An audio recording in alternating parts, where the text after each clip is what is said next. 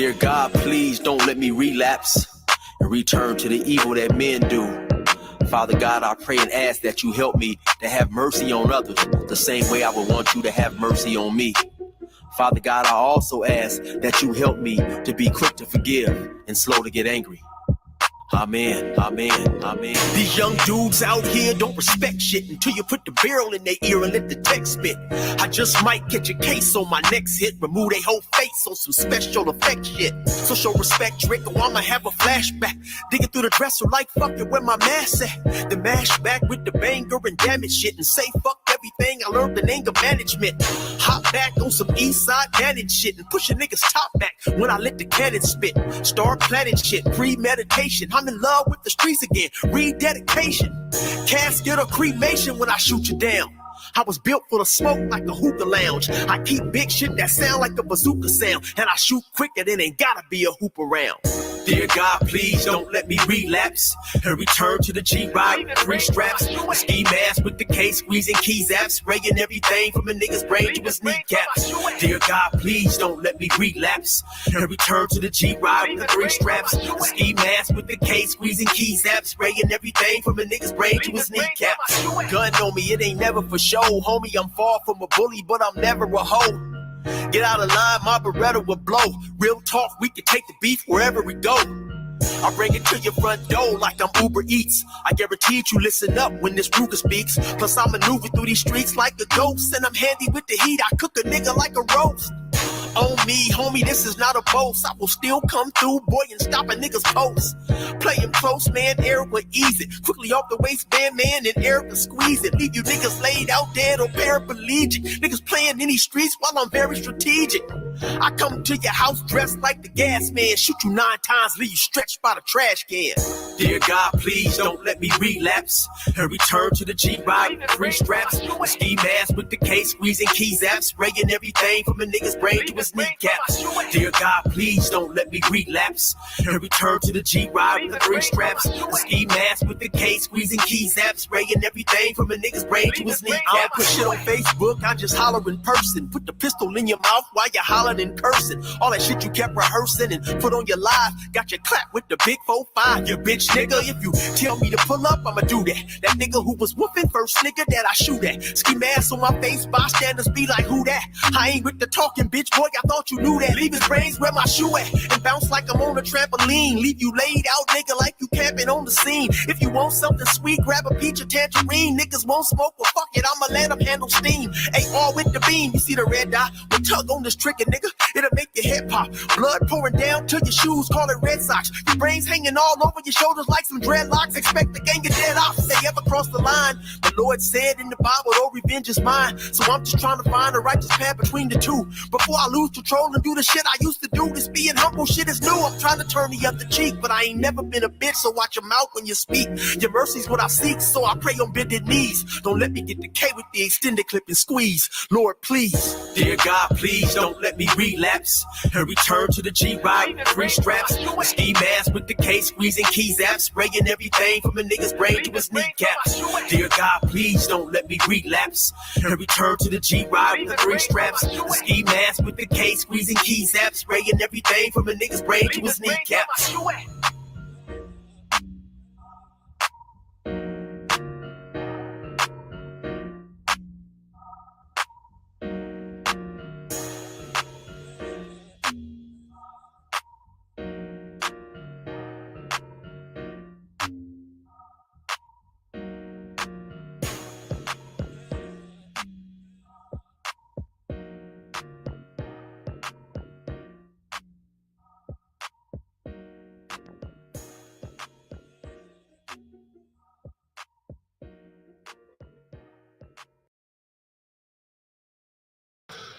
What's going on, y'all? What's going on? Good Saturday morning. Some of y'all, it's already Saturday afternoon, man. Good Saturday. Whatever's going on, man. Morning. I know some of y'all are out there trying to get that last little bit of Christmas shopping done or whatever. You know what I mean? So we wanted to get in and get out, man. Let y'all go out there and stand in them long lines. Excuse me. I want to let y'all Go out there and stand in long lines, man. Go try to buy something to eat, stand in a long line at the store. Go to the mall, man. Try to find somewhere to park. Walk a half a block all the way to the front of the store. Remember, you forgot your wallet, and you got to go walk all the way back over there. Yeah, bro, CF done all that, man. So I wanted to get you guys out of here, man, so you guys can go and have that fun experience, man, going around. Now, really, what's the fun? The fun part is actually, seeing people smile and making people happy. Unfortunately, this crazy world has got us thinking that that's supposed to only happen one day out of the year, right? Maybe 2 days, right? Your birthday and Christmas, right? Those are only 2 days you're supposed to go out of your way to try to make somebody smile, right? Or is it? Well, let's talk about it, y'all. Let's talk about it. Let's talk about it today, right? You know what I mean? Did you get everything done you wanted to get done this year? I know I didn't. I have to be honest. I did not. I had a couple different challenges, like we all do, right? I had some challenges. So I couldn't get everything done. I got a lot done. And I got a lot of things done that I didn't expect to get done. So that was good. That was good, right? All right, first thing I'm going to do, man, is I'm going to thank Brother Eric, man. Shout out to Brother Eric, 16 to Life. Go check his YouTube page. Man, good dude, man. And he's got a lot of funny stories, got a lot of talent. He's a very talented cat. He's got music, stories, got merch. Got a lot of stuff going on over there, man. Check him out. And his page is just blowing up, man. His page is blowing up. So you guys go over there and check out Brother Eric, man. Check him out and see what's going on with him, man. I'm gonna pull Brother Eric down, man. Shout out to Brother Eric, man. Thank you for letting us use this music. All right, y'all. Let me see. Am I good? I'm not good yet. Okay, let me get myself together first before I come on camera. Let me check everybody and let me check all the people that's in here. That's in here, man. Let me check out. Let me move through the crowd. Let me see. We got our resident sniper, Risa Neal, in the building. Shout out to Risa Neal in the building, man. Shout out to Risa Neal in the building. Check that sister out, man. Hey, man, y'all coming to play games? Risa Neal is a resident sniper. What I mean is that she is here, and she's part of the team. And also, she's a sniper. So what is a sniper? A sniper is somebody that takes you out. You don't even see it coming, right? That's Risa. Then they're gonna take you out before you even see it. So, man, hey, man, let's just all be respectful, and then Risa can just relax, right? We want to have Risa come here and be able to relax, and so let's just do that, man. Let's just be respectful to each other, and we be able to challenge each other in respect and love. All right. Shout out to Risa. Glad to have you in the building, sis. We also got Vaughn Bryant in the building. Shout out to Vaughn Bryant. Vaughn Bryant is in the building. Shout out to you, my brother. I saw you, Vaughn Bryant, last night on Bolo TV, man. Woo. Got, man, it got the elbows was flying over there a little bit. Furniture moving around a little bit over there last night, huh? We might even listen to a little bit of Bolo TV. We might even listen to a little bit of it, man. But shout out to Vaughn Bryant, man. Good and valuable brother that we need over here. Just like Risa, man. Valuable people we got over here, man. We need them over here, man. We got people that we got to try to share information and try to help them change their lives, man. And I need everybody on the docket, man. I need them all, man. So, but Clarence, they don't believe this and they don't follow that. I need everybody who believes that good is good and we need to help the people. I need everybody like that. Their methodology is their methodology, but if their heart is in the right place and they're willing to work, come on, right? Right? Jesus said, hey, man sign on at 8 o'clock to work and he get paid. And then the man sign on at 11 o'clock to work. Is he going to get paid the same as the person that got paid to work at 8 o'clock? Hey, we all doing the same job, right? If you work as hard, you're going to get paid. You're going to get paid the same, right? Vaughn said Bolo had us up to 6 o'clock in the morning. I don't know what's wrong with Bolo, man. I gotta I gotta find out what's going on with Bolo, man. Bolo, man. But y'all know Bolo, man. Bolo is a tiger in a pussycat body, right? He's a tiger, man, meaning that if you poke him, that tiger's gonna come out, right? You think you're dealing with a pussycat, but that tiger's gonna come out on you, man. And so you know, man, you got to just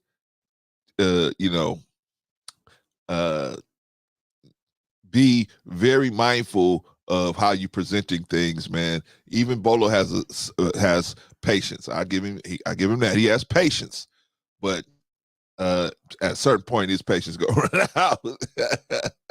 so man, man, and all of us are like that, really, man. All of us are like that. We try to be, even those of us that try to say, well, we're a believer.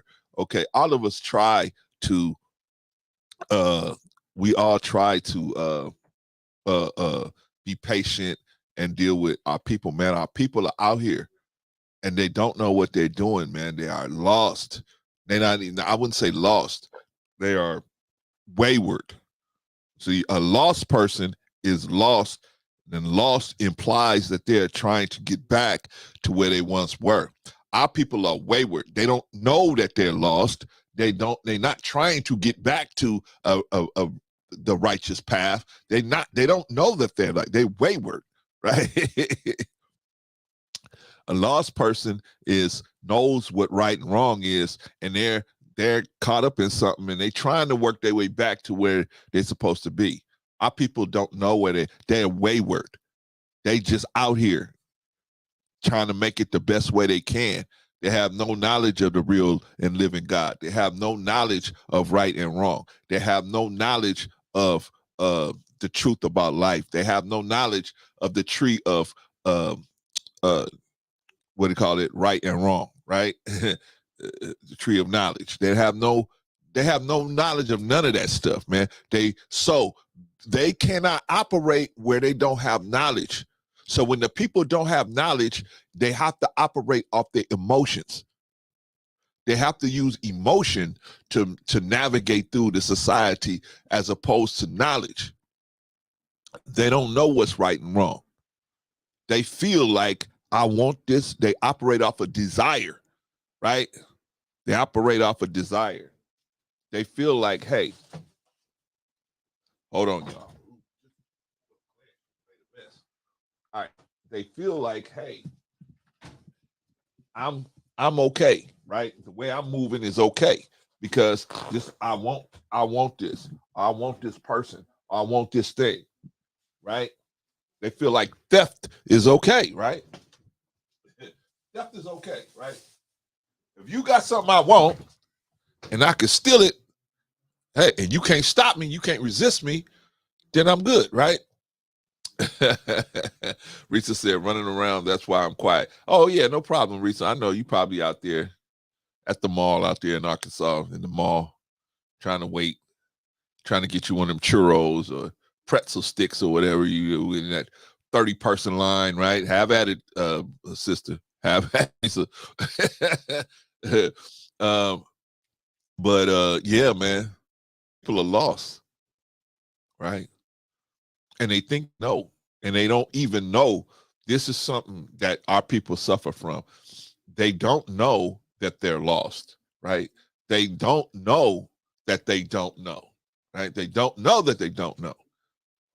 So when they're out here moving around, they don't know that they don't know that they're lost.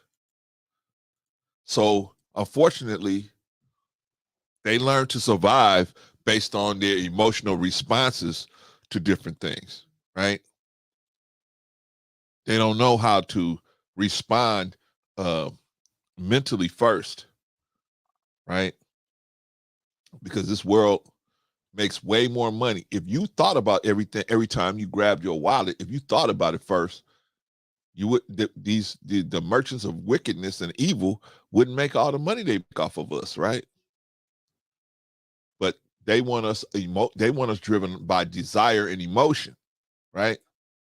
That's why I keep telling you, You hungry. You hungry. You hungry, Vaughn. You hungry. You hungry. You hungry. Go get a burger. Here, stop at this burger place and get a burger, right? You hungry. You hungry. Then another commercial come on, they tell you, you driving the wrong car. Your car is old. You need a new car. Come on, get a new car. Get this $800 payment, right? Plus $400 for insurance. Come on and get the $1,200. You can afford it. You be hungry, but you'll look good. Then a bad part of us in the Black community is always we want the image to be greater than the reality, right?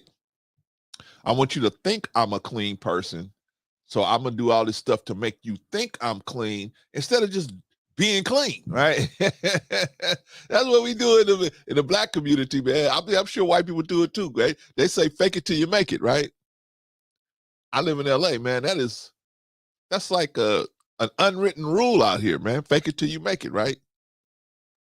Look like you about something or make other people think you about something so that you can feel like you about something. Is that what we really supposed to be doing? That's not our natural state. Our natural state is to live in reality, right? Not manipulating other people into thinking we're something so when they think we're something, we feel like we're something. Does that make sense, y'all? Does that make sense? I mean, none of this stuff makes sense, but we just gonna talk about what we need to do to move forward for next year. We had a lot of things happen, right? One of the major things that happened this year is we had a couple of content creators hit the ground running, right? One of which is Princella Clark, right? She came out, she hit the ground running, right? She talking all this, we need lesbian heaven, right? She wants to make lesbian heaven and put all the hurt and disparaged women into lesbian heaven. Hey, go into lesbian heaven. There's no men in lesbian heaven, right? Now, my team, I'm gonna tell y'all, man, my team thinks I'm crazy, right? They say, Clarence, what are you talking about? Because I say, hey, you know what? I agree with that. I think that is I think if there's women out there that don't know or won't recognize that they are problems and they're bringing men, they're getting relationships with men and creating massive problems, right? The reason why they're getting in these relationships is because they are concealing the hurt and the unviability. They're concealing these problems, right? They conceal these problems until they get somebody to obligate themselves to the person, right? Once the person is obligated to them, now they reveal, oh, this is also what comes with me, right? I have this issue. I have that issue. So that the person, the innocent victim, feels obligated to stand by a person that had this issue and knew they had this issue already and knew it was going to cause a problem, but they feel obligated to stick by the person. Whereas if they had known up front, you got this issue, right? You have this issue. You knew you had this issue because the last 3 men left you, right? But you concealed it from me. You concealed it from me so that I would obligate myself to you based on the facade that you put out, right? And of course, after any relationship, after obligation has been set up, that's usually when the facade starts falling down, right? When a person feels comfortable enough that you are obligated to them, no matter how they behave, that's usually when the facade starts falling apart. But do I think that women need to have their own zone? No, not the average woman. The average woman that can date on her own, that can select for herself, that can make friendships, that can children, that has, yes, of course, we all gonna have challenges in our life, but the average woman go through challenges and then they have figured out, okay, I need to do this better. They learn from their mistakes, right?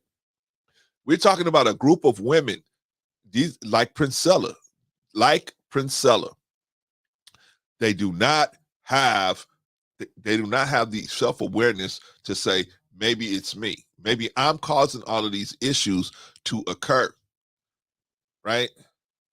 Maybe it's me. Maybe I don't have the skill set to sexually select for myself. I don't have that. So what I need to do is be in a zone of protection. I agree. We need to put these women in a zone of protection, right? Not only to protect them, but to protect us. Protect them because they have proven they are consistent pookie pickers. They are consistently sexually selecting dangerous people to be involved with them, with not only with them, but their children as well. They are proving it. They've proven that they are incompetent. They cannot sexually select for themselves.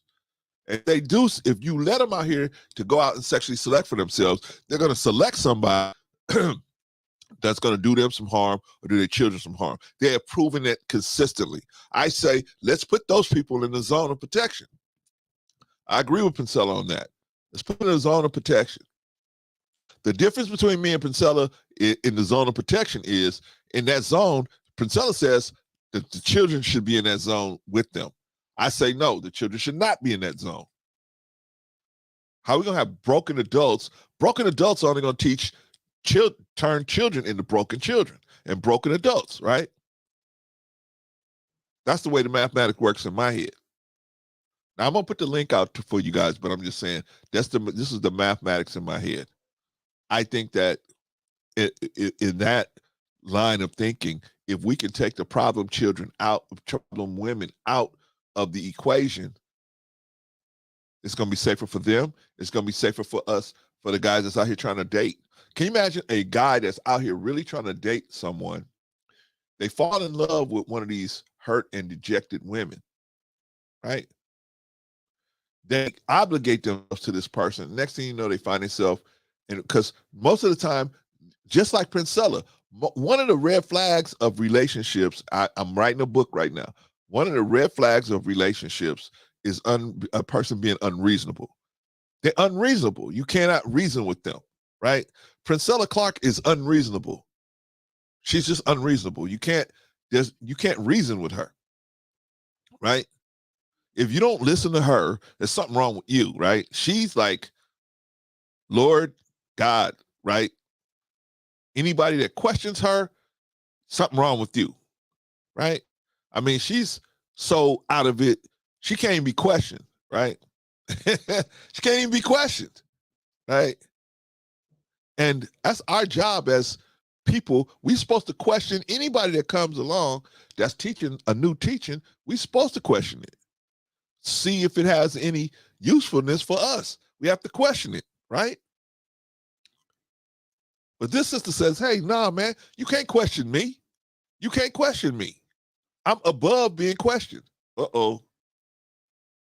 Uh-oh, that's another red flag. Somebody that cannot be questioned. Yikes.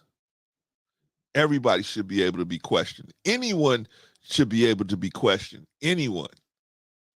Right? Jesus says, seek and ye shall find. And what did they do? They always ask Jesus questions. Right?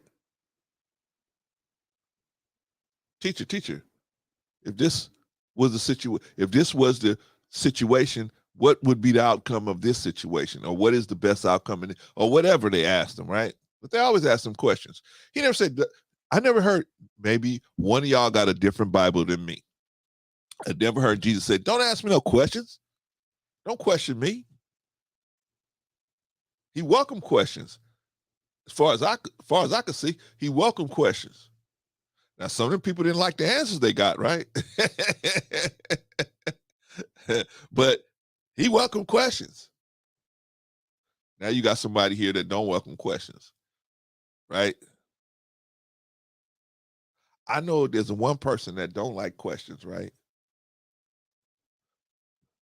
We know who that person is, right? Don't question me, just do what I'm telling you, right? Don't question me. But our Lord, he understands that you're gonna have to ask questions. You're gonna have to make sure, right? You're going to have to do an analysis to make sure that whatever somebody's saying to you and they put his name on it, you're going to have to verify it with some type of criteria. That's understandable. That's understandable. Right? But some of these people, man, they don't want to be questioned. That's a very dangerous person spiritually, that they don't want to. I'm not saying they physically, they might be physically.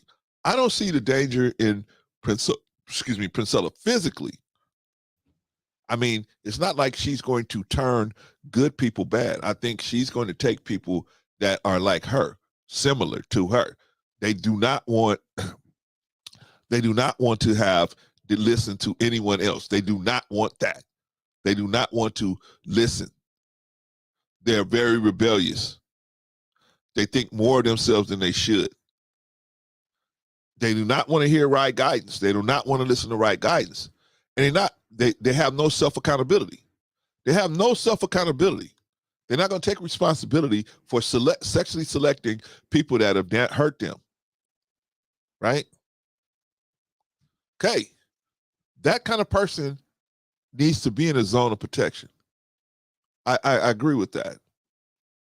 Now, should they take the children off with them? No. Because you shouldn't probably be teaching children unless you can control whatever's going on with you. And to do that, you have to acknowledge it and then acknowledge your role in it. So if you can't do that, then we can't have you with these children.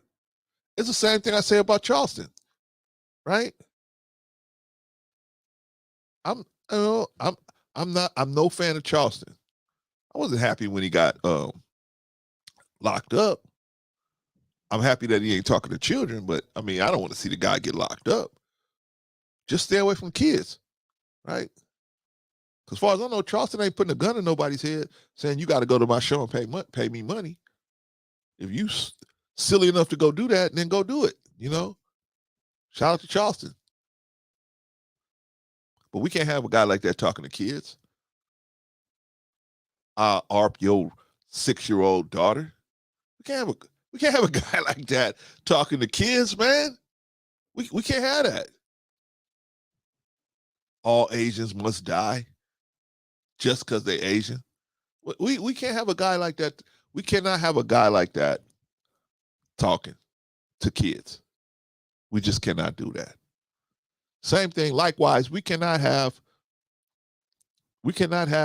in lesbian. We can't have no kids in lesbian heaven. All the women want to go in there. Class, all the women ain't gonna be lesbians. Okay. It's a euphemism.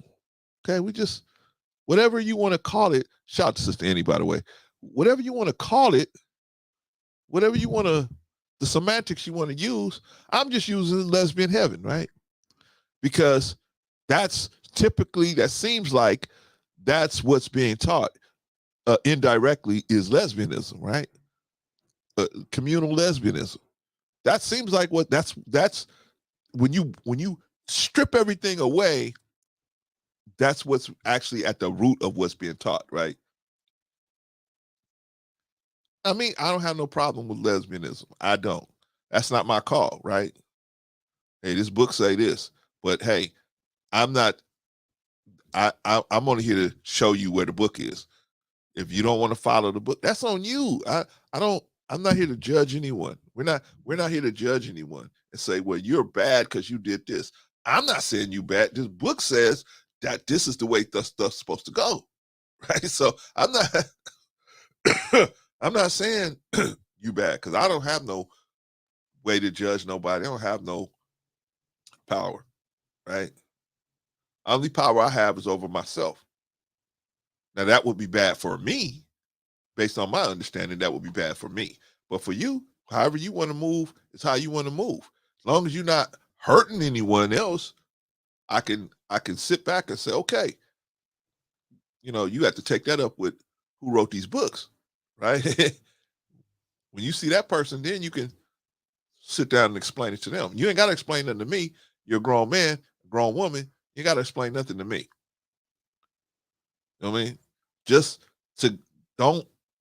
My issue, and one of my issue with somebody like Princella or Jim Jones or Dr. York or anybody like that is when they lie to attract the person, when they lie and create this emotional gaslighting like Princella does, that they emotionally gaslight these women, these hurt women, and hurt women say, yeah, I think you're right.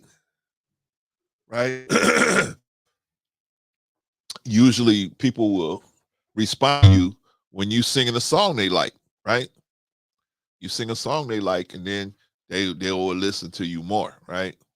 So Priscilla singing the song, hey, you've been hurt by men, I've been hurt by men. I know what you go. So follow me. Follow me. I'm gonna teach you how to, win.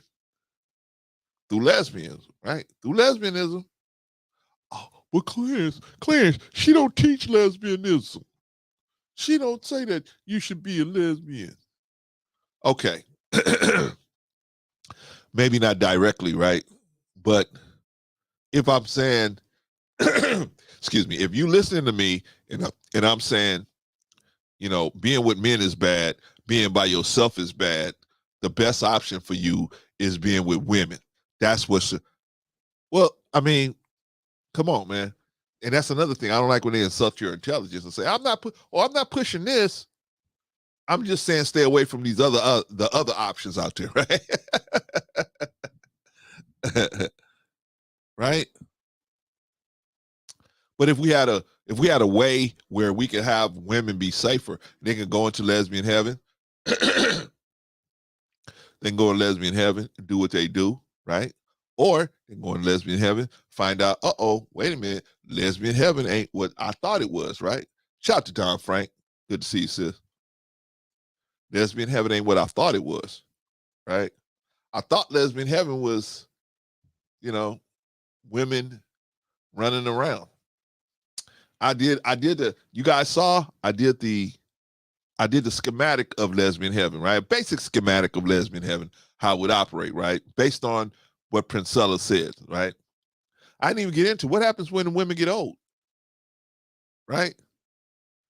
Is it like Logan's Run, right?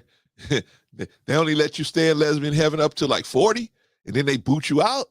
What happens to older women in lesbian heaven, right? I don't know. Would lesbian women be attracted to older lesbian women in lesbian heaven? That's a good question. That's a good question. How would older women survive in lesbian heaven, by the way? Because I think even the lesbian's going to want a younger woman. So how would older women survive in lesbian heaven if there's no marriage, no commitment, there's no obligation? Nobody's obligated to anyone. How would they survive?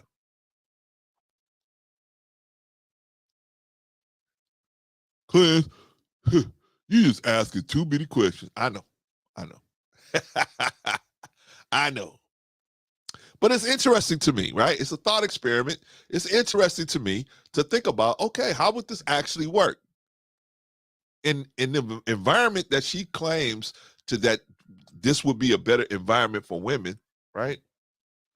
Well, we know that regular women that have gone through, they have experiences, ups and downs, but they some kind of way have understood that, hey, look, if I'm gonna be right, I gotta do better. I gotta do better in my selecting, and they improve their selecting, right? Those type of women are not going to follow Princella, right? They have she's unnecessary for them to follow. So pretty much the only women that's going to follow her are going to be women that are like her. They're incompetent. They have not learned that, okay,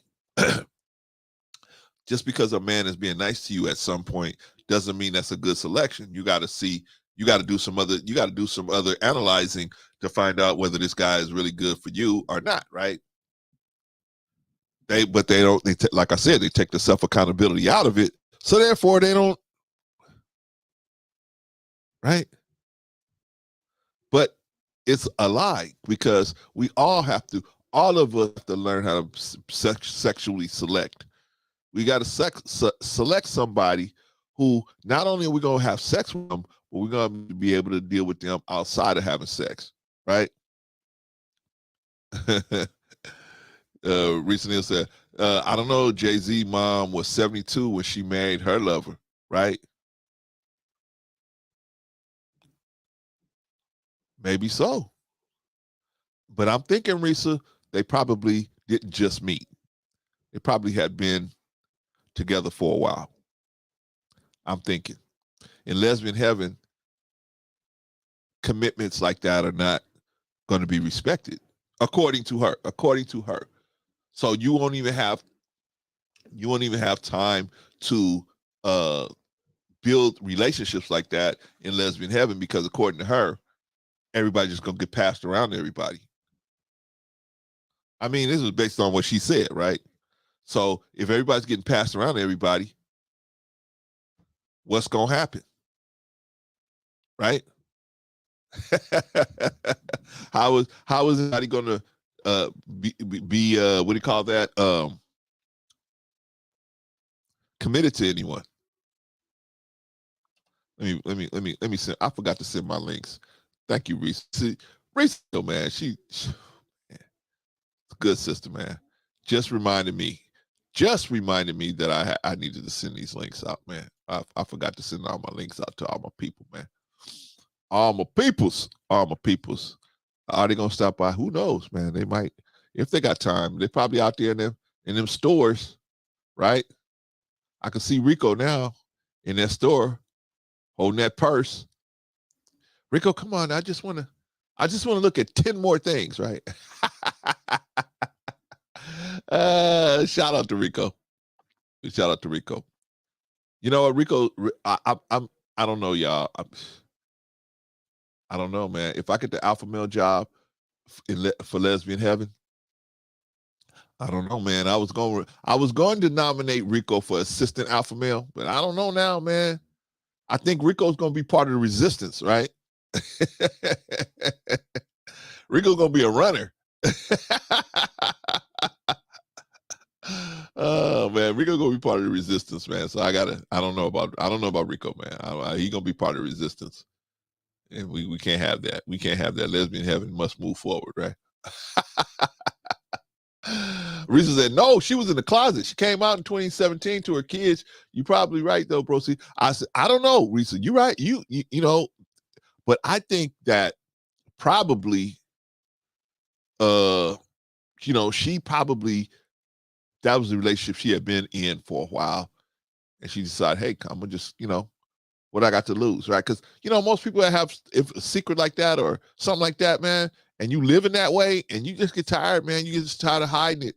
And you say, you know what? Or you know that your children are at a point in life where they're either going to accept it or they're going to, you know, go their own way or whatever, right? You just got to do it. You just feel like, hey, I need to tell them this, right? Good for her, man. You know, I hope she's happy doing what she's doing. You know what I mean? But we all should be happy. You know, there's no reason why we shouldn't be happy. As long as our happiness is not at the expense of another person, hey, you should be happy. Do what you want to do, right? You're not forcing nobody to make you happy, right? Or the pain of other people is making you happy. That's weird. We don't want to do that. Vaughn said, I'm only good for 30 minutes in the store. Anything past that, I go bonkers. Man, can you imagine taking Von Bryan out to the store? You imagine taking Vaughn out to the store? Vaughn's gonna be nice at first. Hey, you know, bro, see, I think we looked at enough mixers here. I think you know. I'd be like, no, Vaughn, no. We got 3 more stores to go to. We got to fight through this LA traffic, right? Take you an hour, 45 minutes to some place that's like 20 minutes away, right?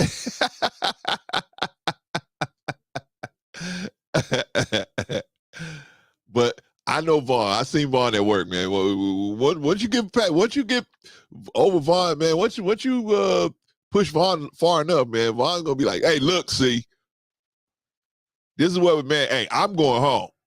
Dude, you got to figure out what you gonna do, man. You get you an Uber or whatever. I'm going home. Risa said he's a track star. He's a runner. Yeah, I think Rico would be a runner in lesbian heaven. I think Rico would be part of the resistance. I think he would not. Unfortunately, he wouldn't push back. He would not accept lesbian heaven. He wouldn't accept being a slave. He wouldn't accept it. I just think Rico wouldn't accept it. He would be a runner, and they had to send the Sandman after him. You know what I mean? He'd be part of the resistance. He'd be the nat of lesbian heaven, right? Don said, hey, bro, see, I think if they truly love each other, they stay together. But if they running from woman to woman, they're not looking for the old lady. That's what I'm saying, Don. That's my point. She said this, not me. She said this, right? She, meaning Princella, said she don't believe in marriage. She don't believe in the nuclear family. So therefore, if you don't believe in a nuclear family, you believe in a communal family, right? That's basically what she said. And in a communal family, hey man, I'm gonna tell y'all something. Come here, I'm gonna tell y'all a secret. Right?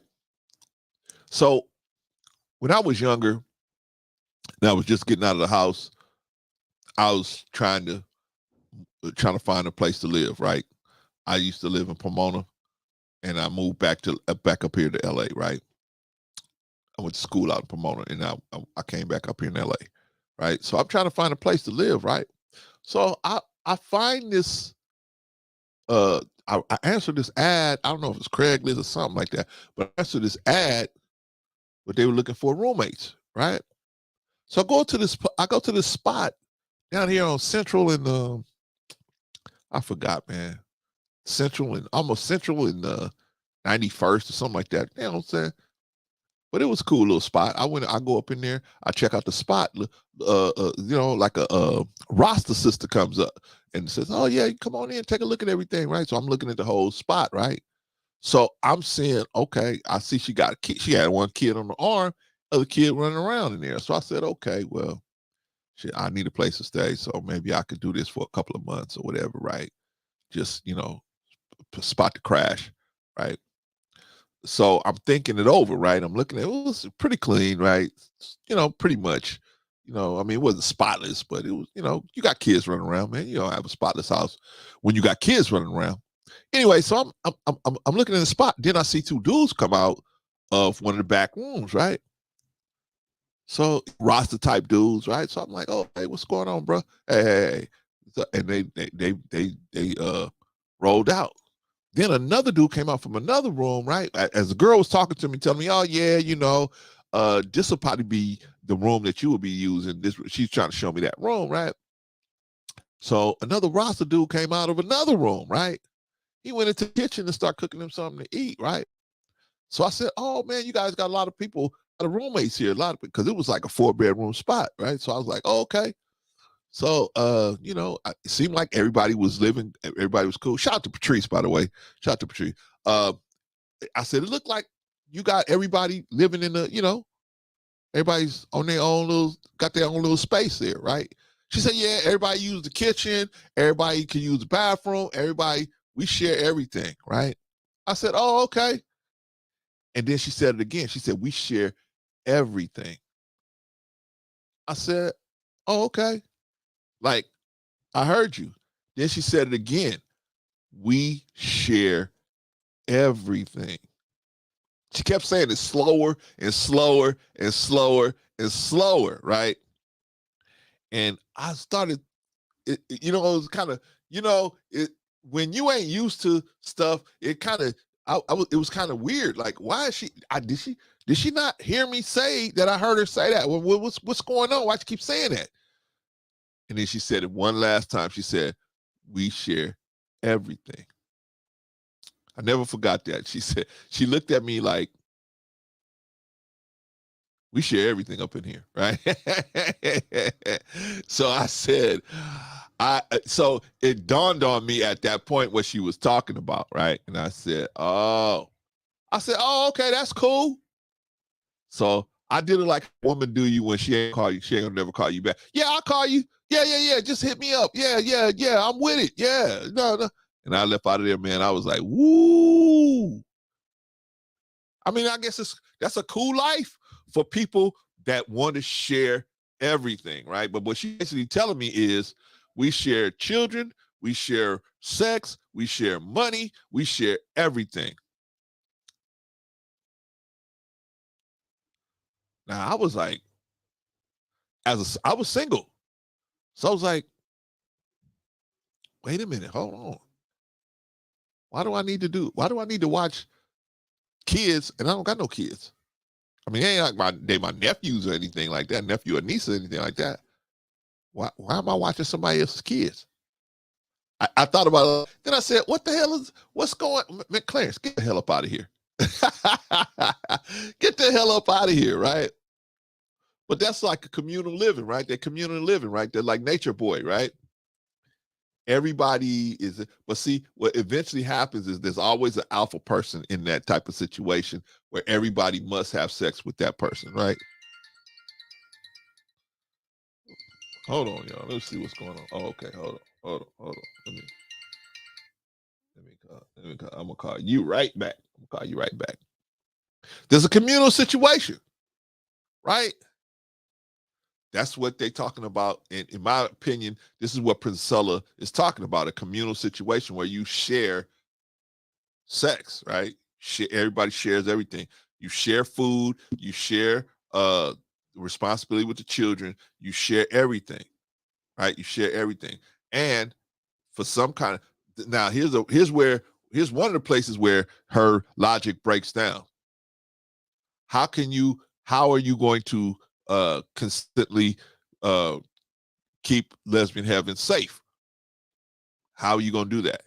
Well, her logic is, well, if we have an alpha male on the outside, he's going to make sure that thing is safe. Well, why would he do that?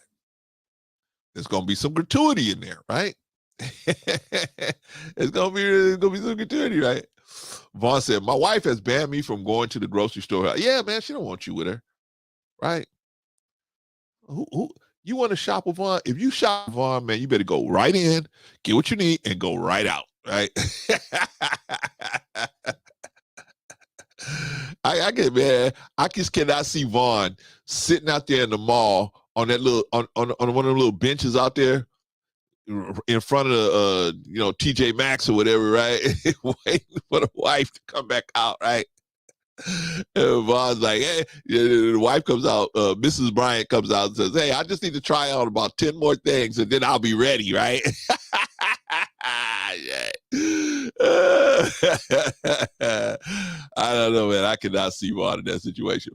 Don said, I would go with Vaughn, but not sure about Rico. He might cuss me out. Yeah, Rico definitely might cuss you out. Definitely.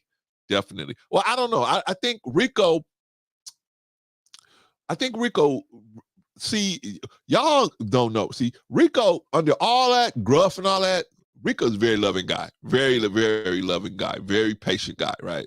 So, but he has this outer exterior that he pushes out there, right? I know I had a father just like him. That's how come probably I get along so good with Rico. I already know how he is, right? I had a father that would, right, be just like that. Right?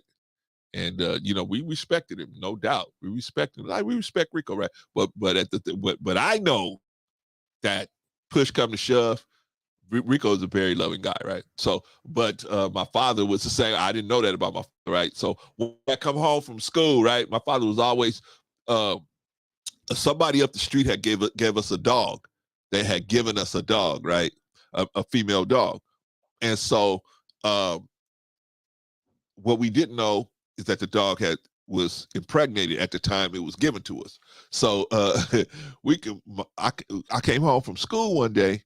Well, every day when I would come home from school, my father would be in there, out there fussing because of this dog. Hey, this dog, I don't like this dog, and y'all got this dog up in here. He would be fussing, right?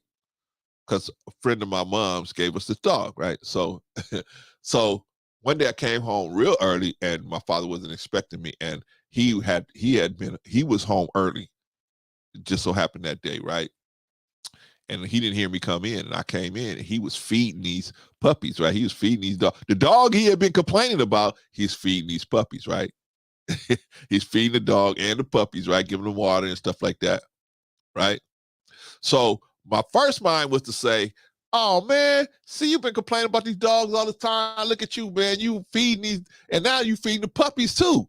She got puppies and you feeding the puppies. That was my first mind. But I knew better, right? I was like, wait a minute, man. My father was an ex-MP. Nah, I better not say that to him. He was a big dude, man. So I said, nah, I better not say that to him, right?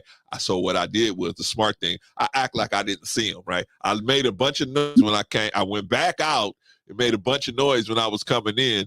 So he could say, and then when he stood up, he wasn't nowhere near them dogs, right? When I came into the kitchen, he wasn't nowhere near them dogs, right? But Rico's that type of dude, man. He's a very loving dude. But most of us, we just see the gruff on the outside, right? Now, don't get me wrong, Rico ain't no pushover, but definitely, man, when it comes to women and children, man, he's a very loving dude, man. I don't know. I don't know what his thinking process is sometimes, but yeah. Maybe it's the libations, right? Maybe it's the libations.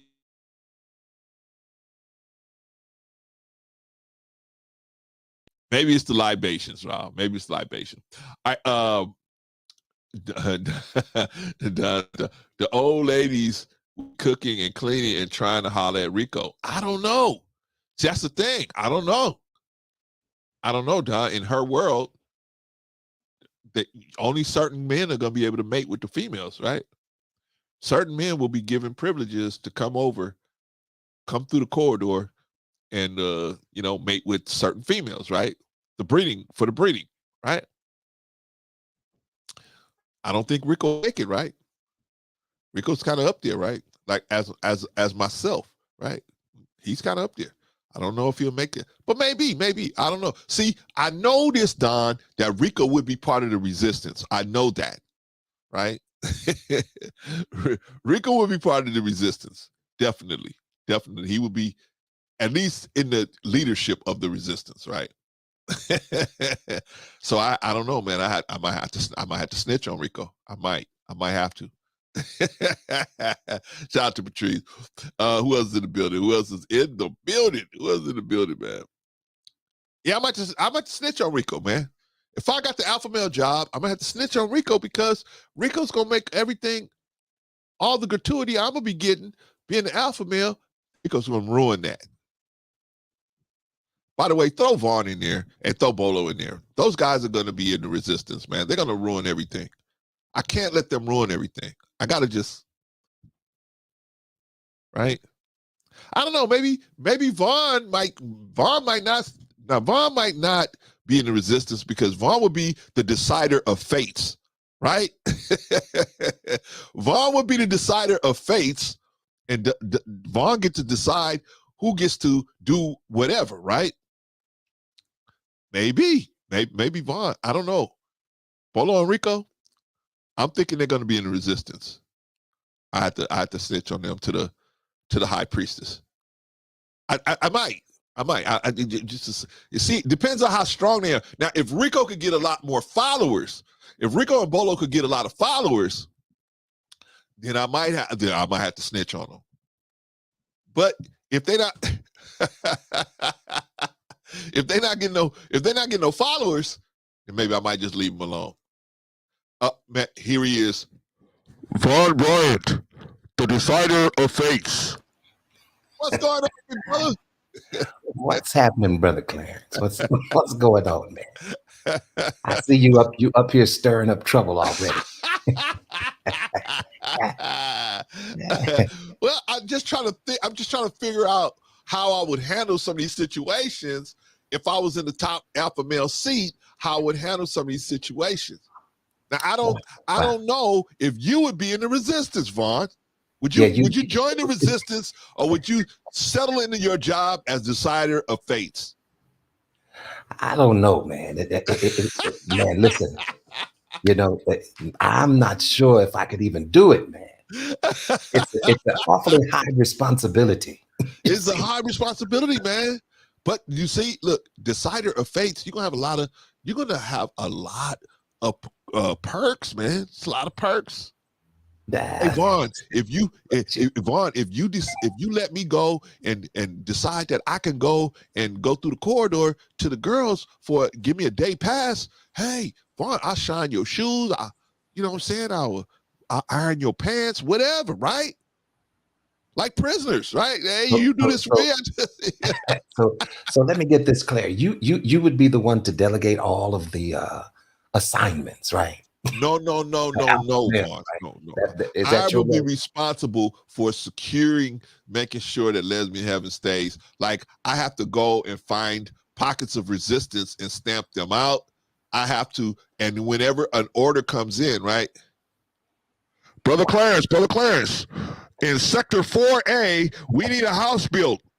Send a crew over. Right. So I would be responsible for relaying that message over to the house building crew to go over there and build a house, or the plumbing crew, right? Or the electrical crew. I would be responsible for relaying those orders.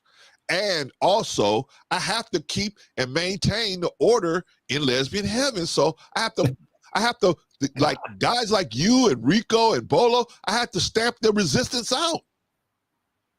Wow.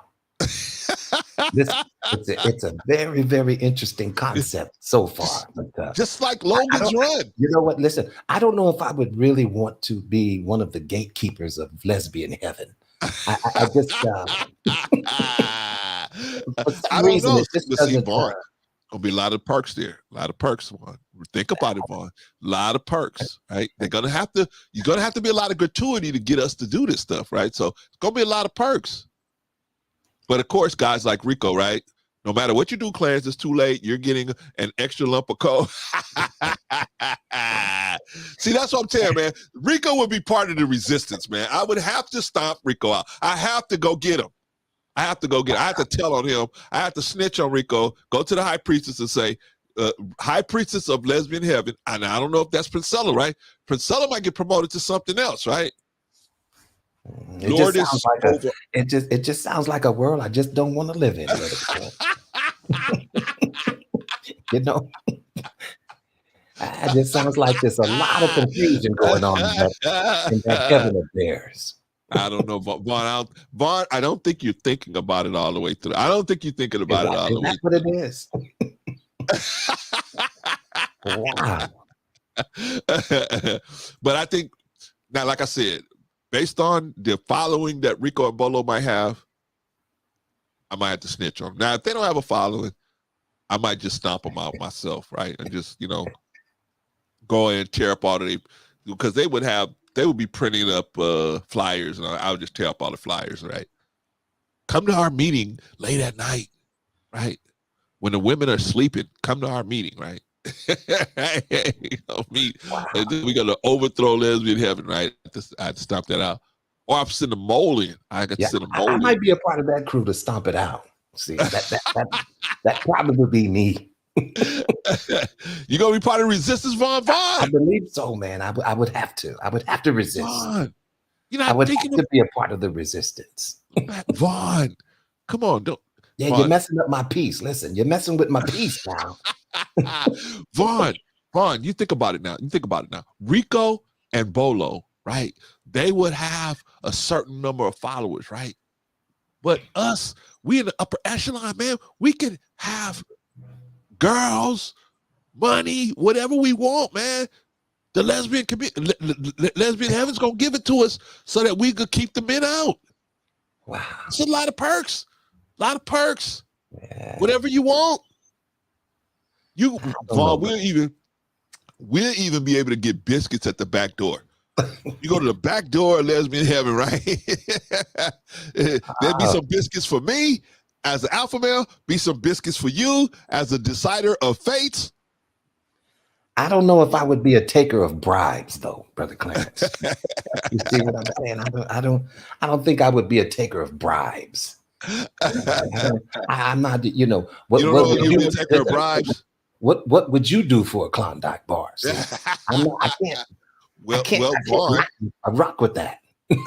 in this construct, nobody's going to do anything for free, right? So they're going to have to pay some type of way. They have to pay to play some type of way. Is it going to be sex? Is it going to be money? Is it going to be all of the above? Is it going to be food? Is it going to be all of the above? Well, I mean, looking at her model, there's going to have to be some gratuity somewhere. Nobody's going to just do all this stuff for nothing, right? So I'm saying, hey, look, me and you, we can take the gratuities. We can smoke these big cigars and watch the other dudes go build the houses and then leave, go build the plumbing and then leave, and then or go build the cars and then leave, right? Listen, it sounds like you got it all planned out, man.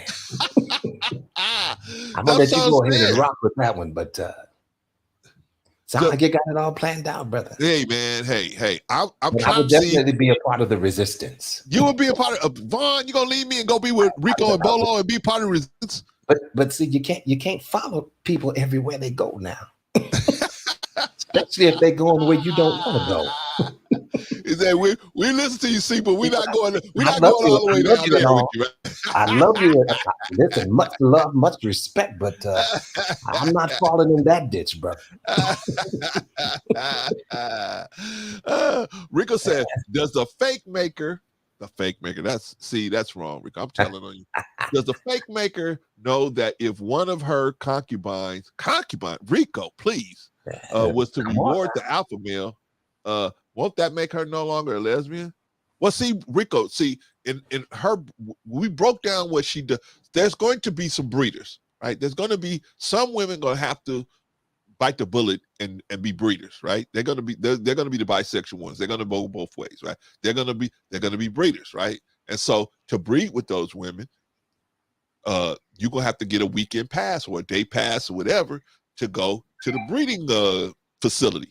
Right? I think you got it mixed up, Brother Clarence. No, they would like for you to, climax in a cup now, because see, they don't want to have anything to do with you. Vaughn, no, see what I'm saying? No, I think you got it mixed up, bro.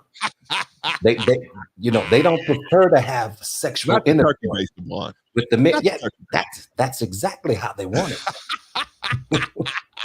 that's see. So it won't be none of that going on. You know what, Vaughn? I'm starting to think you're right. You definitely will be part of the resistance, man. And I have to, unfortunately, man. I love you, man, but I have to put you out there, man. I have to snitch, man. Because you are going to mess it up for me, who is going to be the alpha male. I'm going to get all these gratuities, and see, you, Rico, and Bolo will be part of the resistance. It's not going to work. It's not going to work.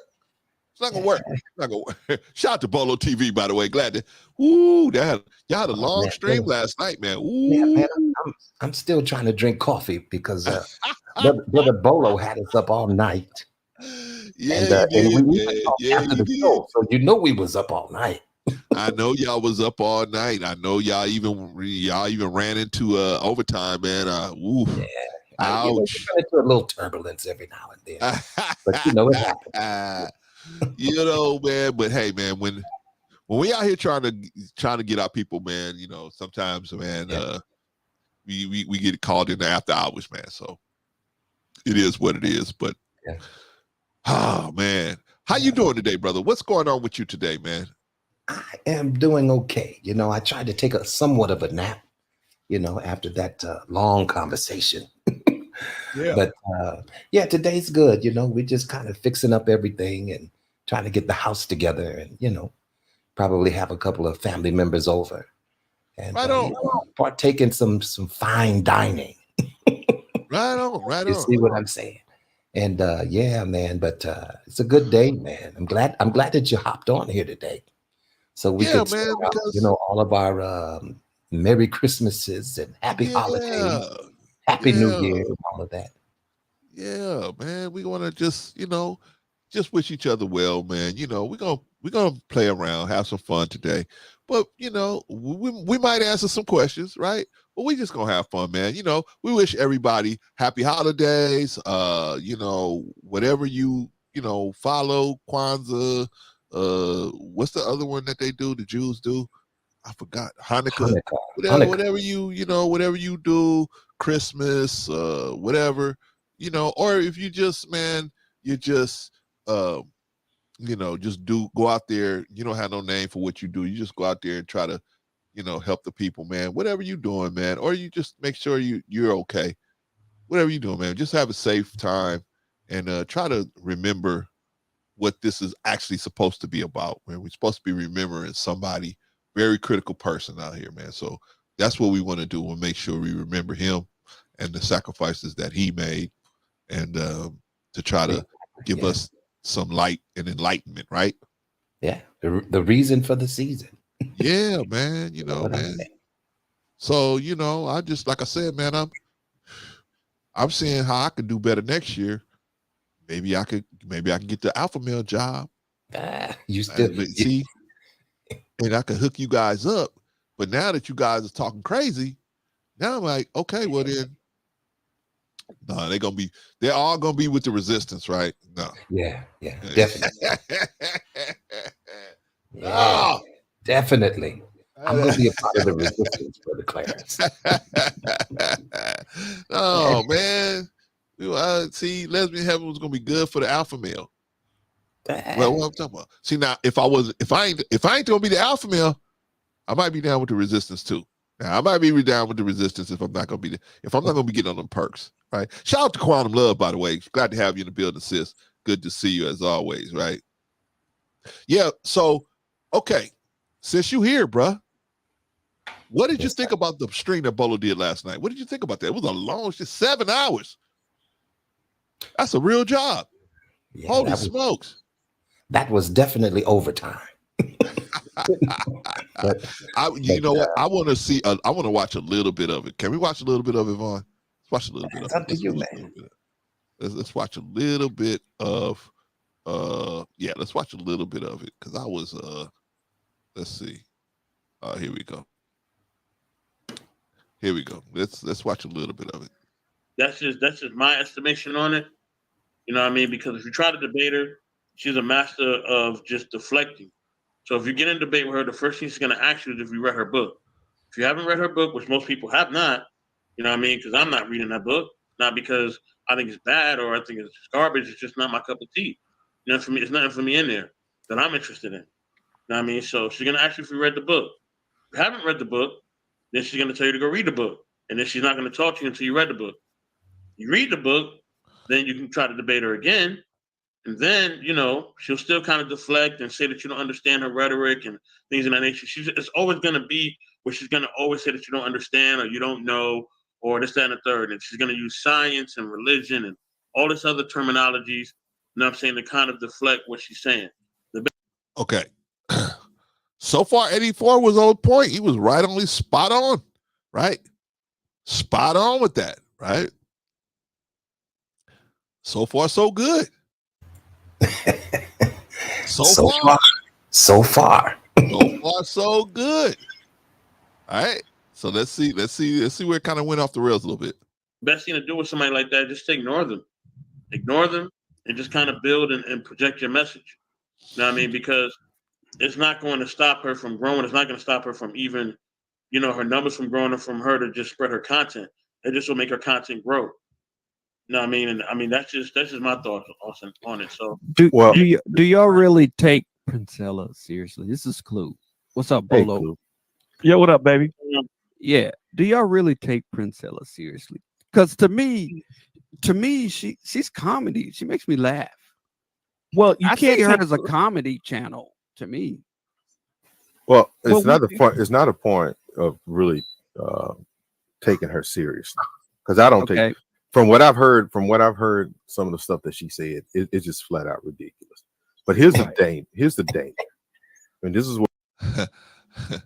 Now that was, Ant was right, spot on right there, right?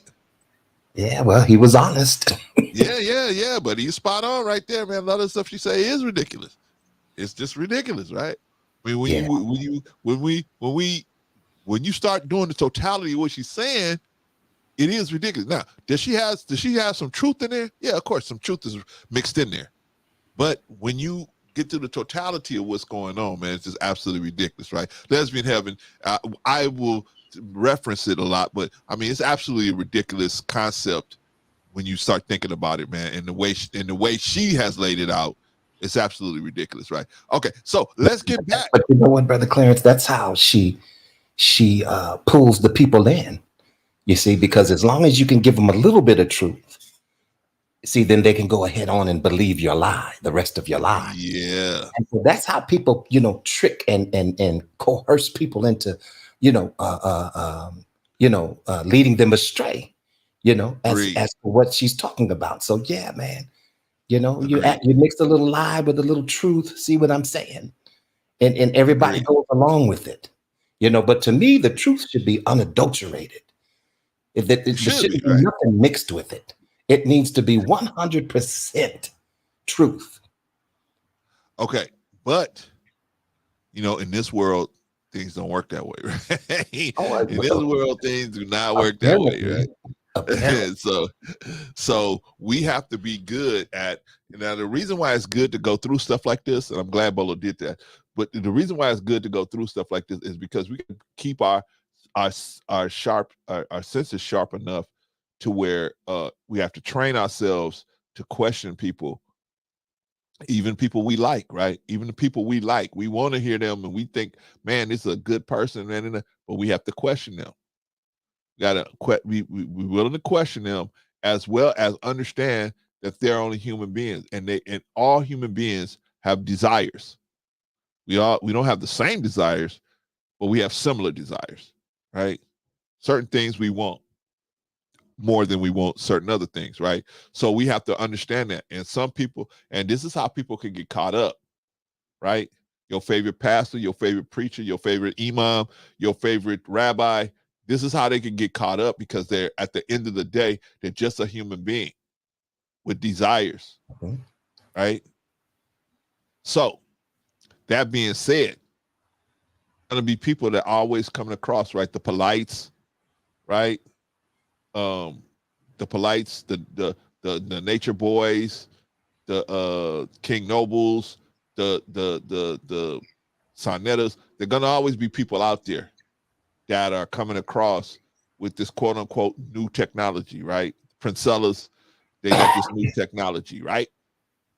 We got to train ourselves to be able to decipher what they're talking about, because they will throw in some truth to what they're talking about, right? They will throw some truth in there, and that truth is supposed to solidify their perspective, right? Yeah, let's get back. Even my own pastor, Brother Clarence, I don't just take his word for it just because he's the bishop. You know what I'm saying? The Bible says, "Study to show thyself approved." Right. You see what I'm saying? So there's a part of it that we have to be involved with. You just can't take somebody's word because they said Jack and Jill went up the hill. See what I'm saying? Yes. You need to do a little bit of research. Check that thing out. Yes. Make sure that it stands up to the test of what the truth actually is. Yes. It should be consistent with what they've been saying. Their stand on something should be consistent, right? Yeah. And so how can we know that unless we don't know the word? We're not studying the word. We won't know whether somebody's deviating off of it or not, right? Yeah. Because they are throwing commonly known Bible verses, because there's some things that the public understands. This is a Bible type verse here. This is Bible. So, and because they don't study, they don't know whether it's true or not. But it sounds like it's right. Yeah. But they don't study, so they don't know. So they'll follow almost anybody, right, who's singing their song. If they have a particular type of hurt, somebody like Princella comes along and sings a song to them, they follow her. Now, what I don't understand is she's gotten a lot of coverage in the past year. She's still at 77,000. Like, if she was really singing something that was helping people, I think she would blown up to at least 200,000, right? In this short span of time, but hasn't.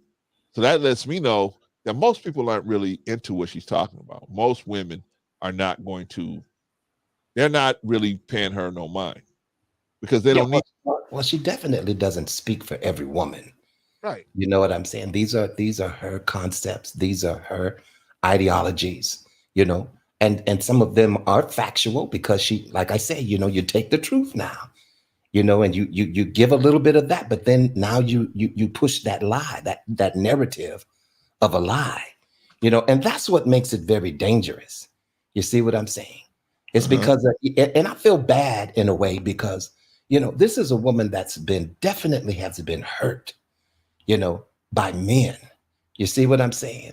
Yes. And it has definitely traumatized her to the point to where she has a hatred just about, you know, for the brethren, you know. Yes. And all of those women that she is leading and those individuals who are her followers, you know, some of these women are raising male children, you know. So what are they imputing? What are they imparting to those children with this type of ideology? So to me, it's very dangerous. You see what I'm saying? God created man and woman. You know, he created us for each other. You know, Agreed. And then when you go outside the plan, then you're outside the will of God. Now that's just that's how I see it. Agreed. All right. Quantum says she's not a danger to anyone. She talks her talk, and those that relate follow. Those that don't even pay her no mind. You know what?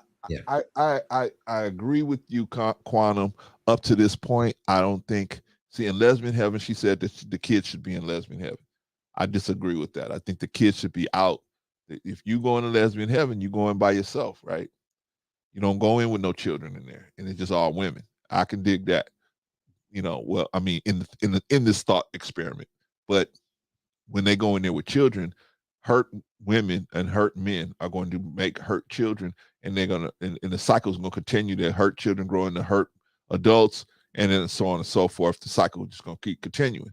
Whereas if they put the shot to Trey, by the way, if they put just the women in the circle and they leave the children out, I think the children have a better chance at development, right? Trey said her rhetoric is for women. They are the ones listening to her fools. We all lose.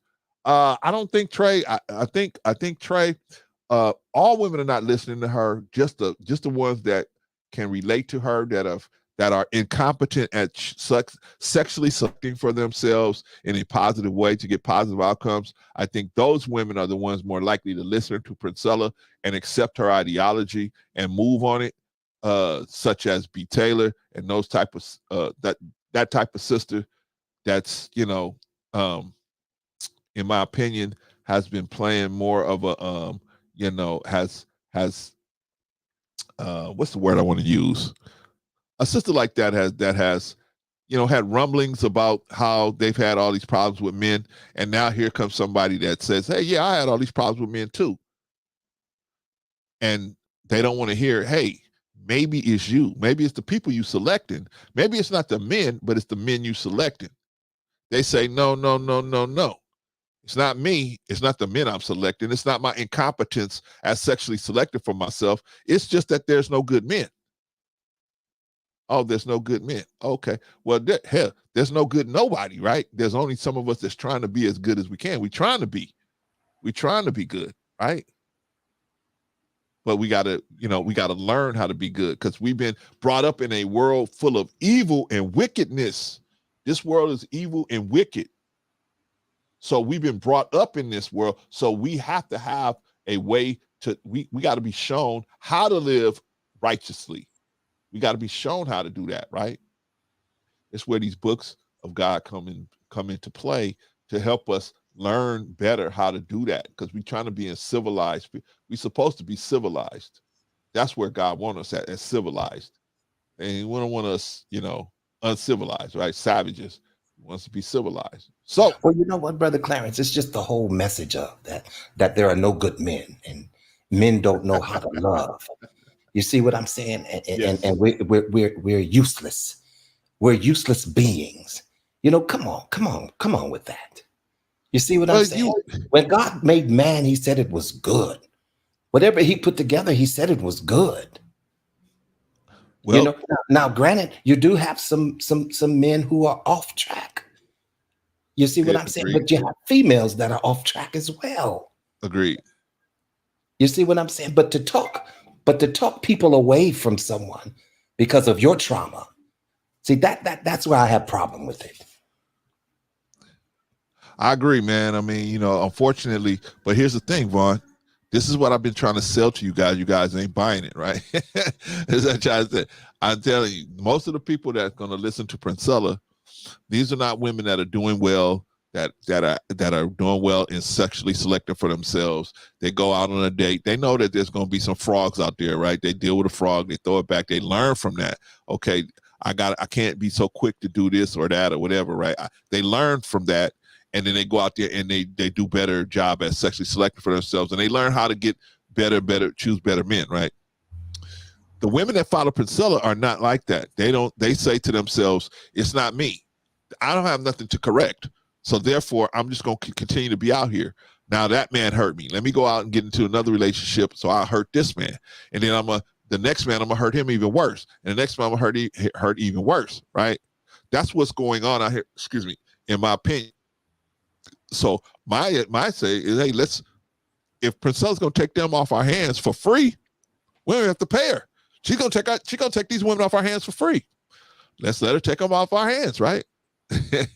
Well, you know, Brother Clarence, people are gonna do what they will to do. You know what I'm saying? Now, me personally, I strive to live a life, a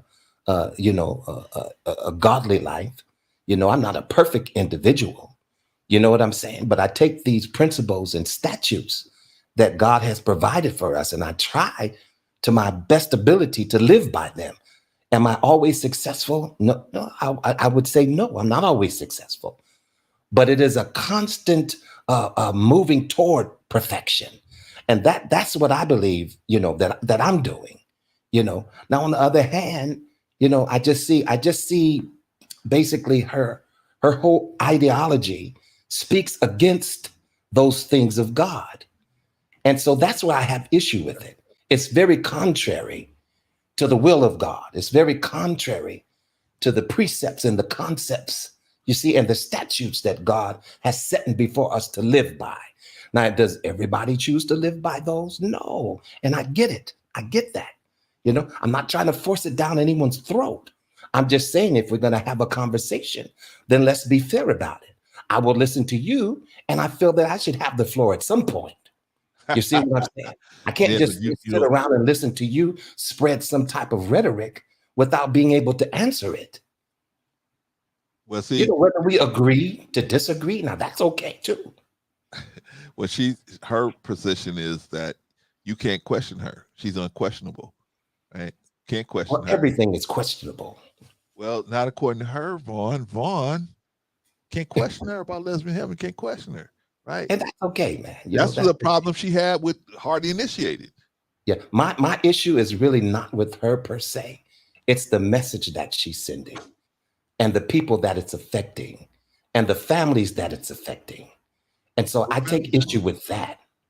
You see what I'm saying? So it's not a personal attack against her. It's just, it's very contrary. You know, God created the family unit. Agreed. And he specifically created it as a certain way. And when we take a thing and misuse a thing, see, I don't believe God is pleased with that.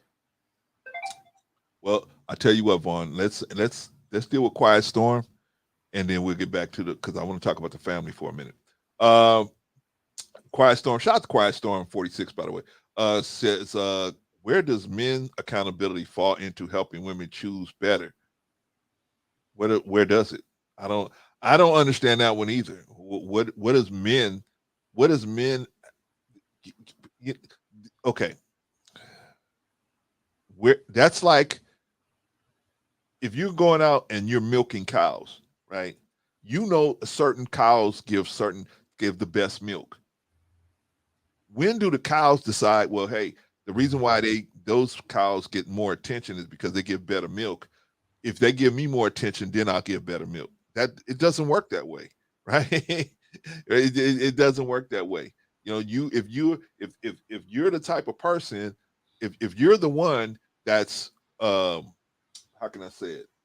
Selecting. If you're doing the selecting, then you're gonna select based on what's gonna benefit you the most. Does that make sense? we're all going to select on what's going to benefit us the most.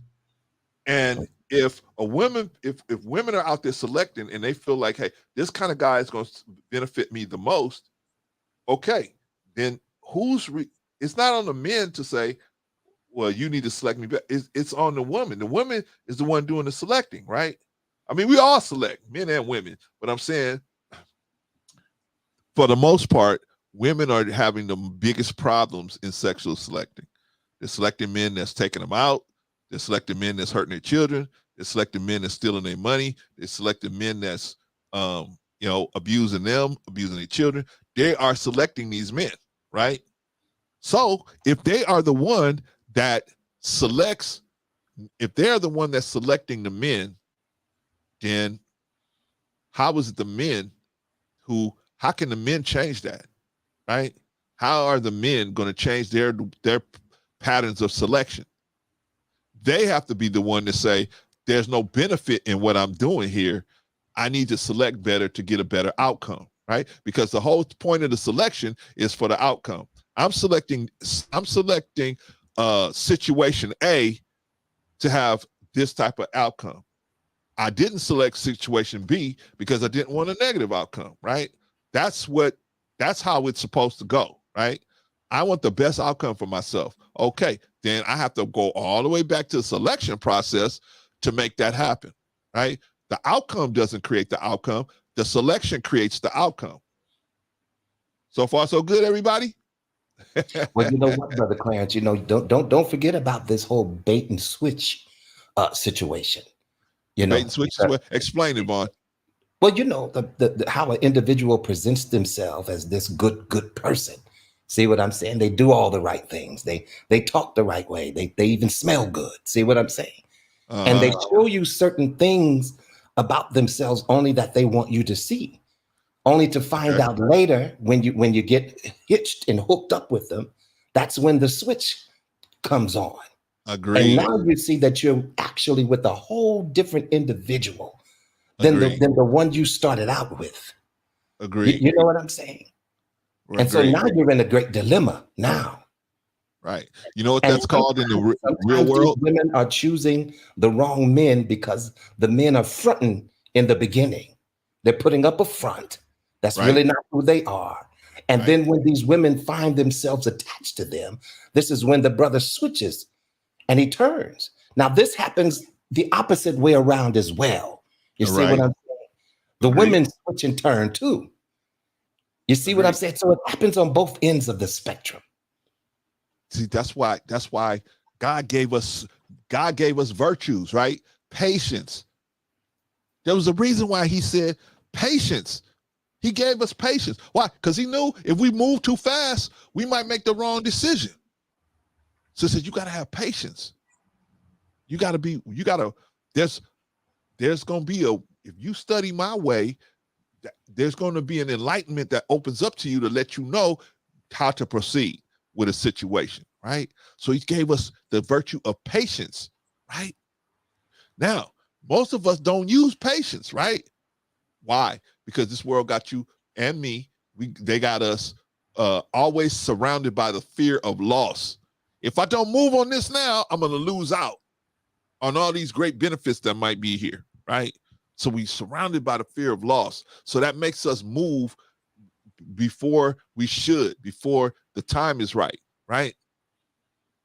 We see in nature, man, just because we see an apple on a tree, that don't mean it's ripe. What does ripe mean? Ripe means it's ready to go. It's ready to eat. It's ready to be used at its highest, at the highest use. That's what ripe means, right? Some of these relationships, they ain't ripe yet.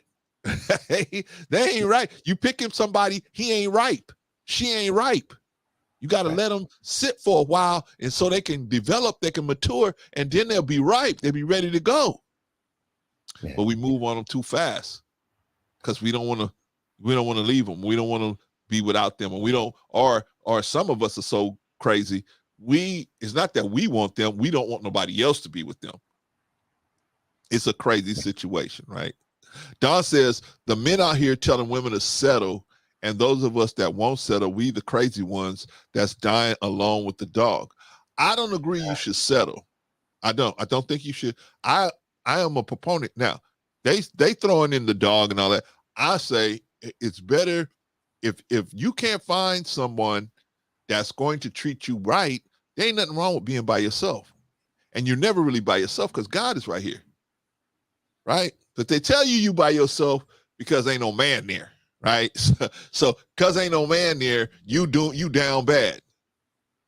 No, you be down bad if you have a good looking man that got a good job, but that treats you bad. That's worse than being by yourself as far as I'm concerned. What do you think, Vaughn? I mean, yeah, you know, it's definitely worse. You know what I'm saying? But the point is, Brother Clarence, that, you know, there are some good people in the world and there are some evil people in the world. You know, we try our best to stay away from the negativity and the evil, right? Yeah. You see what I'm saying? We try to do our best, you know, in that area. But there are some good people out here. And it's nothing wrong with the relationship between a man and a woman. Nothing wrong. Yeah. There's absolutely nothing wrong with it. But let her tell it. It's all wrong and it's unnatural. Right. So, you know, when you say things like that, you know, even you had a mother and a father. You see what I'm saying? I don't know what your relationship was with them, but at the same time, there's nothing wrong with it. Well, we're talking about a woman that's currently married to a man. Right? Yeah, well, right? This woman is she's dating females, but she's currently married to a man, right? Yeah. I don't know where, I mean, you're in California like me, man. You know, at most it takes 6 months, man. I mean, not most, but excuse me, at the least I think it takes 6 months. Yeah. Divorce done. Especially there's no money, there's no property. You're out of here. But just like someone in the chat said, it's a lot of YouTube rhetoric. You know what I'm saying? Because in the real world, if I could take the microphone with me, and I guarantee you, if I went outside and asked 100 women who this woman is, I guarantee you 85% of them would say, I don't know who she is. I've never heard of her. Yeah, I agree. So it's a lot of ideology being spread in these spaces. You know, and then we try to tag it on to real life, you know, that outside life that has absolutely nothing to do with YouTube. You see what I'm saying? Okay. And so this is how you get a Princella. This is how you get a Kevin Samuels. This is how you get the red pill community. You see what I'm saying? Everybody's got a talking point. Agreed. But nobody's dealing with truth.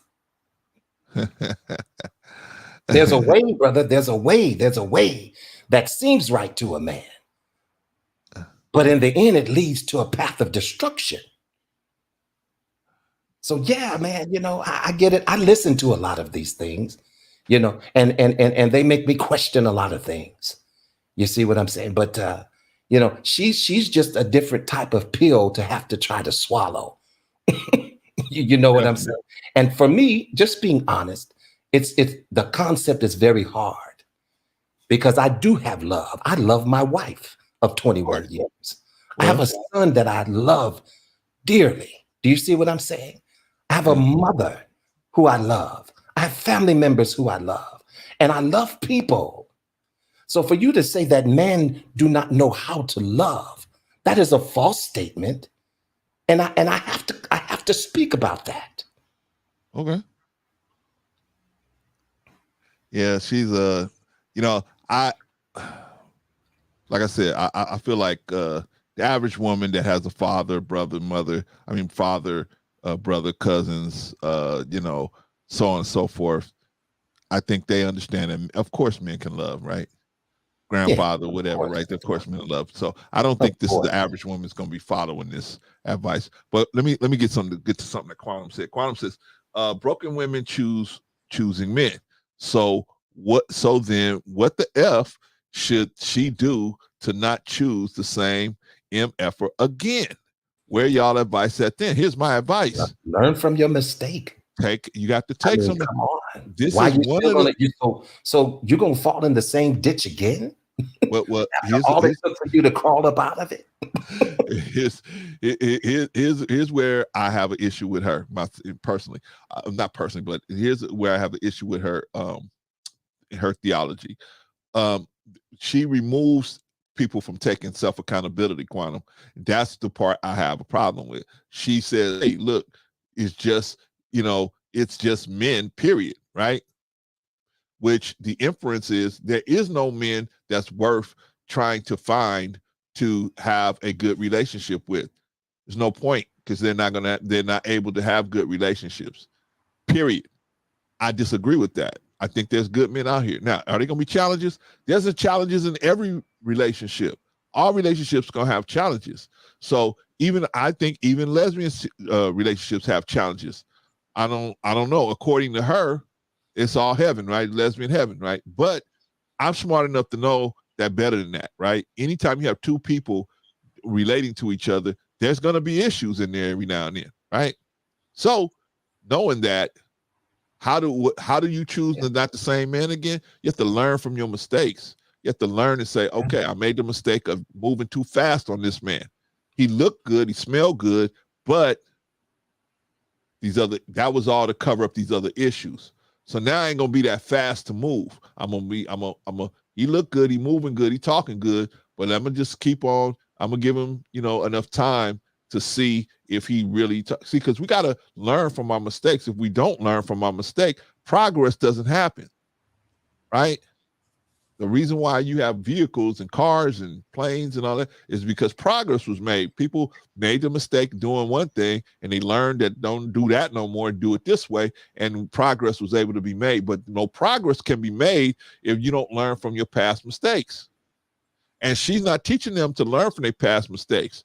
What she's teaching them is just avoid a gender. Avoid this one gender.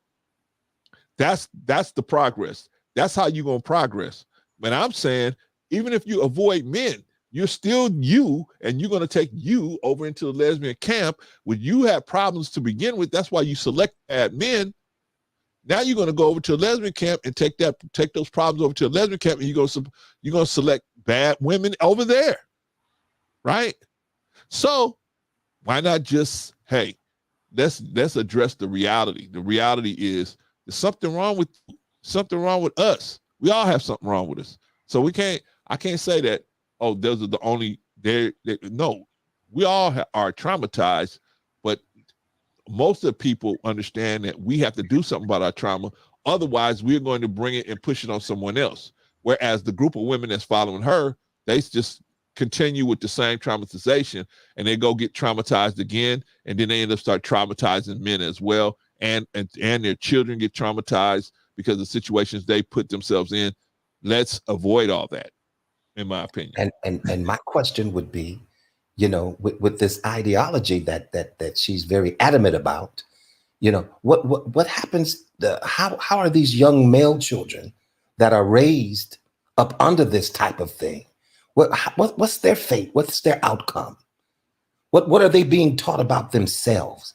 You see what I'm saying? What are they being taught about themselves as an individual? That you ain't no good, that you ain't gonna be nothing, that you can't be nothing, and you don't know how to love. How is the male child being brought up in that particular ideology? Because these women do have children that they're raising. You see what I'm saying? Oh, okay. Hold on. That would definitely be an issue that I would be concerned about. Not only that, but what are you teaching your daughters? The same thing? Yes. Now Quantum is raising some good questions, right? Raising some good questions. So I like that she says all men. I don't. We get the red pill for doing the same thing over here with women, right? Don't say all women. Yeah. I don't believe over here as well. Right? Absolute. Yeah, I don't believe in that. Because there's no absolute, right? I see the play in that, and it's funny how men get bothered. Certain men get bothered. No, I get bothered by it, period, whether it's man or woman. Well, Vaughn gets bothered. I don't get bothered. But listen, Brother Clarence, you can't put everybody under one category now. That makes no sense. It makes absolutely no sense. And that shows your level of intelligence if you think all people do one thing, everybody. Only thing we all do is, certain things, right? The bathroom and certain things. Yeah, we all do, and we don't all do it. We don't all do it that way, right? So, I mean, some of us have different issues to deal with, right? So there's not. We all have to breathe. I will give you that. All of us have to breathe, but there's certain things we all have to do because we're human beings. But how we handle stuff in a social setting, that's as different as we are as people, right? So we can't say all people, and then everybody has had different upbringing, had different experiences. So we can't say, all people do this. So we don't do that, Quantum. We don't say all people everything, and we don't. Yeah, I'm not saying all. We would address that from men. We addressed it when Kevin Samuels was doing it, and now we're addressing her. Who else? But Quantum said that's where we were wrong. What were we wrong about, Quantum? Quantum, what were we wrong about? She teaches women. She doesn't. I said in the beginning of the broadcast that she doesn't lead out there with the. She doesn't directly say lesbianism is what you need to do. But if you're gonna say, if you be in relationships with men, that's bad, and if you be by yourself, that's bad. Well, what else are you saying? Right? Well, you know what, Brother Clarence, I believe that a relationship between a man and a woman can be a beautiful thing. You know what I'm saying? If it's approached correctly. Agreed. And if it's dealt with honestly. Agreed. You know what I'm saying? I've been married for 21 years, and Prince Hella will definitely say that, that's no big concern of her. She's not impressed by that. Well, it's not to impress you. It's not to impress you. You see what I'm saying? I'm living my life for God. That's the one I want to impress, because I made a vow to not only my wife, but I made a vow to the Lord. You see what I'm saying? And I'm not going to turn back on that. But what I wanted to say is that the relationship between a man and a woman can be a beautiful thing. Definitely. And it's nothing wrong with discussing the beauty of it. Now, all things have a different side of it. And we can talk about that all day. How the woman is messing up, and how the man is messing up, and how this and how the world is jacked up. You see what I'm saying? But God intervenes in some of that garbage. God intervenes in some of that mess. And there's some good things that come out of it. And I've witnessed those good things. You see what I'm saying? So, when I come across a person like her, I have to listen and try to, take in what it is or whatever her message is. And I have to decipher it and figure out, is this correct or is this incorrect? Now, because she has a good habit of mixing truth with lie, see, now that makes me skeptical right there. Right. Because it sounds deceptive to me, and we're not supposed to take the word of God and twist it and turn it so that it fits, our perverted life, that it fits, our wickedness. We're not supposed to twist the word, to condone some of these behaviors. So that's hey, I'm just speaking as one individual. That's how I see it. That's how I believe it. And hey, it's like I said, some may disagree, many may disagree.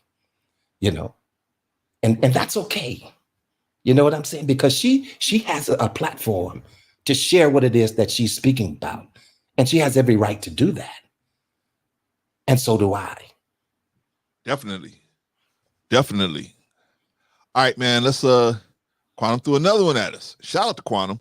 Threw another one at us. Hey, she absolutely teaches women to get themselves together. Okay, Quantum, what is she teaching that you can't learn outside of her? I'm just asking. What is she teaching that's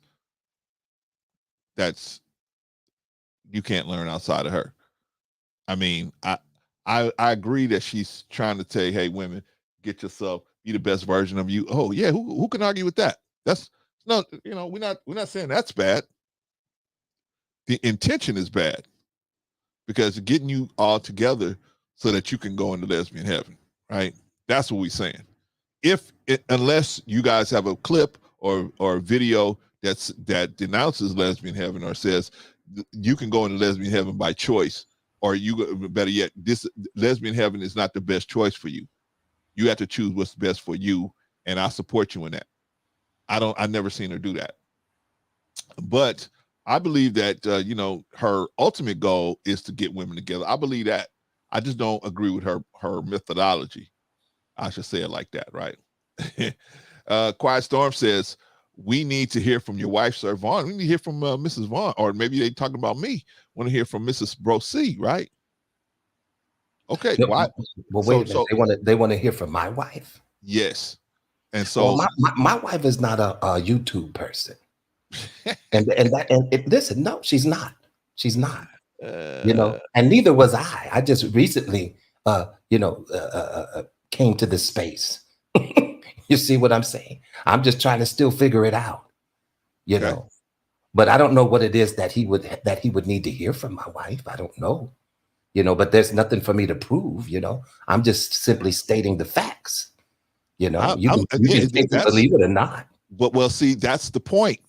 Since we cannot argue with the fact, they did the same thing to Prophet Muhammad. Since they say, hey, we can't argue with the facts of what he's saying, so we're gonna discredit him. It's the same thing to Jesus. And the funny part is, if my wife were to get on here, she would say you all are crazy. Because I listened to her on the side. Listen, I listened to her on the sidelines, with some of the stuff that I listened to, and she kind of listens to it with me, and it doesn't make sense to her either. Well, this is the point.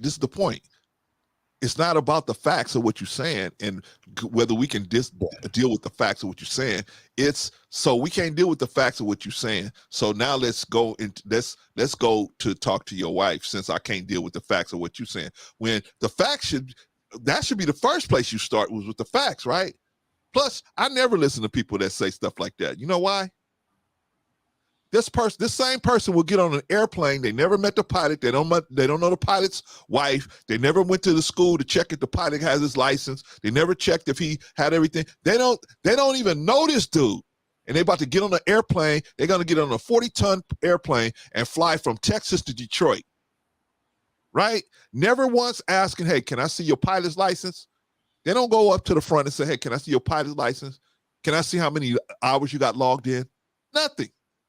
Right? So if you ain't gonna question him, and you got more of you have more to be scared of riding with somebody who you don't even know and never even met. You just put your life in this person's hand. Same thing. They got a doctor, right?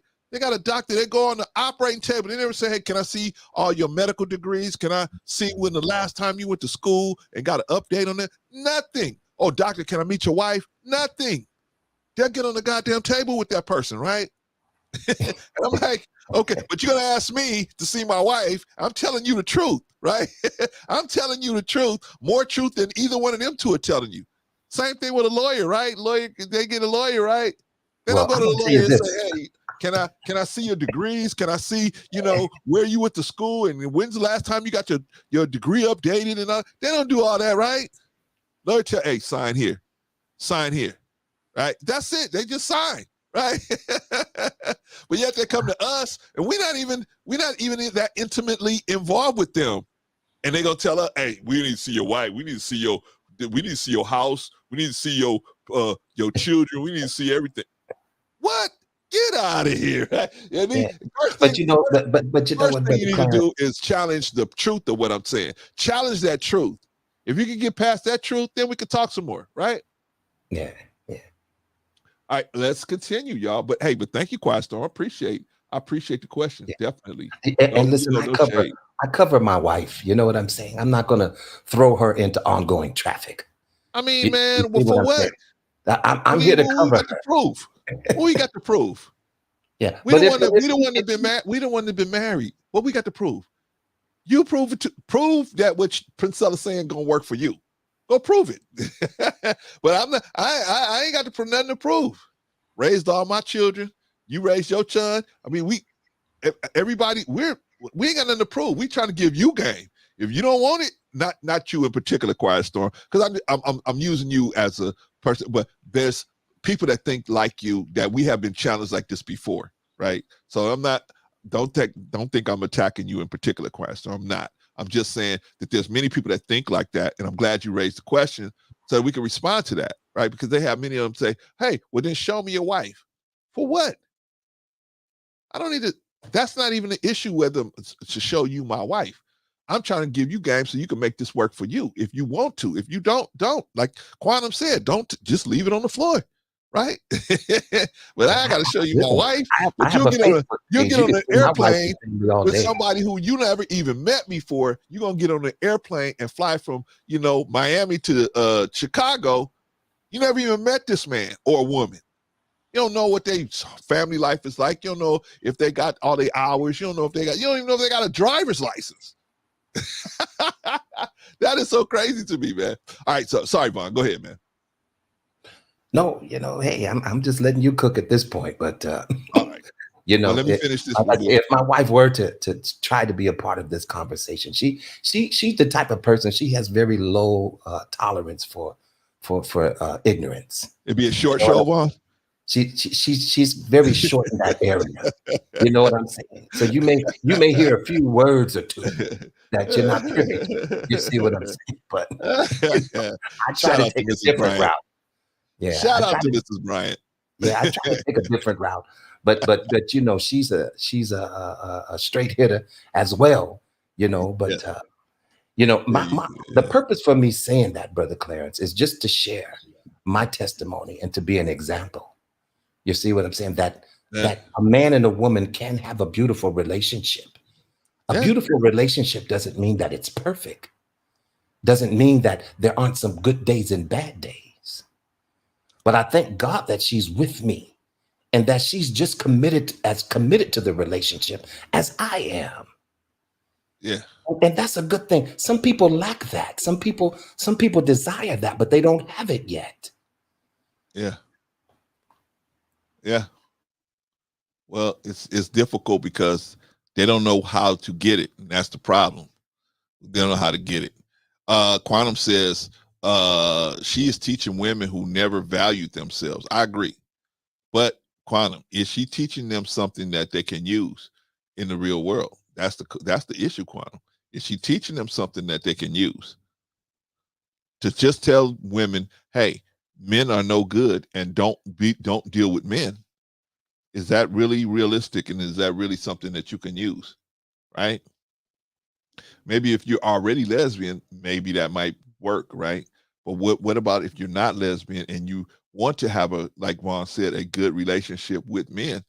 How are you? What are you learning? You're not learning how to have good relationships with men. See, that's the point. And so if you're not teaching how to, and really you're not learning how to have a good relationship with yourself, because you ain't gonna have a better relationship with yourself so that you can relate to other people better, right? You need to know what consideration is for yourself so that you know when people are being inconsiderate to you, and then you can see when you're being inconsiderate to other people. But if you don't learn those things, these are basic things of just having relationships. But at her perspective is, and this is what I've heard her say, is that women are going to be the only ones that are battle issues in relationships, male-female relationships. Women are the only one battling these relationships. And it's not because their choices in men. That's not the issue. The issue is there are no good choices to be made with men because men are not able to be good partners or people in relationships with. I think that's false. Vaughn just explained that's false. I've been married 33 years. He's been married 22. I mean, that's 50-something years of experience right there, right? Has every day been a sunny day? No. It's been challenges on both ends, all the time. There's always going to be challenges. So people get into this, they have this mentality or had this mysterious thinking that a marriage is going to be problem-free. Once you marry somebody, it's problem-free, right? Because you listen to all the Snow Whites and the Prince they live happily ever after. Right. But I have to say, Brother Clarence, there's some issues and problems that we don't have. You see what I'm saying? I don't call her outside of her name. I respect her. Yeah, of course. I don't put my hands on her so that there's no physical abuse. You see what I'm saying? I'm not talking about your particular marriage. I'm just saying that people think that marriage, once they get married, it's going to be like bliss. There's no problems nowhere. There's going to be some issues. You're right. That based on the type of guy you choose, he's gonna have a code for himself. I don't put my hands on a woman. I'm not going to be fighting with no woman. I'm not going to do, heinous things to her. But that is in the selection process. You got to ferret that out in the selection process when you're dealing with men. And that's my issue with her, is that she's not teaching how to do that. Matter of fact, she's not even doing that, teaching that how to do that with women. As far as at this time in this position in time, I don't see her even doing that with women. I see her saying, hey, better yourself by eliminating men out of your life, right? Okay, I can get with that. But at some point, I would think you would have to teach people, hey, you're going to have to be a better person at seeing the kind of people that's going to hurt you and that's going to help you. You're going to have to learn how to do that better, right? And it ain't going to be that's like saying, okay, don't talk to white people because white people are going to do you wrong. That's crazy, right? You need to be able to decide and ferret, because there's going to be good people of all different races. There's good white people, good bad white people, good black people, bad black people, right? You can't just say, well, just because of this person of this gender, all of them are that's no good. That's it, right? I can't choose no good ones, right? That doesn't make any logical sense. Well, Brother Clarence, she definitely did say that. The man should be outside of the house when it comes to the family unit. He should not live in the home. Yes. And these are her exact words. And hey, if that's your opinion, I get it. If that's the way you think, I get it.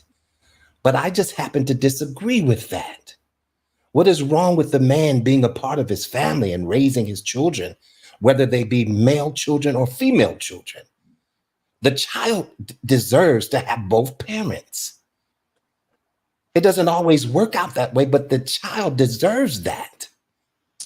Well, her philosophy. When we speak this separatist rhetoric, when we speak this divisional type of you live over here and I live over here, and you send the children here and I'll send them over there, that is a deterrent, to the nucleus, but to the nuclear family, and that's what I strive to see people do, because I love to see the nuclear family exist. You know what I'm saying? Well, I think I do. And I think that most men would thrive in that situation.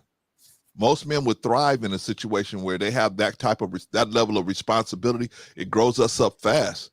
It puts us on the track to being closer to God, because now we start recognizing, oh, wow, I see that I have to have responsibility over this bit. Man, what kind of responsibility does God have over us? I mean, it's a lot, and you learn a lot. And you learn about yourself and what you can endure and what you can try to teach other people to do and follow. It's a lot, right? You get taught on leadership. You get taught on nuclear family, teach you about leadership, about sacrifice, love, patience. Teach you a lot of stuff that we need to know anyway, just to be better people, let alone to be in a leadership. I mean, I'm talking about men in particular, right? Some women have leadership roles in their nuclear families, right? Right? Because a man is smart enough to say, this sister's got a degree in accounting. Let her handle the money, right? Why am I gonna handle the money? She got a degree in accounting, and she always got bands on her. Always got access to bands. Listen, she's not just there to cook and clean. She's not just there to right? And cook and clean and mop. But see, that's the thing. That's why I think a lot of the women don't understand, including Priscilla, that the nuclear family is in my opinion the best scenario in a world like what we live in now. Maybe there might be another construct that everybody being by themselves is better, right? But we saw that with Dr. York. We saw that with Jim Jones, right? We even saw that with who else? David Koresh. We saw that, right? As soon as the people came into the compound, there is no marriage, right? Jim Jones went so far as to burn the Bibles, right? Put all your Bibles in a stack and burn them all, right? He said, I'm the new Bible, me. And he proceeded. And Brother Clarence, this comment, you won't ever challenge the science she talks through, although, and she talks a great deal about science, but I don't worship the science. I worship the creator of the science. You see what I'm saying? because science is basically man's discovery. These things were already into play before man even existed. You see what I'm saying? So we can always use science and twist it up and make that also fit our rhetoric. That's true. Quantum, go through my catalog. I have challenged Princella on just about everything. Go see. I've made so many videos about Princella and Charleston and Tony Gaskins and a lot of these people out here, right? I've invited them all to come over here, right? I say, hey, you guys come over here, but I understand why they won't.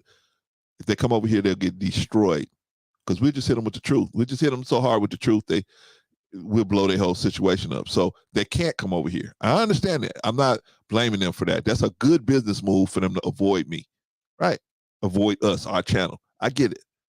But you say y'all won't challenge. What science did we not challenge? Anyway, while you getting that together, Quantum, I'm gonna bring on Brother Bolo. Oh, right? Wait a minute. Not this guy, man. Not him again, man. Yeah, Brother Bolo, man. I heard he just got a contract from NoDoz, and so he's gonna be out here with NoDoz, man. You know what I'm saying? Pushing NoDoz. You know what I'm saying?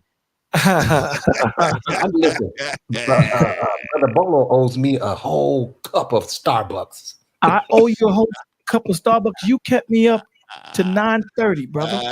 Man, listen, the sun was coming up. The sun was coming up before I laid down my head. Right, you said no. I end quote. You said I'm up already. I might as well stay up. That's what you said. At that point, what can I do? I tried to take a little nap, but here I am. Blame brother Clarence for that. Now what did I do? What did I do? You gonna get some of this smoke. Get some of the smoke. I do. I was sitting here hey, Quantum, I was being good. I was sleeping. I was being good. Now they blaming me for it. What's going on, Brother Bolo? What's happening with you, man? I'm here, man. I'm on 3 hours of sleep. Not even 2 hours of sleep. So, I'm rocking out. I guess I'm here.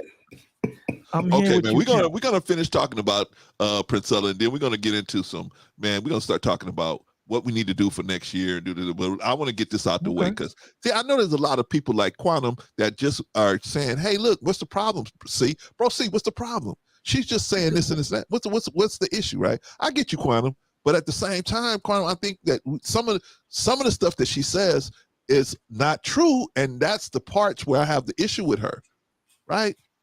I'm not like Vaughn and Bolo and Rico. They are the resistance, right? They are part of the resistance. I'm not part of the resistance. I got a little resistance. They're part of the resistance, right? But okay, so Quantum says we don't ever challenge the science. What science? What science does she present that hasn't been challenged? What she does is she fluffs you to death. She throws all these scientific breakdowns. And what mind boggles me is she says that men ain't good for nothing. That's basically what it is, because we're dangerous. We're half of what a woman is. But yet all of your science that you quote and statistics that you have, men have done it. You don't quote nothing from women. You don't quote the statistics that if marriage is, if marriage is not a good thing, why is it that in lesbian relationships opposed to gays, there's more DVs, there's more divorces, and there's more violence and cheating during woman and woman relationship opposed to men and men relationship? As always, I'm sure she has a very good man-based reason why.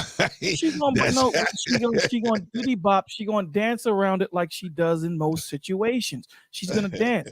At the end of the day, numbers are a good start, right? Because I can tell you, the greatest basketball player is Michael Jordan, but he don't have the most rings.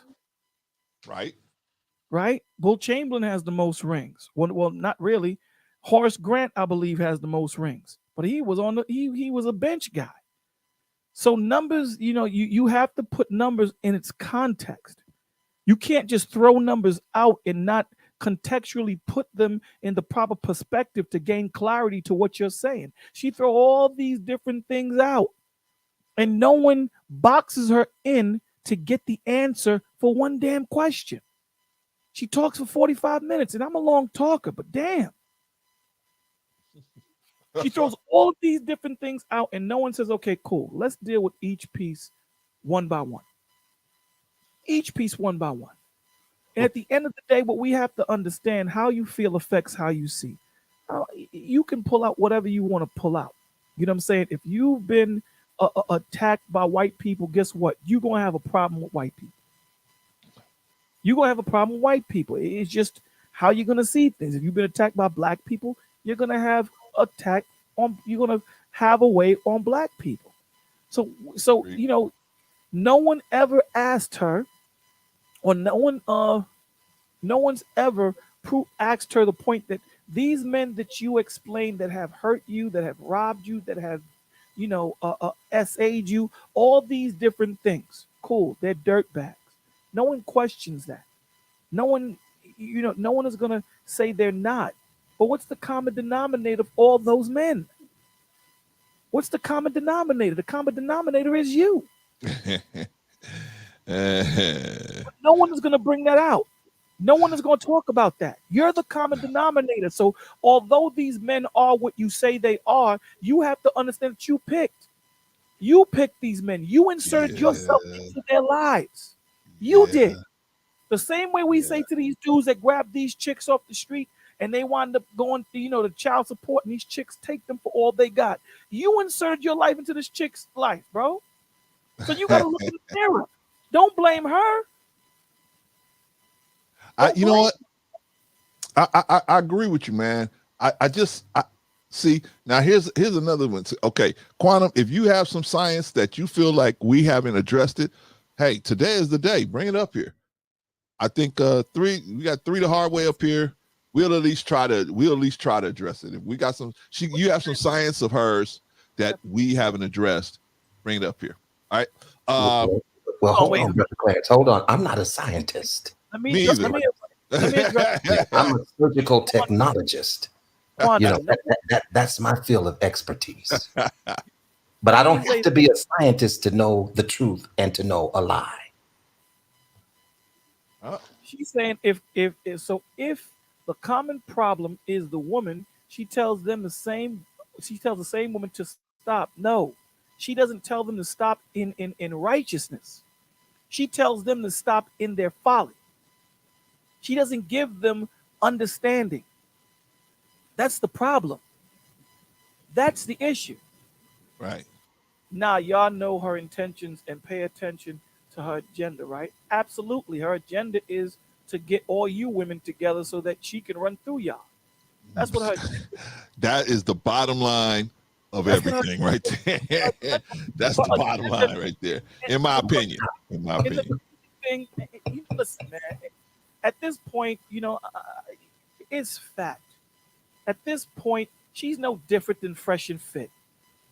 She's no different than Fresh and Fit, man. Selling you snake oil. But all those issues she had, she wasn't totally that oblivious not to plug her book. Right? Right. Not to plug her book. Talking about we did the science. Who's we? Yeah, who is we? That's a good question. What are you talking about?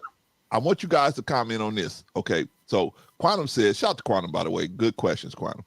All them broken ladies got much better taking her advice to actually get better without being focused on man relationships. Let me answer first. I agree. That's a good thing. I'm not saying that's a bad thing.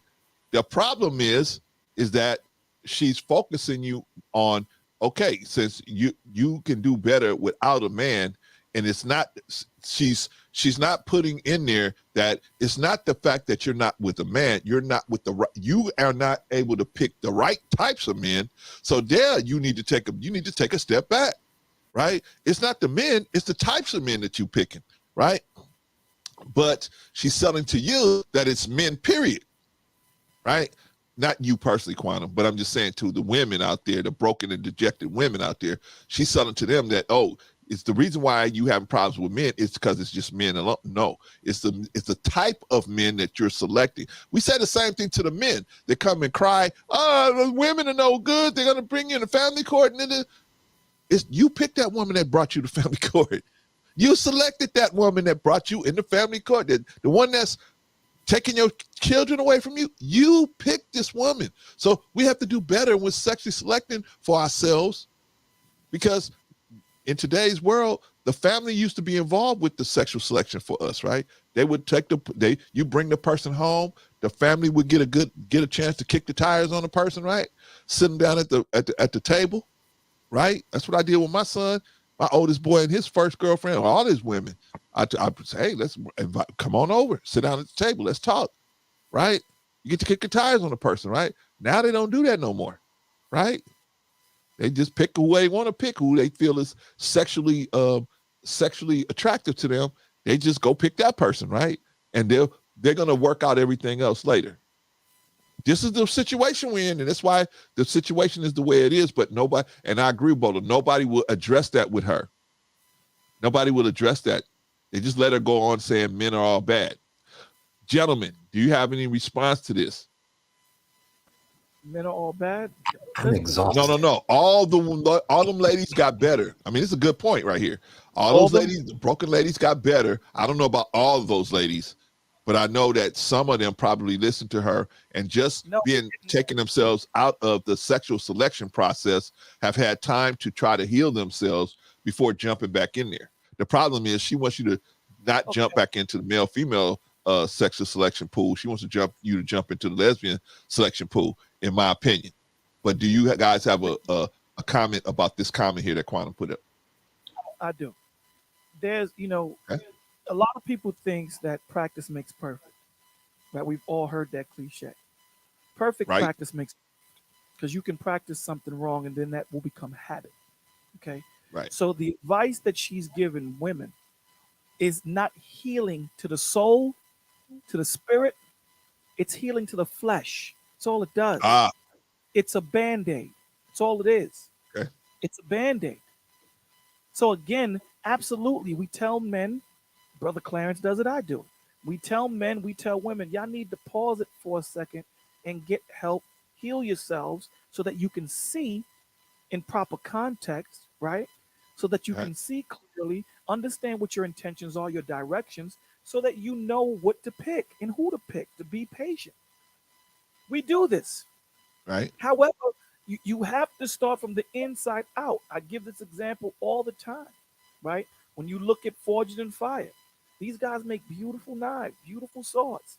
But if they're not tempered and strong from the inside, they will buckle.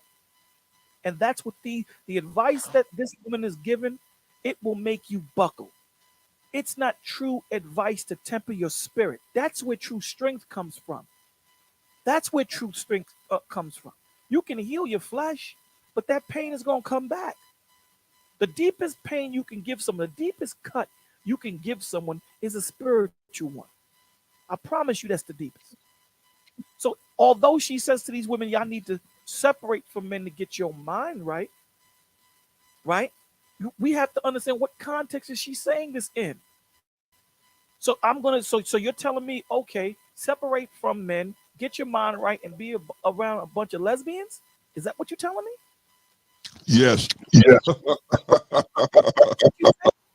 And even like I said last night, the Lord is so awesome in what he does. Like when he puts something together, you cannot separate, right?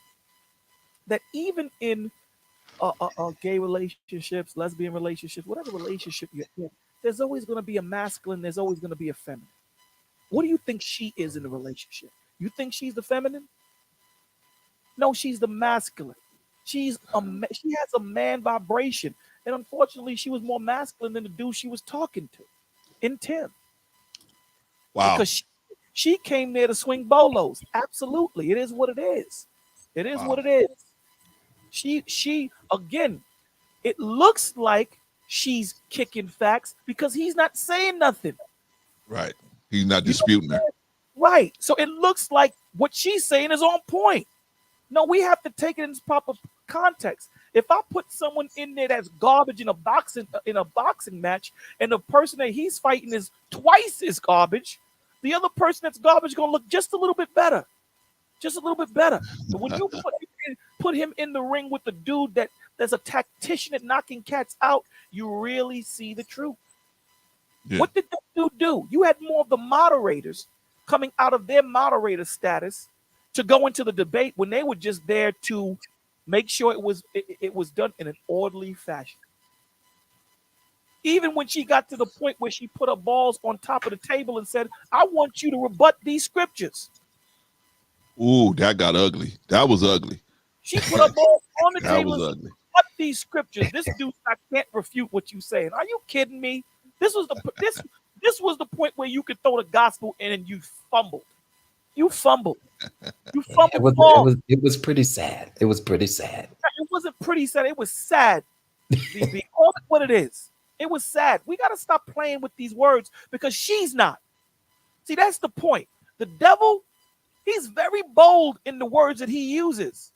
Very bold. Very strong and to the point. He's going to punch you in your stomach and he ain't going to fight fair because she ain't fighting fair. You're going to sit here and tell me women are 360. Here's the crazy thing, man. Every point you push is backed by men. You talking the way you talk built on the construct that men have forged. You couldn't talk this talk in caveman times. What are you talking about? Well, we all know. Have a position to play. All of us have a position to play. This is why we have this problem here in the Western culture. Because we got men wanting to be women, women wanting to be men, and children just don't know what the hell is going on. They don't know what to do, and right? They're the ones that affect. They're the ones that hurt. Well, if you look at it quantum from the perspective of if she won or not, yeah. Well, she didn't get the appropriate feedback. I'll say that. But let me say this, y'all. Okay, so we're talking about a woman that is currently married to a man, right? I date women. I know you're dating women, but you're currently married, right?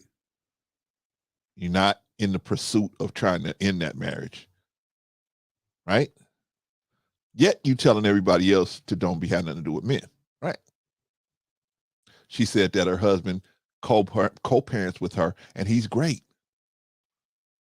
But he's a part of the vicious, no good man club, right? Okay. I mean, just to make it make sense. All right. So Don says, hey, bro, see, but in fairness, man, you guys are the exception. Are we done? Are we? I think there's more guys out there that want to. Now, the difference is, are they what's the word I want to use? Are they sexually attractive to most of the females out there? No. I think that's the issue. I think most of the females, they are led by who they're sexually attracted to, as we all are, right? But at a certain point, you got to say, okay, I'm sexually attracted to this person, but here's some negatives that are in the mix, and this is going to be a problem if I pursue this any further, right? We've all met people and we said, oh man, it's a cool person, yeah. And as we got to know them, we realized they had some real serious issues going on. We had to leave them alone, right? I don't think women do that when there's as much as men do. For whatever reason, men are just more likely to say, you know what, this girl looks good and all of that, but she seems like she's a lot of problems. I don't want those kind of problems. Let me just leave her alone. Let me let the next man win. That's what I always say. Let the next man win. We got to learn how to let the next man win. You let this one get away, right? Let them get away. Because why? They got so many problems. Yeah, they look good. They're good looking. They're very high beauty appearance and all of that. But what's coming on the other side of that? Right? Some people they work hard on their beauty appearance, and not on their spiritual self, not on their personality, not on how they present themselves, how they behave and stuff. They don't work on those things. Why? Because they know that they can always use their beauty appearance to get somebody to obligate themselves to them where they can have some type of benefit. That to me is manipulation. You should just be who you are. If you're a bad person, don't hide it. Be the bad person so I can see it up front. That way I won't obligate myself. But that's the whole point. That's the strategy. The strategy is to obligate you to be with somebody who has all these, be with you, even though you have problems. Not you in particular, Don. I'm just saying a person, man or female. Men and women do this. They want the other person to obligate themselves to them, and as they conceal the true issues that are behind the scenes. They've been hurt. They've been essayed. They had these issues, and they are not willing to go get some type of help to try to clear that up and make them better suited to be in a male-female relationship. They're not going to do it, right? I don't think we're the exceptions. I really don't. I think that we're the exceptions that men, because most women don't pick based on character. They sexually select based on totally the physical appearance and the sexual prowess. Those are pretty much the two things that women, maybe I'll throw money in there. I'll throw income in there. If the income is high, that's another plus. But I think the two basic things they're going to use is the sexual, the beauty appearance of the guy, and of course the sexual prowess. I think those are the main two things that most women are going to choose. And then they're going to do like most men. They're going to say, "Oh well, I'm just going to what do you call that? We'll work everything else out. I'll work everything else. I'll work around everything else, right? He ain't got no job. He don't want no job. He has some type of criminal history where he is like recent criminal history. You know what I mean? Everybody has done some things, but I mean, I'm saying when you got the dudes that's like still wanting to live a unrighteous life, holy smokes. This is the man you picking, right? Well, everybody, Clarence, needs a second chance. Yeah, they do. But everybody also needs time to recover from the things that they did. Are you sure you gave this man enough time to look at life and say, okay, I'm ready to live my life a different way as opposed to running and gunning? But a lot of females don't do that. A lot of men don't do that. I don't want to just say the females, but we talk about females because we talk about Princella, but men don't do it either, right? That's one of the issues I had with Kevin Samuels. Kevin Samuels, how can you have an issue with Kevin Samuels, Clarence? He was the godfather.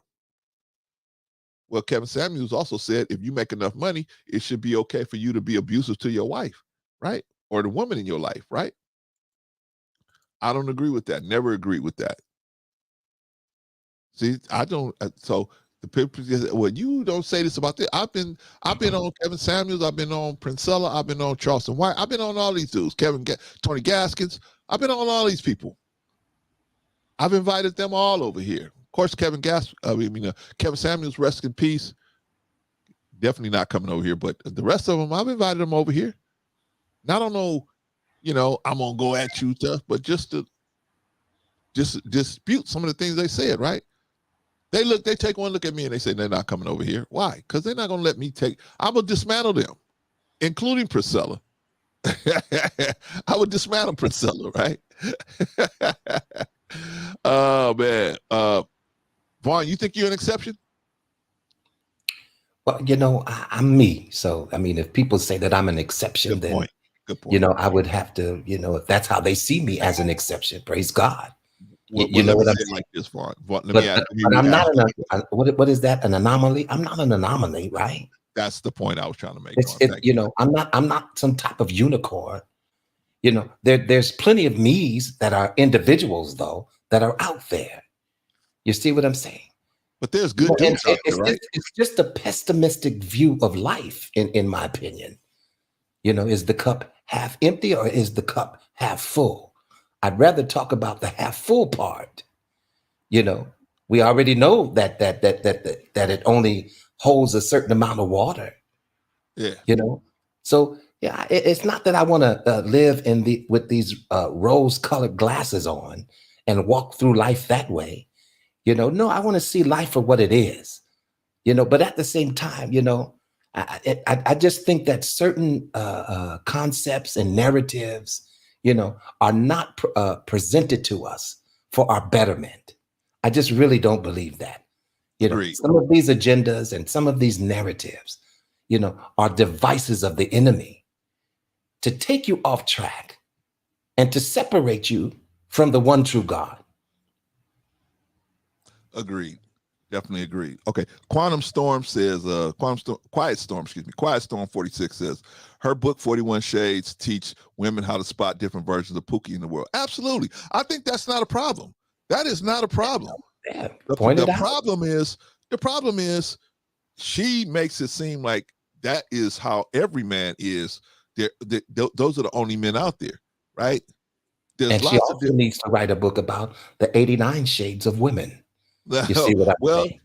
You know, come on, make it even. If you're going to teach now. You know, if you're going to show the shadiness in men, come on, let's talk about that shadiness over on the other side as well. There is a Vaughn in lesbian heaven. There is no shadiness, Vaughn. Oh, I forgot. Perfect. Oh, man. My bad, man. My bad. I get it all clearly now. I'm much better. Resistance, man. I'm much better. Resistance. You're part of the resistance, Vaughn, and I have to report you, man. I'm sorry. Hey, the Bible says, resist the devil and he will definitely flee. Yeah, man, but still, man, I still have to report you. Even though that's true, I have to report you, man. I have to report you to the queen high priestess lesbian. I got to report you, man. I got to report you. All right, man. Vaughn, Polo, and Rico are part of the resistance. I don't know why. Quantum, I'm not in part of the resistance. I want Princella's system to work. I do think that there needs to be a zone of protection for women that are incompetent and cannot sexually select for themselves. There needs to be books like 41 Shades. And I agree. We need to have that. We need these type of women have proven consistently that they pick Pookies and they cannot stop doing it for whatever reason, right? And they are not willing to take self-accountability and say, you know what, if I would just learn how to choose better, maybe I could select a man that would be better suited for me. They're not going to do that. They're going to follow somebody like Princella that says, there's no reason to do that. Come over to lesbian land where your incompetence doesn't matter anymore, right? You don't have to worry about being incompetent because now you're just dealing with just women, right? All right, let's move on. Oh, man, Quantum's put a lot of good stuff. Shout out to Quantum, man. Let's see. Well, okay, so Quantum says, okay, so by science, I'm talking about the science she brings up that y'all don't. What science? She hasn't brought up no science, and it's not backed up by anything. She might bring out a little report or a little study or something, but for every one study that she can bring up, we can bring up 4 or 5 more that dispute her, right? I think that the thing that she's going to have to bring up that cannot be disputed is the mathematics behind what she's talking about. If she can mathematically prove it, then cool. But I'm here. I've invited her to come up. Quantum, I have invited this lady to come over at least 6 or 7 times directly. Brother Clarence, everything is not scientific, though. Are we going to say that? Everything is mathematics. Everything mathematics that is involved in everything. I will say that. Is everything we do? Let me say it like this, Vaughn, because I don't want to dispute you.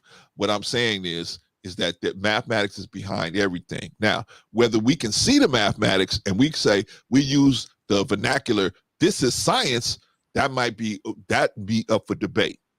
But mathematics is behind everything because that's how this universe operates off of mathematics, right? So, that being said, we might see something and we don't understand the science or mathematics behind it. We're not able to do those calculations at that level yet to see actually how it actually moves, but it's happening in real time, right? Let me just ask this. So I need to be very versed in science to understand that it's nothing wrong with the relationship between a man and a woman. There's a certain science involved in that. Is that what you're telling me? Yeah. That we should all treat each other with respect. You see what I'm saying? Yeah. I'm just saying, why do I have to be such a scientist in order to understand these simple concepts? All men are not bad. All men are not good. All women are not bad. and all women are not good? Is there a science in that? I don't Do I know. need a calculator to know that? I don't know.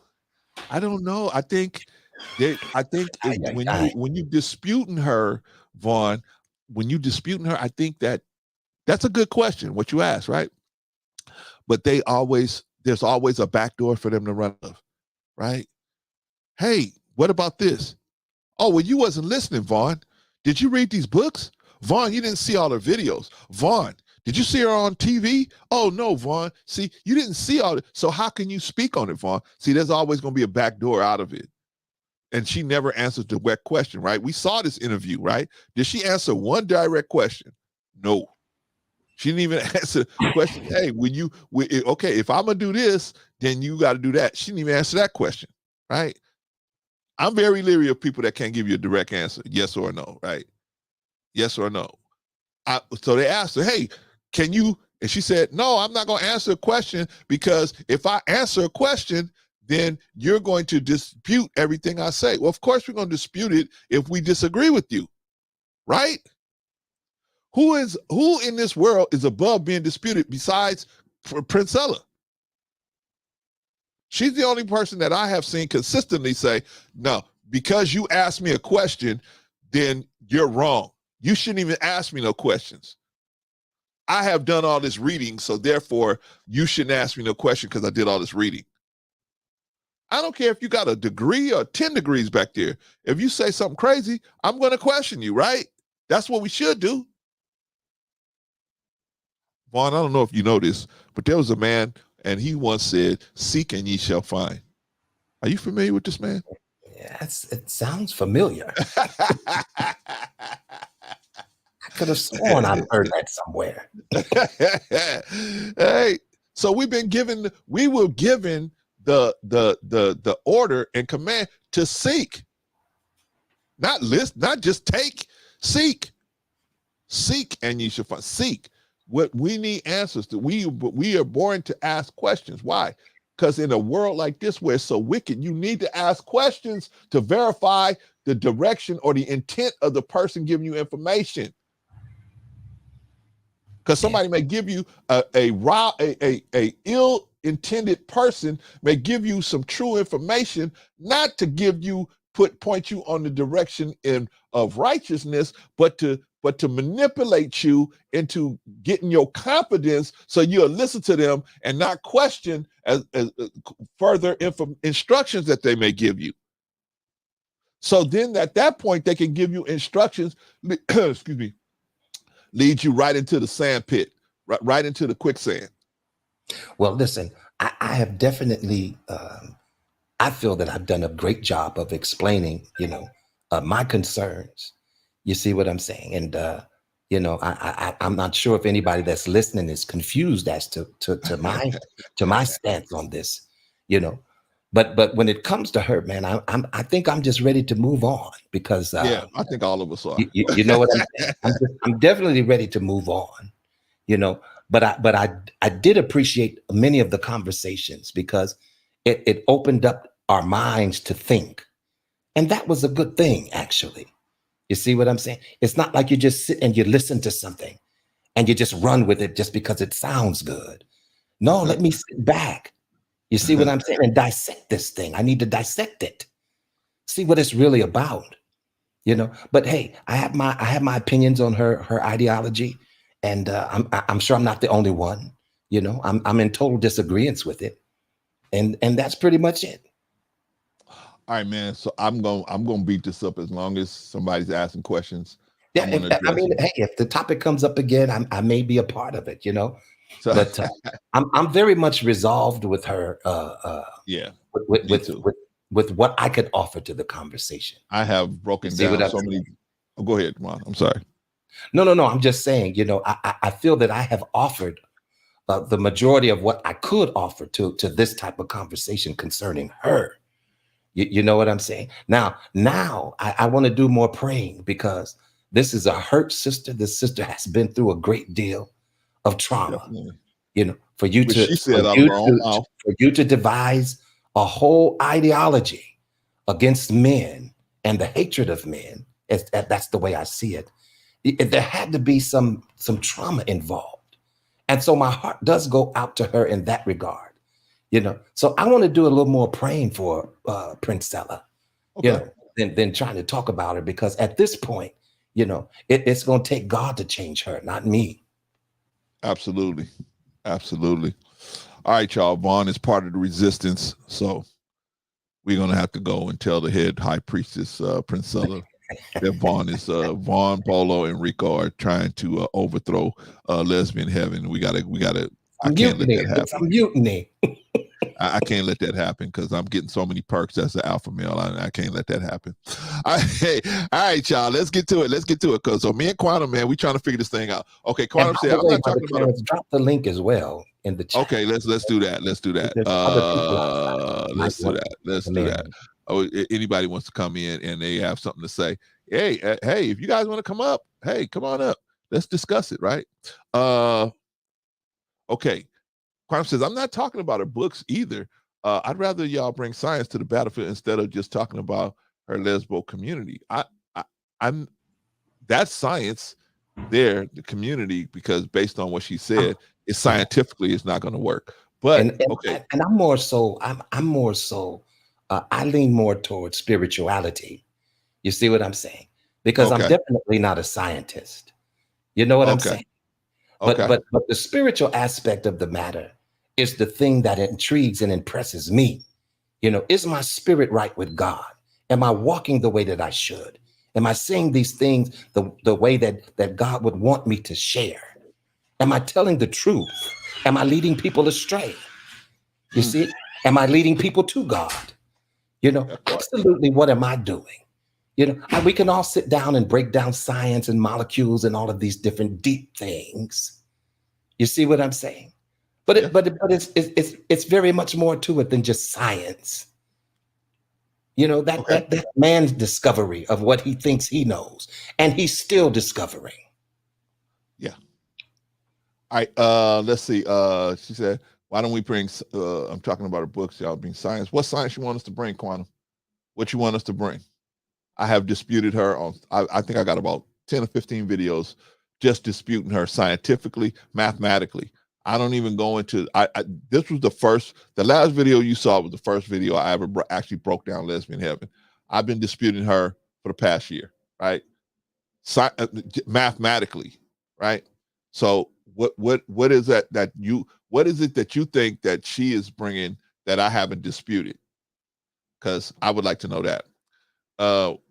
Quantum says, where's your biology to counter her? Everything counters her. The whole natural world counters her. But I mean, what biology do you need? She said women can, she said that women at some point were able to regenerate. I don't know what she means by regenerate. She's never explained that, but she says women were able to regenerate themselves. So where did men come from? Oh, she said that men are degenerate X chromosome, right? Okay. How do we get together? If women could regenerate themselves, how come they ain't doing it now? Okay. Anyway, let's get to that biology. How does that biology work? How does that biology work? I don't understand how that biology works. If women could be intimate with each other and have female children only, where do men come from? Clarence, you haven't read her books. Clarence, you haven't watched her movies. Clarence, you haven't watched her videos. Clarence, you don't understand, Clarence. I know. I know. Quiet Storm says, Quantum is right. You all never can debate her on science. What science? What science is she saying that can't be debated? You're right. She can't be debated because what she says is scientifically, most of what she says is scientifically unsound, right? If women could have sex with each other at some point and have children, why then are men in the picture? Where do men come from? And why do you need sperm to create children? This is very, very curious. Her biology doesn't go along with that nature. Because as far as I know, you need to have eggs and they need to be fertilized. How can two female who only have eggs fertilize each other's eggs? Let me hang y'all up on that one real quick and let y'all deal with that one, right? Quantum says, so if the common problem is that women, she tells them, those same women, to stop. Yeah, I agree with that. I agree with that, Quantum. Yeah, definitely. You need to, if you're that, it's like, man, if you go out and you buy a car and you keep buying lemons, maybe you should get some help. You get somebody to help you buy a good car. You keep going out there buying cars by yourself. You keep buying cars that break down all the time. Maybe you need to stop take a second to step back. I'm gonna ride the bus for a year. And in that year, I'm gonna learn about buying cars. Right? So I don't buy another lemon. Maybe I even get me some help. Maybe I'll get somebody who knows about cars to sit down and teach me how to buy cars. Let me get somebody who got a good working car. These cars have lasted this person a long time. Let me listen to that person, right? As opposed to this other person coming to me saying, it's not you, it's cars. Don't buy a car. Here, take the scooter, right? You need to use a scooter. Cars are bad. Use a scooter, right? Catch the bus like the rest of us. Would that be good advice? I don't think so. Anyway, Quantum said, nah, y'all know her intentions and pay attention to her agenda, right? I don't. I think her intentions are for herself, but I think one of the byproducts of her intentions is going to be create this zone of protection for hurt women. I think that's necessary. I think we need to put women that will not take responsibility for themselves, take them out of society, right? They're not going to take responsibility and say, I'm the one picking all these pookies. They're not going to do that, right? Okay, so let's put them in a zone of protection for themselves. So now they can't go out and procreate with other people that are looking to take advantage of them. They won't be able to connect with those people because they'll be protected in lesbian heaven. So Pookie and Ray Ray, that'll be less children being born out of wedlock. That'll be less children going into the social care system. That'll be less for all of that because Pookie and Ray Ray won't be able to get to those women because those are most of the women that Pookie and Ray Ray are able to get to and use up is those women. But now they're over in lesbian heaven. One of the things I disagree with Princella is Princella says that the children should be in lesbian heaven. No. I disagree. Children should not be in lesbian heaven. Never. Right? Okay, let's move on, y'all. Let's move on, man. Because Quantum's hitting us. Bah. Gosh, Quantum. Woo. I got to put on some headgear, some protection. Quantum says she is not on that ish. She's just a way to press in Ninja's buttons. Maybe so. Said that lady going out doing outside offline interviews, getting booked to be outside. Yeah. Good for her, but it's not reflecting in her subscriber count, right? Not reflecting there. Maybe it is in her cash apps. Maybe it is in her, in her cash apps and her super chats, but it's definitely not being reflected. All that exposure is definitely not being reflected in her subscriber count. No. That would lead me to believe that people are not taking her as seriously as she would like to be taken, right? Quantum said either way she won, right? Maybe she did win. Right? I don't know. Whatever winning is, right? Did she win? I guess she won. I guess whatever winning is if winning is misleading people and teaching them to do the taco bump, hey, maybe that's winning, right?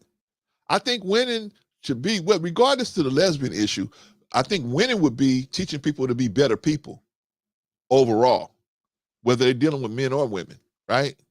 I would think that would be winning in my book. But hey, man, we all different, man. So, maybe this is winning, right? Misleading people into being lesbians under false pretenses, right? Quato said women should figure out their purpose outside of what they can do for a man. I agree with that. Yeah, that's not. See, that's what I'm saying. She mixes the truth with the falsehood. See, we agree with that. Those are things that we agree with. We're not saying that your whole life should be based around a man. No, we're not saying that. No. We saying when you do interact with men, it should be a certain way. Just like men, you should be interact with a woman a certain way, right? Most women would not be attracted to a man that's effeminate. They would not be like, yeah, I'm gonna be with him, and he was effeminate. They would want you to interact with her. She would want you to interact with her as in her perception of what a man would be, and that would probably be at a masculine level, right? But yeah, we agree. We agree with that. Women should figure out what their purpose outside of what they can do for a man. Absolutely. But when you come in, when you engage with a woman, just like a man, you should figure out your purpose outside of a woman. A woman shouldn't be the basis of your life. Over here, we teach God should be the basis of your life, or the higher power, or whatever euphemism you want to use to talk to them, or whatever semantics you want to use talking about God. We're going to call it God here, but you can say the higher power, right? Whatever. That should be, your connection there should be number one, because that's going to teach you the things you need to know to be in a relationship with somebody else, a thriving relationship with someone else. You can be in a relationship and it could be all bad. We don't want you to be in a bad relationship. We want you to be in a good relationship, right? So I definitely agree. Women should figure out their purpose outside of what they can do for a man. Yeah, just like a man should figure out his purpose outside of a woman.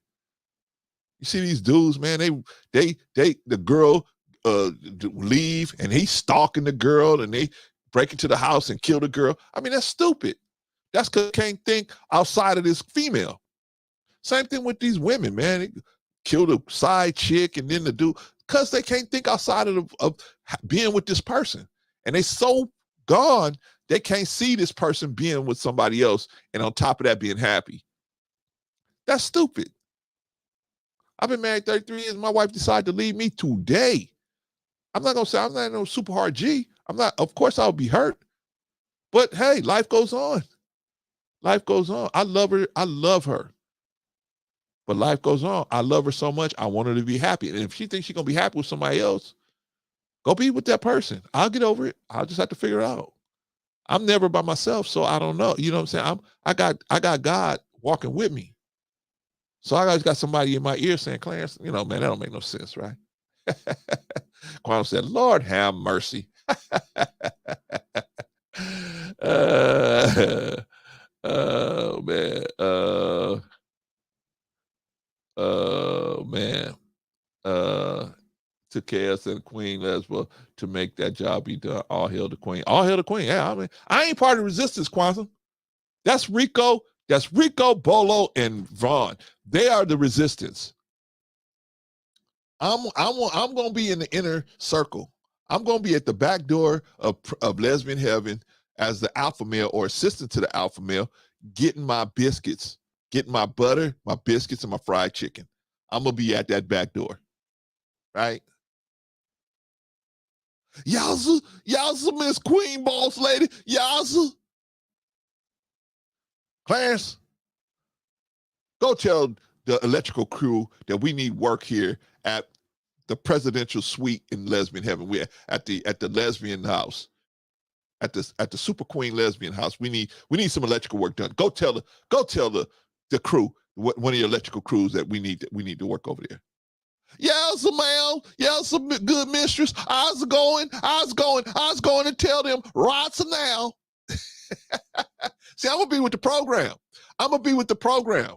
That's Rico, Bolo, and Vaughn. They're not gonna be with the program. I'm gonna be with the program. Lesbian Heaven, I'm gonna be with the program, right?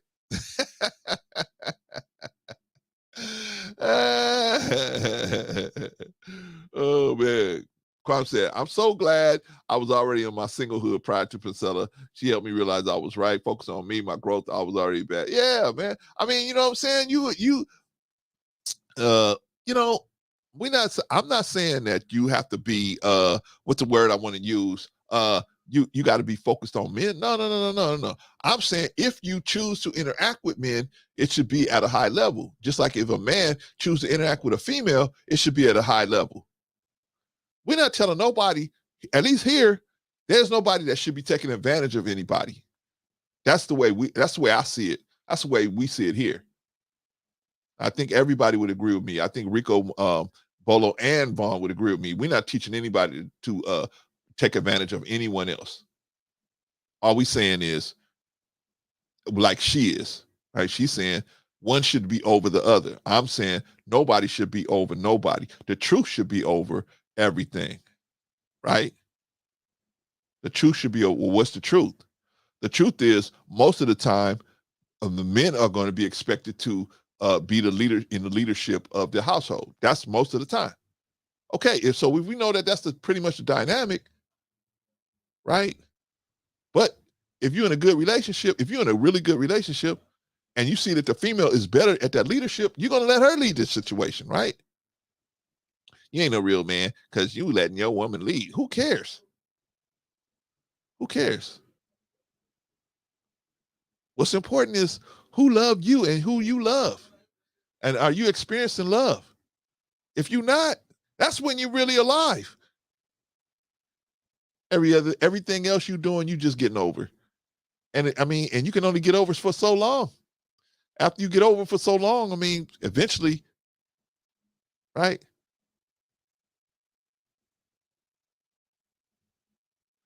I say, go Priscilla, go. Go Priscilla, go. Get them. Get them. Right? My team, man, they hate that, right? They like, Clarence, what you talking about? Clarence, you crazy. No, I say, go Priscilla, go. We do need a zone of protection for the incompetent females that can't sexually select for themselves. We need a zone of protection for them. Yeah, we do.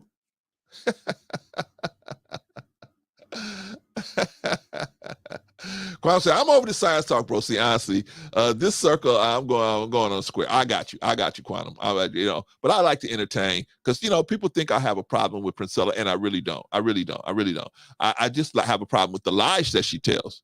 She does lie a lot, but other than that, if she would I think Priscilla would do better if she took out the lies. She didn't have to lie. She tells Australia, hey, look, I think a lesbian program will be better for you, right? Here's why. Boom.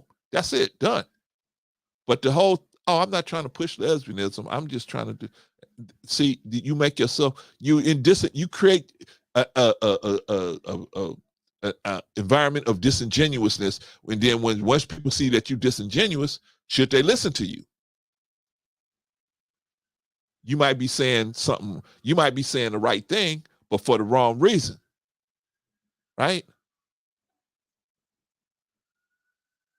Mr. Farrakhan used to teach us about the robber that helped the old lady across the street. And everybody saw it and they said, oh, that's so sweet that he helped that old lady across the street. But he helped her just enough so he can get close enough to get in her purse and take her wallet, right? Yeah, he helped her. He did a good thing, but for the wrong reason. Is Priscilla giving you this information for the right reason? Kwame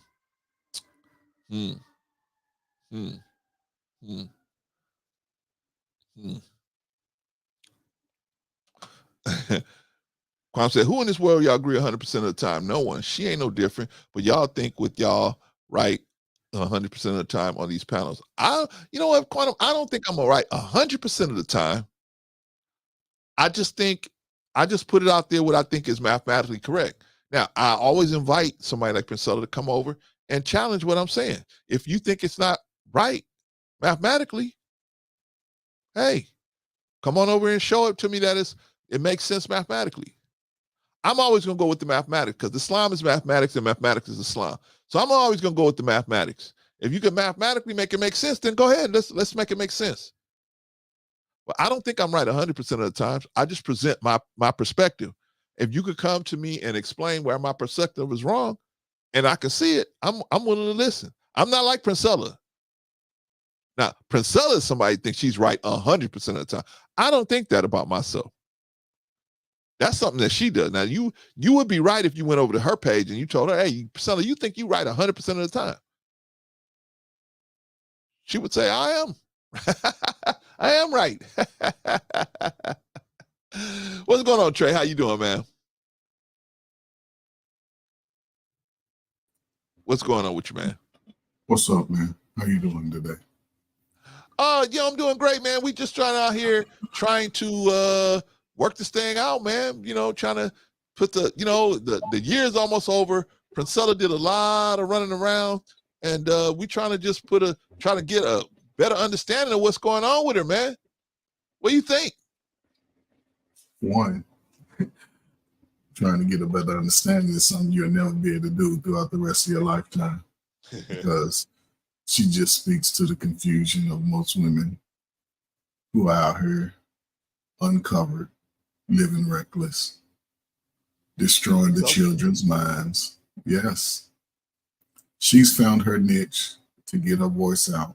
And what is the easiest population to manipulate? The Black woman. Simple what it is. The easiest population. They're the only group of women that really speak in these mass numbers against the men that they have sex with and make babies with. The very men they say they don't need, but it's funny, they'll come out this winter, watch our pregnancy rate be at an all-time high, but they don't need us. The SEALs, and it's going to be a whole bunch of single women with children based off of what they have been preaching all summer. Let's be a baby mama. We don't need a ninja. We want a ninja. We want you to calm down that kudakata. But we don't need you to help rear these children to get out of this crack era generation that we've been in for the last 30 years. These are just the goats from that time. They're living their anger out in the open. They speak it out into existence. Everything about them is a fight against whatever. Somebody hurt them. And they stay stuck in that mindset because they oversex. They started having sex too early. Uncovered. Just been out here scrapping ever since mama was on crack. Daddy was on crack. Big brother might have been killed. Boyfriend just was in the streets. So this is their culmination, and this is their platform where they are stuck at forever. Most of them will never get out of it. So they're going to go down fighting. And they're going to go down fighting the easiest target, which is the Black man. Because no one will ever speak up outside of a Black man saying enough is enough.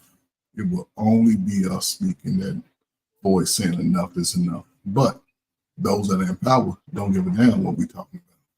But they still pushing things against us that we'll never be able to recover from. Your children's children, 3 generations down the road will still be fighting the same fight. So it's just a mess. And it's only getting worse. It's only getting worse because those same people that sort of that grab hold of this, these wars are not by accident. I'm a military veteran. I learned a lot being in the military. Thank you for your service. A lot of these things happen to change the dynamic of populations.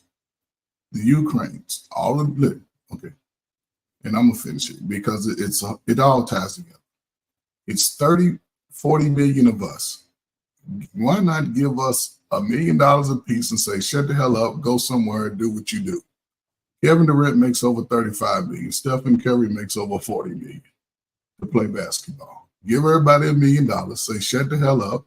Don't come back asking for no more. And guess what most Black people gonna do? Wig prices will be at all-time high. Cars. Black people are loyal to the United States. Most ninjas ain't going nowhere. They're gonna be right here, living in the same neighborhood. A lot of them go blow the money. A lot of them ain't go buy a house because they can't afford it, so they ain't gonna buy it. They gonna think they getting over their fancy apartments. They go buy their kids a whole bunch of shit that they gonna grow out of instead of teaching them about life and finance and survival, how to cook, how to sew, how to do their natural hair. They ain't gonna teach them none of that shit, but they gonna look good. Everybody gonna look good with a upside down smile on their face. So all these people are coming, buying up these houses in these new apartments. I'm sure, I don't know what city you live in, but I'm sure they building some Los Angeles. I'm sure they're building some nice new fresh apartments somewhere. Oh yeah. But it's everywhere. I live in the Midwest, down by the Ohio River. Okay. But it's and everywhere they're doing it. They're doing it in the South. They're doing it in the Northeast. Those apartments are not for Black people. Those apartments are for the immigrants from South America and the Ukraine. And they're going to get all the Social Security benefits that these adults are not buying into. They're going to get all their benefits. A lot of these little 30-year-olds and 20-some-year-olds, man, it's going to be a village of huts on the street in a park somewhere. I'm in Los Angeles. It's like that now. Where it's a village of tents everywhere. All right, Trey, I gotta because I want to move on to the actual topic of the show. I got stuck on this Princella thing. Quantum said, "Bro, C, I have made space for a difference of opinion on this app because echo chambers are annoying as f." You know, we love you, Quantum. You can ask questions up here. You know that. I'm gonna challenge you. I'm gonna push it back on you. But I love you. I'm not gonna never. I welcome questions coming because that's how we get better. If you don't question me and I don't question you, then how are we gonna get better? We have to. We can't learn like that, man. We can't be afraid to have our thoughts pushed back on. Let's see. Let's get down to the quantity of women tired everywhere. Princella material and transform. Well, you know what? Here, this is what I'm gonna say about Princella. I think that, like I said, I'm not part of the resistance. I think, you know, there's a purpose, a word, what do you call that? A goal that can be achieved from her work, which can be to put the protection of these women and the protection of men that might accidentally get into a relationship with one of these women. We can protect those two camps, right? By taking the women out, taking those women out of the situation, right? That will produce men that will have to think about how they're going to approach women better, and they will going to have to compete better, and they have to do different things to compete better for the women that's left on the docket, right? So it's a win-win for everybody ultimately. Now, do I think her purpose is to make that happen? No. I think her purpose is to create an organized group of women that will do her bidding, and ultimately all these women will have lesbian sex with her, right? I think that's the ultimate goal, and also make money or whatever. But ultimately, is to have sex with all these women, right? You did, Quantum. You earned your song performance today. You are the person of the day today. Shout out to Quantum. You and Quiet Storm. Shout out to y'all, man. Y'all are the person of today. I think that ultimately that's not what she intends to do, but I think that that's going to be a good byproduct of what she's trying to do. Unfortunately, it's going to be a shame that some women get caught up in that, but they're women that we're going to get caught up in something anyway. They won't listen to they won't listen to nobody else. So if they listen to her, they listen to her. That whatever happens. You know what I'm saying? It's kind of like, unfortunately, the people that listen to Dr. York, the people that listen to Jim Jones, the people that listen to Nature Boy. Nature Boy had and I'm gonna do something on that. Nature Boy had a sister. Nature Boy had a sister that was over there in South America with him. He took this sister. He told the sister stop taking her diabetes medicine. The sister died out there from not taking her medicine, right? So, hey, if we choose to listen to somebody, we have to deal with what comes with that, right? All right, y'all. Let's move on, because I wanted to talk a little bit about Princella, but I wanted to talk about the new year. Trey, I want to talk about the new year, man. Did you get everything you got done that you wanted to get done this year? Did you do everything you wanted to do? Brother, I did everything I wanted to do. I wanted a new house. 90 days later, boom, brand new house. Right on, man. Good for you. The house had everything I wanted: basement, walkout basement, 3-car garage, everything. All right. 3-bedroom, everything. I graduated from my first degree was in Mississippi State, but I did get a certificate of website design from DeVry. All right, right on, man. Good for you. This year, I got me a new dog, a German Shepherd. All right. I got me a 2023 BMW. I got everything I wanted, man. My wife is beautiful. My wife treats me like a king. She gets what she wants. I get what I want. The dogs get what they want. I have no complaints. I just hope that, we as a nation can move forward. Stop looking, lateral and start looking up, man. Because this is a scary place. Good for you. And I'm retired. No more work. 55 years. Good for you. Good for Still got my grip. I don't have to do anything. anything. Still got it, man. I'm here. Right on, man. Right on. Well, let me answer that question. Clarence, did you do everything you want to do this year? No, I didn't. Right. I had some health challenges, so I got pulled back. Not only last year, but some of last year and some of this year. Right. But I found now what I did have happen this year that I wasn't expecting was that I found some even better supplements, man, to take to put my body back at cell resonance. All right, go ahead, Trey. Yeah, I found some right. Jesus says, "Seek and ye shall find." Right, so I had to keep seeking. I said, "Man, I know I can feel better than this. I know I can feel better than this." Right. So seek and ye shall find. Right. So I'll keep seeking and seeking and seeking, and finally I found something. Right. Right. The doctors don't want me taking this stuff, right? You know what the doctor told me? When I told the doctors, hey, they asked, because when they put you on when they put you on like a program where you have to take medication, they ask you, well, what other stuff are you taking? Right? So I said, hey, I'm taking this supplement, this supplement, this supplement, this supplement. You know what the doctor told me? You can't take that stuff. Don't take that stuff. You don't know what's in there, Clarence. Don't take that. I said, no, I've been taking this stuff for years, right? Probably why it took so long for this condition to catch up to me. Yeah, but no, don't. She said, don't take that stuff no more. I said, okay. And I listened to her and I stopped. And even my wife told me, put pressure on me. She said, listen to them, right? Do what they told you, And why did my wife do that? Because she don't know. She didn't know no better, right? She ain't no doctor. She just wanted me alive. She thought, hey, man, if you listen to this lady gonna keep you alive. And I kept telling her, I said, that's not her goal, is to keep me alive. Her goal is to make money. That's her goal. She don't want to, she could care less whether I'm alive or not. You see how detached she is? She ain't. She look at me as just somebody on the, I said, so,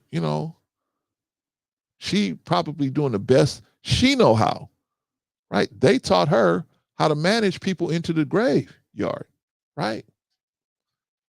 I had to be the one to say, you know what? This ain't working for me. So I'm taking their medication, right? I'm having car crashes. I'm literally falling asleep, crashing my car into parked cars, right? I did that 3 times. Shouldn't even be alive. I woke up. I'm in the middle of a crash car with the airbag all on me, with that heat, right? Y'all, those of y'all that got hit with an airbag, first of all, the airbag hit you, pow, right? Then it's hot as hell, right? I'm crawling up from under this airbag, right? Shouldn't even be alive. That's when I said, okay, man, I gotta change something, man. I can't be driving around like this, right? I can't. So I had to look into getting something. Now, what they wanted to do, every time I went to the doctor, say, hey, I got this issue. I don't have no energy. My bowel movements aren't good. What's going on? Something's not right here. You know what they said? Hey, we're going to prescribe something else for you. Next thing I know, I had a whole table full of medications. About 12, 13 medications up there. I said, y'all expect me to take all of this and work and live? I said, something got to change here, man. So I asked God, I said, God, help me. Help me try to find out what I can do. And so what I start doing is I start finding natural alternatives to all that medication. And I just started one by one, deleting them.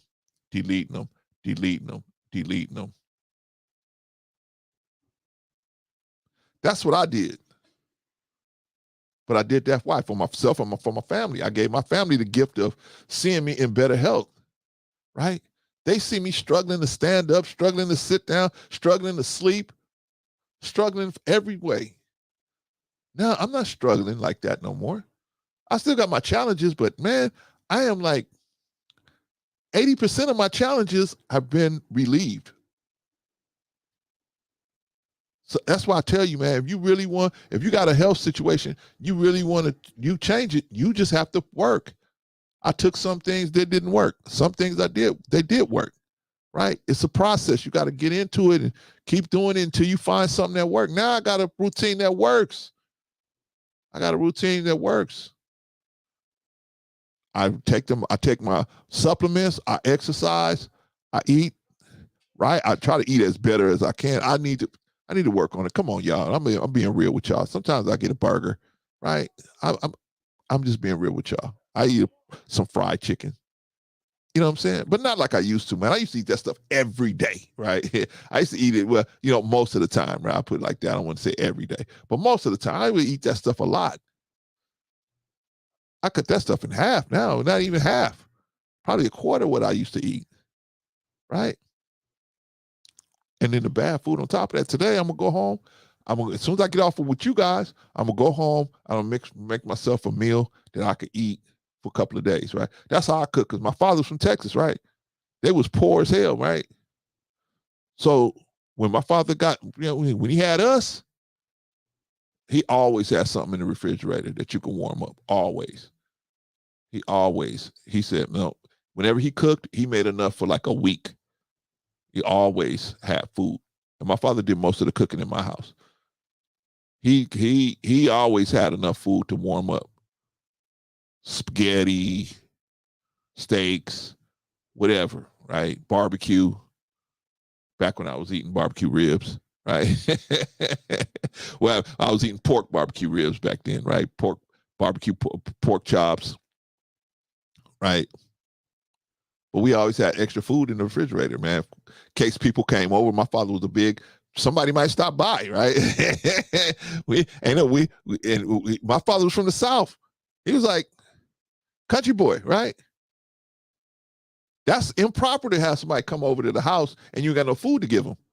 They just didn't believe in that, right? Nah. My mother was from the East Coast, right? She's like, we never had nothing to feed nobody if they came over. But nobody came over because we was always broke, right? My mother grew up in the projects of Pittsburgh, right? My father grew up in a shack in Texas, man. Right? You know what I'm saying? They had different thoughts, processes about things, right? It's probably why they had so much strife. But they had a lot of different. When my father was, man, there's always going to be food in that refrigerator, always. And if it got a little light, he was off to the store, $200-$300. We talking about the 70s and 80s. That was a lot of money. We had a refrigerator inside, a refrigerator outside, and a freezer. Because he just said, man, I don't never want nobody to be hungry. Now, we didn't have no big old house, middle class. We didn't have no big old house, but, we had a freezer and extra refrigerator in the garage, right? Because he was a country boy, and he's like, I went hungry too many times.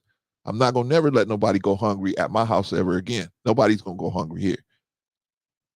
You know what I'm saying? One thing it ain't going to be cold, because he grew up in a house where the wind blew through the house, right? Through the holes in the house. He said, nobody ain't going to never be cold, and nobody ain't going to never be hungry. right? Yeah, man. But I'm saying, I wanted to do a lot of different things this year, and I didn't get a chance to do them. However, truth be told, man, those of y'all that's here, now y'all know. There's a sister that was down the street that was giving away food and stuff, and I've seen her for years. You know, I know, it's wave hi to her and everything, but she's right across the street, and we're right down the street, across the street from an elementary school, right? And so the sister would give away food, and she would give food away, but then she would sell like clothes and stuff like that, right? So anyway, the people would come after school. She would have a line in front of her house, and so the people on the street got tired of her blocking the driveways and stuff. So they called the police. They called the city on her. The city made her stop doing all that, right? So she came up here. So I ran into her the other day, and I was like, hey, I'm trying to do this thing with these young men. She said, oh, man, I'm plugged into so many different things. Right? She said, told me today. I saw it today. She said, hey, we're going to be out on Vermont, and I forgot the name of the park. She said she's going to be down on. She goes, it's going to be on at this park. We're going to be just giving away food and giving away stuff. I said, yeah. She said, yeah, we're giving away canned goods, food, whatever, right? She said, you should come down there and open up a booth. I said, I'm busy today. I can't do it, but we're going to definitely hook some up. She said, yeah, we're going to definitely work together, because I know some of these men, we need somebody out there teaching these young men. Okay. But I hooked up with her. Now I was hooked up with the other chick, the other little sister, right? But hey, for whatever reason, man, her situation didn't work out, right? So, she had to move out of her office, right? But this chick came in, man. Hey, she's like, hey, I do a lot of stuff all over, and I know she do, because I've seen her around, right? So I know she'd be out there in the streets, because I've seen her out in them streets, right?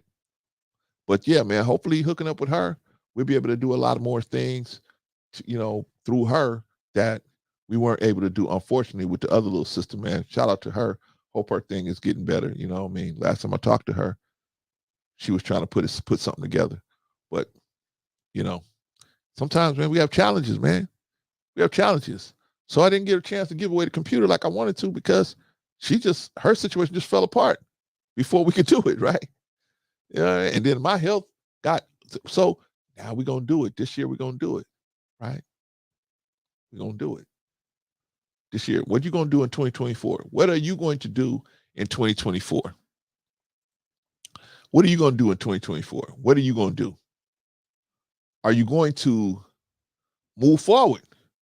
Did you get everything that you wanted to get? And if you didn't, why not? Are you taking personal responsibility? Right? Like Princella, right? Princella, she says, hey, man, I don't have to take no responsibility. I just changed the way the game is played. Okay. But those of us that are still playing on this side of the game, you didn't get what you wanted this year, right? You didn't get the outcomes that you were looking for. What are you going to do different next year to get the outcomes that you're looking for? What are you going to do? You got to look at all the stuff that happened that you do. Shout out to Anderson the Great, by the way, my Taurus brother. Shout out to you, man.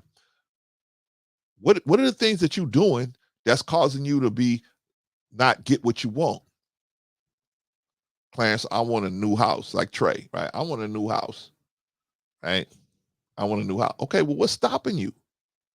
My credit. Okay, well, what are you doing to get your credit together? I'm hoping and praying, Clarence. That's all? You need to be monitoring your credit. You need to make sure you're paying all your bills, all your credit reporting bills on time. At least pay them on time. Maybe the gas company and the electric company, you can mess around with them. But all these companies that report to your credit, you need to be paying them on time. Why? Because that's going to be important when you start trying to buy something, when you start trying to rent something. When people are trapped because of the bad decisions they made in their life. All of us have made bad decisions. So I'm not saying ain't none of us perfect. We all have made bad decisions.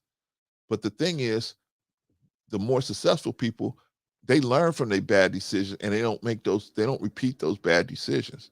Whereas other people that are not successful, They don't take responsibility for the situation that they're in. They don't take responsibility for it. So they go out there and do it again and again and again and again. Then they say, oh, the white man is against me. Really? Really? I'm going to say this, man, just being honest with you, up front with you. Yes, being Caucasian is it can help you in this society. But it ain't no guarantee you going to have everything going to be peachy keen. Ain't no guarantee. Ask Don. Ain't no guarantee everything going to be peachy keen just because you white. They got to work for what they want to for the most part. Everybody going to have to see there's some laws of science that everybody have to that work no matter who you are and what you're doing. You got to work for everything you got. So there ain't, in other words, here's what I'm saying. It's nothing, there's nobody we're going to be able to blame for why we ain't getting the results we want. Now, we saw 2023, we saw somebody, I'm not meaning to beat up on Priscilla, but we saw somebody come from nowhere. Priscilla basically came from nowhere. She said she's been doing this for six or 7 years, right? But she basically came out of nowhere. All of a sudden, boom, she's everywhere, right? And she doesn't even have, in my opinion, a helpful message. Not to the people that she's actually talking to. It's not going to be helpful to them, in my opinion, in the long run. It's helpful to them in the short run, but not the long run. The long one would be recycling them back out into the world to have good relationships with men if they so choose, right? That's not what's happening over there, but that's a whole nother story. Vaughn, are you there? Yes, sir. Yes, sir. Just trying to get it together a little bit. Okay. Yeah, man. Vaughn is in the mall. Vaughn is sitting there. That is one. One of y'all that's out in the mall. Y'all out in the mall out there. Y'all see Vaughn. That's Vaughn sitting down there on one of them little benches in front of one of them little popcorn things. No, and he's sitting there. Listen, them days are over with, pal. They're over. I know you're not tricking me. I'm not doing it. I've been there and I've done that. I couldn't get it this time. Vaughn, did you get everything that you wanted this year, man? And 2023, did you get everything that you wanted? Well, you mean, did I get everything done that I wanted to get done? Did you get everything done? Did you get everything that you wanted to get done this year? Yes. I would definitely say it was a good year. You know what I'm saying? It was a year of blessings. You know, I agree. The Lord truly blessed me this year. You know, I believe this year, even though I haven't been working since 2020, you know, wow. And they were working on due to an injury, right, on the job. Yeah. But, right. And, you know, they're working on my retirement and everything. And so that had finally went through, you know, this year. And, you know, just, man, just being at home, being around family and being able to still have an income, you know, God is good, man. So, you know, I have no complaints in that area, you know, and, but did I get everything done that I wanted to get done? I would definitely say yes, because there's some things that I did begin. Like I told you, I had started a business. Yeah, that's right. So yeah, exactly. And I'm still working on that, you know, and, but at least I got it going, you know? And so now it's just to get into the thick of it and, you know, make it to be where I can be more productive in that area. So, yes, but, yeah, I believe that, I got everything. I don't believe anything was missing from last year, if I could say that. You know, like I said, it was a year of blessings. You know, the Lord kept my family. You see what I'm saying? Even through some of those COVID stages, you know, He helped us come out all right on the other end. Yeah. You know, and it was a good year overall, man. I would definitely say it was a good. You know, the Lord put me in a position to do some things that I just didn't see myself doing. Yeah.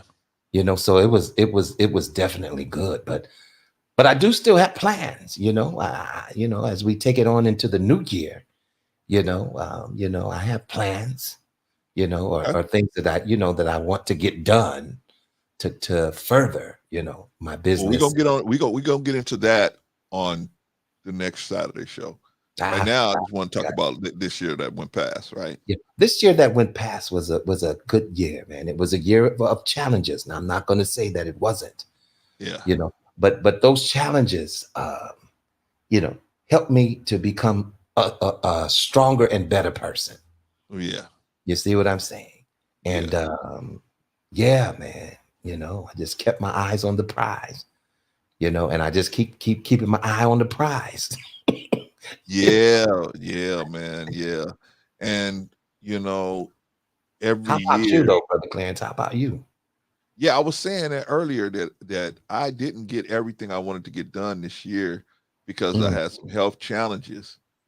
But But as I always say, the challenges come not to knock you down, but to help you get up stronger, right? The challenge helped me get up stronger and make my faith stronger in the God of the universe, because people told me, Clarence, there's no way you can feel better. You're not going to feel better. You're going to feel bad, period. That's it. And I ran across some people, man. I had some people in my Muslim family that put me onto some stuff. And then I had some other people, man, that put me on to some stuff, man. And I am doing much, much better than I was at the beginning of 2023. I'm doing much better than I was, man. I mean, health-wise, you know what I mean? So I was blessed with that. But to get there, Vaughn, I had some challenging moments. I had some really challenging moments. Yeah. You know what I mean? Where I was like, man, I didn't know. I didn't, you know what I mean? I don't know if you, but I mean, well, you've been in the medical field, so man, but see, it's not until you actually that person on the gurney where you don't realize how bad a person could actually get, right? You don't realize that somebody can actually get this bad, right? Until you're that person, right? And you're like, wait a minute, I didn't even know you could feel this bad, right? So, man, but God is the greatest, man. I was able to, like I said, get some information and then take advantage of the information and then have the patience, right? Because, most people think when you taking some type of pill or some type of, medicine or whatever, you're supposed to feel it right away. Because most of the medicine in the U.S., it hits you right away, right? But natural medicines don't hit you like that. They take time. It builds up. They take time to build up the resistance in your body, man. So it might take a week, 2 weeks before you actually start feeling better, right? It's got to get in your system. Yeah, it's got to get in your system and build up in your system, and then start, taking over the system and operating the way your body's supposed to operate, right? But that process might take 2 or 3 weeks, right? And so most people ain't willing to go through the 2 or 3 weeks of the pain. Well, they're already in pain, right?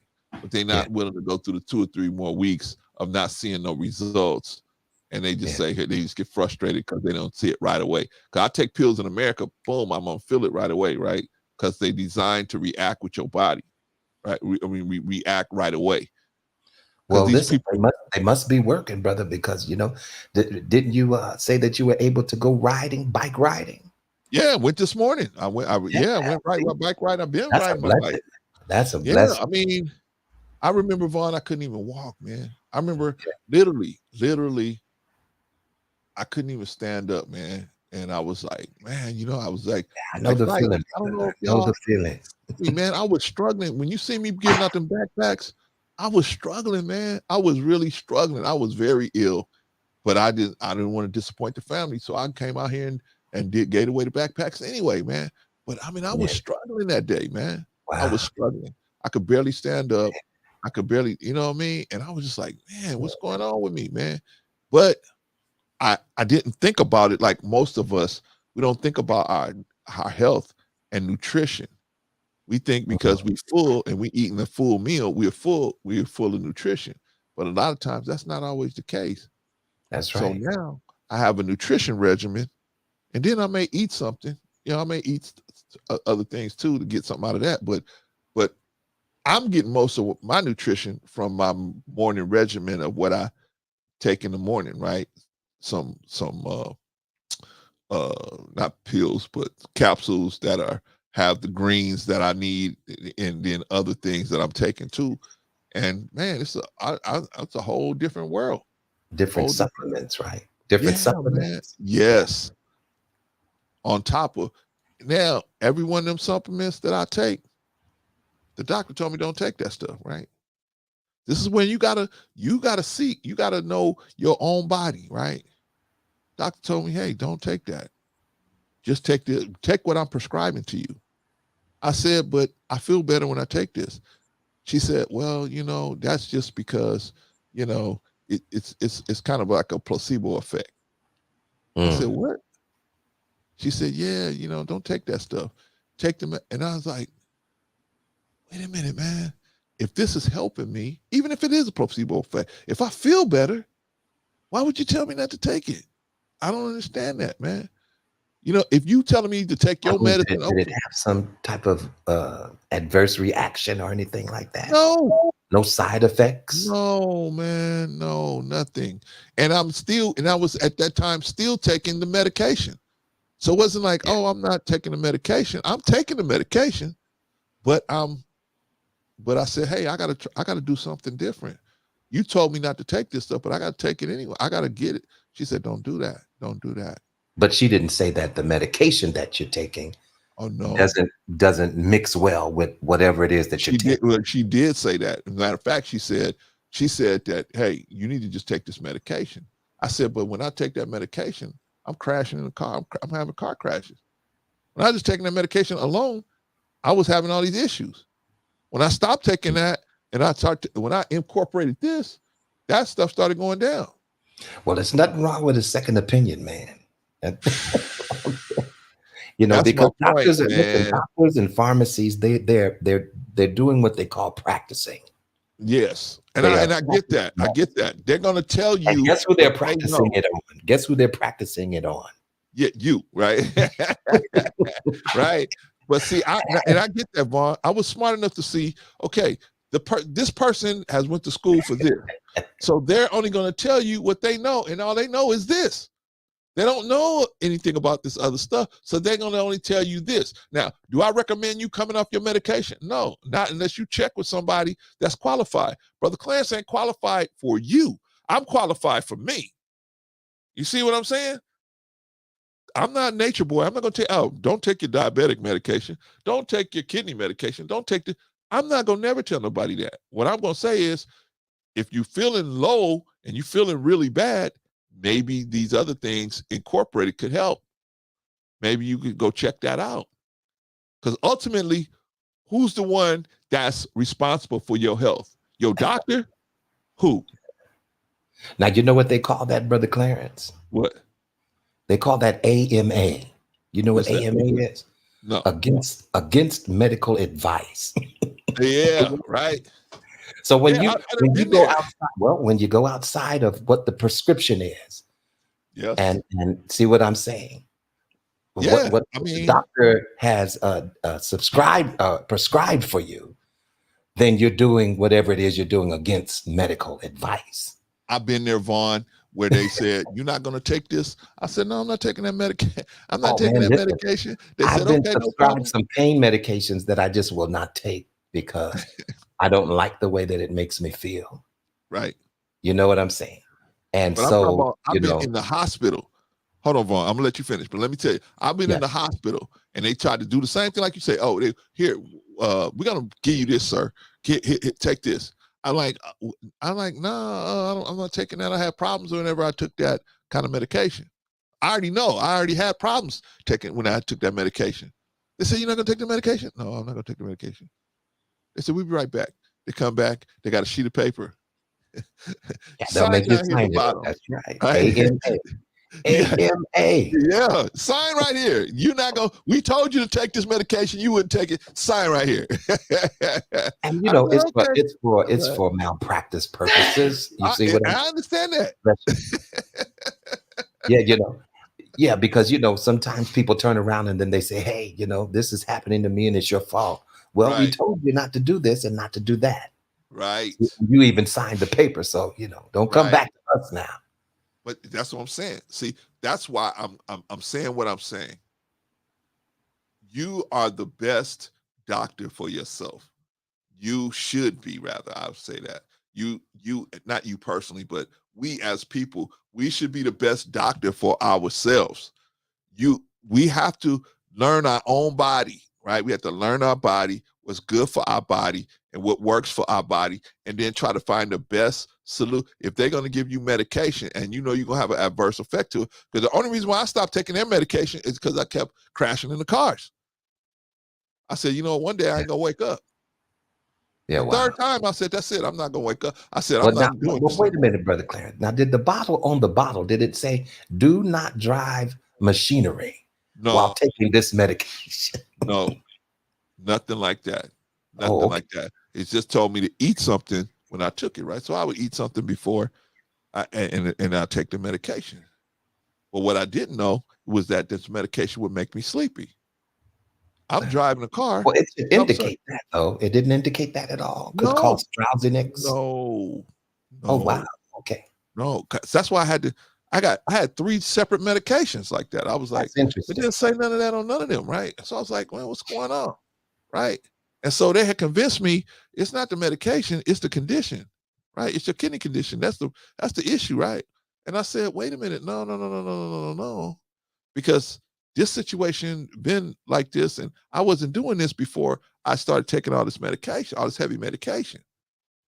Okay, Clarence, we're gonna give you some other medication. Boom, another crash. I'm like, what? We're gonna give you another medication. Boom, another crash. I said, okay. We're gonna leave that one. I'm gonna look for something else that's going to do what you're saying it should do, but it doesn't have that effect on me. Right. And I ultimately was able to find something like that. Now it took time, Vaughn. I'm not saying it right away. I just punch on the internet. Oh man, you know, something for high blood pressure. It took time. Oh, yeah. But I had to go and find and try this, try that, see if it works, see if it don't work, see this and see that. Right. I had to do that, right? But I got to a point in this year where I found something that really was working for me really well. And then I was able to compound that with some other stuff that worked really well that put me back where I'm on my feet and I'm, you know, I don't have to worry about stuff like that. You know what I mean? Because I was so bad at that time, Vaughn, that I had to take medication like 2 or 3 times a day. Not 2 or 3 times a day. They would prescribe me medication for 3 times a day, right? Mm-hmm. I was in that kind of, I was very bad situation. I didn't say nothing to nobody, but I mean, I was in a bad situation, right? Now, I very rarely take medication, very rarely, because I'm doing this program and my body is more closer to homeostasis than it was at that time, right? Wow. And so you're doing that through diet as well, right? Through diet as well. Now, I could do better with the diet. I will admit that. I do diet as better, but I don't. One of the things that I've always loved was soda. I always loved soda. Still love it, man. Wish I could drink it, but I had to realize that when I drank soda, I was just so messed up. I can't do it, right? Yeah. So I realized that, okay, I can't drink soda. Yeah, your body will let you know. Your body will let you know. Because I stopped drinking soda when I was like probably 19 or 20. Stopped drinking soda. Hadn't drank soda till I was in my 30s. That's when I picked soda back up again, right? But never drank but I mean, back when I was younger, I drank the colas, right? So kidney specialist told me, he said, hey, look, you can drink soda, you just can't drink the colas. You can't drink nothing. They didn't want you to drink the brown, right? Yeah, they said, you know, you good with anything you can see through, you'll be good. But with the stuff that you can't see all the way through, you don't want to drink all that dyes and stuff, right? So I said, okay. So, but then I said, man, hey, look, about 2 or 3 years ago, I said, man, look, man, I love soda and it tastes great and all that, but man, this is the effect it's having on me, right? I got to decide, that, hey, I got to decide that, I can't do this. This ain't gonna work for me, right? I'm gonna be laying in the hospital bed if I don't do that, right? Yeah. Well, man, listen, I'm glad that your health has taken a change for the better. Thank you. You know what I'm saying? Because I know the struggle, man. Definitely, from experience, my personal experience, and also watching my wife, who is now a new kidney recipient. Oh man, shout out to her, man. Shout out to her. She received her kidney. I think it's been about 2 years now. All right, good for her, man. But it's still a process, though. You see what I'm saying? She's on rejection medications. Yes, she still has to take that, and all types of other things. That she still has to keep up with. But man, God bless you, man. I'm just glad that you were able to, to your body was able to heal. You know what I'm saying? And I'm sure you feel much better. Man, dude, man, I can't even explain. It's something that you can't even explain, man, because you just, your body starts doing stuff that you like, what the heck? What? Like, you know what I mean? And then you, of course, you lose weight because you don't eat and you don't sleep and you just be all messed up, man. But now I'm sleeping better. I'm eating better. I'm able to move around. I'm exercising better. So everything's a lot better, man. Everything's a lot better. That's good. Thank you, brother. All right. I think I asked Trey. Trey said he had got everything he wanted to have this year, man. He got a new house, got some toys. He got everything he wanted to do. All I want, and I'm gonna order it on Amazon for myself. I wanted one of them head-to-head footballs. I'm gonna get me one of those Coleco head-to-head football. Remember the old school head-to-head Coleco? Let me show y'all what I have one. Man, I have one. Man, we couldn't put that thing down. You younger. You guys is younger, man. You guys. I have one right now. I have the first one, the white one. Then they came out with the green one. Oh man, I remember. Oh man, let me show y'all what I'm talking about. I mean, we would get a cramp in our thumb. I know this is the second one. This is the second one. I'm gonna show y'all this one right quick. Let me see. Did it load up? Okay, well, let me just show y'all this one real quick. I'll show y'all all of them. How about that, man? Because y'all don't know what y'all don't know. Those are collectors. This is the one I'm gonna get. Well, I'm gonna get this one too. I'm gonna get both of them, right? So he said. So Trey said he got this one, right? Is this the one you got? It right now. Now that's the 30 seconds. I'm gonna get it. 30 seconds. Yeah, I remember that one. Man, I got to get that. Now this one, I want this one, but I also want this one. Me and my neighbor, man. God damn it! All them rainy days we used to play with this thing, man. Oh my God, man. We used to have so much fun on this thing, man. So I'm gonna get this and this, man. Right? My wife said, "What you want for Christmas?" I told her nothing. I'm gonna buy this stuff for myself, man. I said, spend whatever you can spend on me, spend on the baby. Right? Yeah. That's what I want. That's what I want. Listen, I'm glad I got all that shopping and stuff done. It's over with, and I didn't go too far out the box, Brother Clarence. You know what I'm saying? I still got coins left. But believe me, we're gonna be pinching pennies for a minute now. You know what, man? And the good thing is, man, because with something. He got it right there, Brother Clarence. Did you see it? Wait. Come on, Trey. Let me see. Let me bring Trey up. Let me see what you talking about, Trey. Hold it up, Trey. Let's see. Trey, I'm mad at you, man. I'm mad at you, man. That's the one. I'm mad, man. I'm jealous, That's the one right there. Oh my God, man. That's what I want. That thing, man. I'm gonna get me one. I'm gonna get me one off of eBay or something, man. I'm gonna get me one, man. I don't have this one about. I've had this about 7 years now. I was like, oh yeah, I'm gonna get that. And I had the green one too. The green one too. Yeah, I had both of them. Man, yep. You know what was the worst part about that? You know what the worst part about that game was?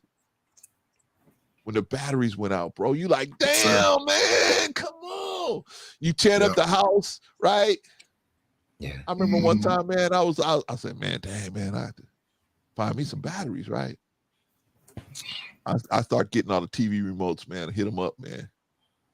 Pops came home, was like, hey, who took the batteries out of the remote? Yeah.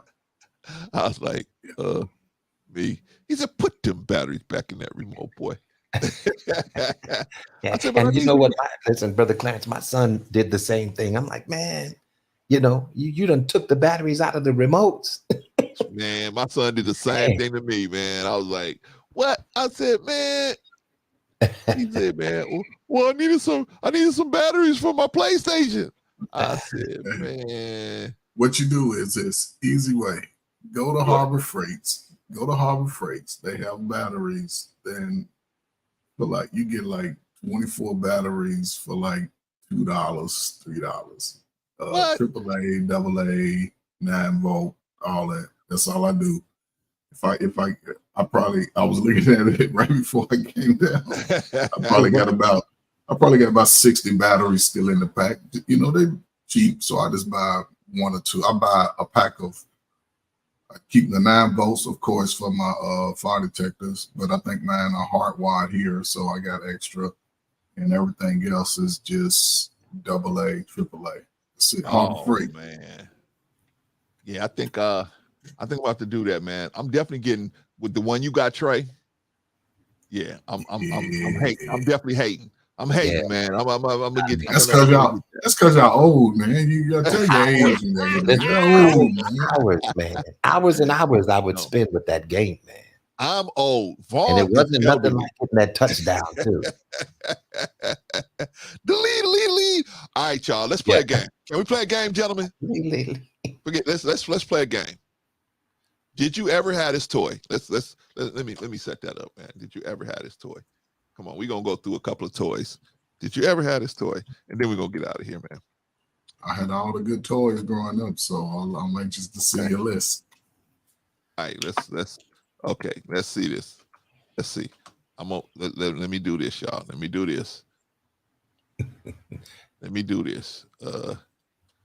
Come on now, because I knew. Now this is one I wanted, but somebody on my street had it, but he would never let me use it, man. Damn. Let's see. All right, man. Let me see. Here we go, fellas. Here we go. Either got a green machine or a big. Did you ever have a green machine, man? Did you ever have a green machine? No, I didn't have that. Come on, man. I was the big wheel. Big wheel, yeah. Yeah, I was the big wheel. You was the big wheel dude? Okay, let me. Yeah, with I had the big wheel with the little brake on the side and it had the little lunch thing on the back. The little brake on the right side. Yeah, had the little lunch thing. I used to put bologna sandwiches and my little pop on the back, you know. And yeah, that's right. Ride around the block. Seat off, right? You can take the seat off. And you ride around the block. Somewhere, right? Yeah, I was chilling, riding around the block. He was going somewhere. Yes, sir. Stop and eat my sandwich like I'm did you have a little bell on there? Yeah, you got ring. No, I ain't had no bell, man. See, Brother Clarence, what year is that? What year is that big wheel you're showing up there? Because you know I'm a child of the 60s. Man, let me see. I don't know, man. Let me see. Oh, this is a newer one. I think that's new, man. We didn't have that. I want the old one. Okay, this says page is blocked. Let me see. I was trying to find a new one. This is a new one, man. This is a new one. You know, the big thing with us when I was growing up was slot cars. Do you remember slot cars? Slot car? No, I don't remember slot cars. Oh, slot car. Oh, yes, yeah, sir. Like Tyco Nightclub. Yeah, you know, you put them on the track. You have the little control, and they go around the track. Man, I had 4 racing car sets like that and 3 train sets. Come on, man. With the smoke used to come out. Come on, my father worked on the train. He used to give me that, and he got me one of them Amtrak style trains. I had all that stuff when I went off to college, man. All of it. And Hot Wheels. All right, man. Come on, man. I know you remember Hot Wheels. No, you didn't, man. No, you didn't. Yeah, that was Nightglow, man. Y'all remember Tyco Nightglow, man? I had the one that went up on the wall. It was one that went up on the wall. I had that. One that went up on the wall? Yeah, I think it's the like first Turbo one. Train. See the one over here? The one that you got all the way over, the first one where the 20% sign is. Yeah, that right there. See? Yeah, it went up on the wall. I had that. All that. The cliffhangers. Yeah, all that. All right, man. Let me find something else since y'all. I'm really starting to be a hater. I tell y'all the ultimate toy that don't get no recognition today. Remember when G.I. Joe was black with the full beard. Yeah, man. I remember that, right? I remember that, man. He was buff. Yeah, I remember. Yes, sir. Buff. Yeah, That's what made me want to get muscles when I was young. I'm like, I'm getting some muscles. Yeah, I remember G.I. Joe. What about let me I think I did this one already, but I'm gonna do it again, man. I'm gonna see if y'all recognize this one, man. See if y'all ever had this one, man.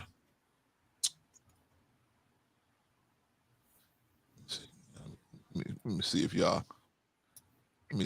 ever had something like this going on. Let me see if y'all had one of these, man. A Rubik's Cube. And everybody had one now. And I never could figure it out.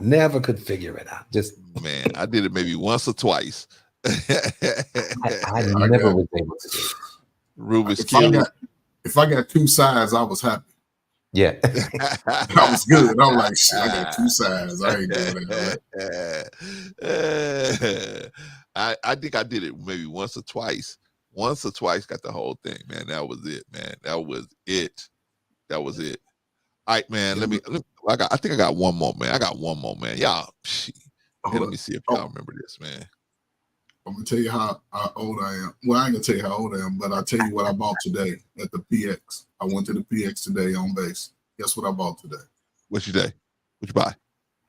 An Atari. Oh, I was just gonna put that in there, man. Yeah. I got the Atari. Atari 2600 or the new one? I don't know, man. It had 200 games on it. I ain't even read. I seen Atari. It was fit the prior. Like, let me get that. All those old games, right? Yeah. Wow. So it's still in the box. I just bought it today, for real. About 3 hours ago.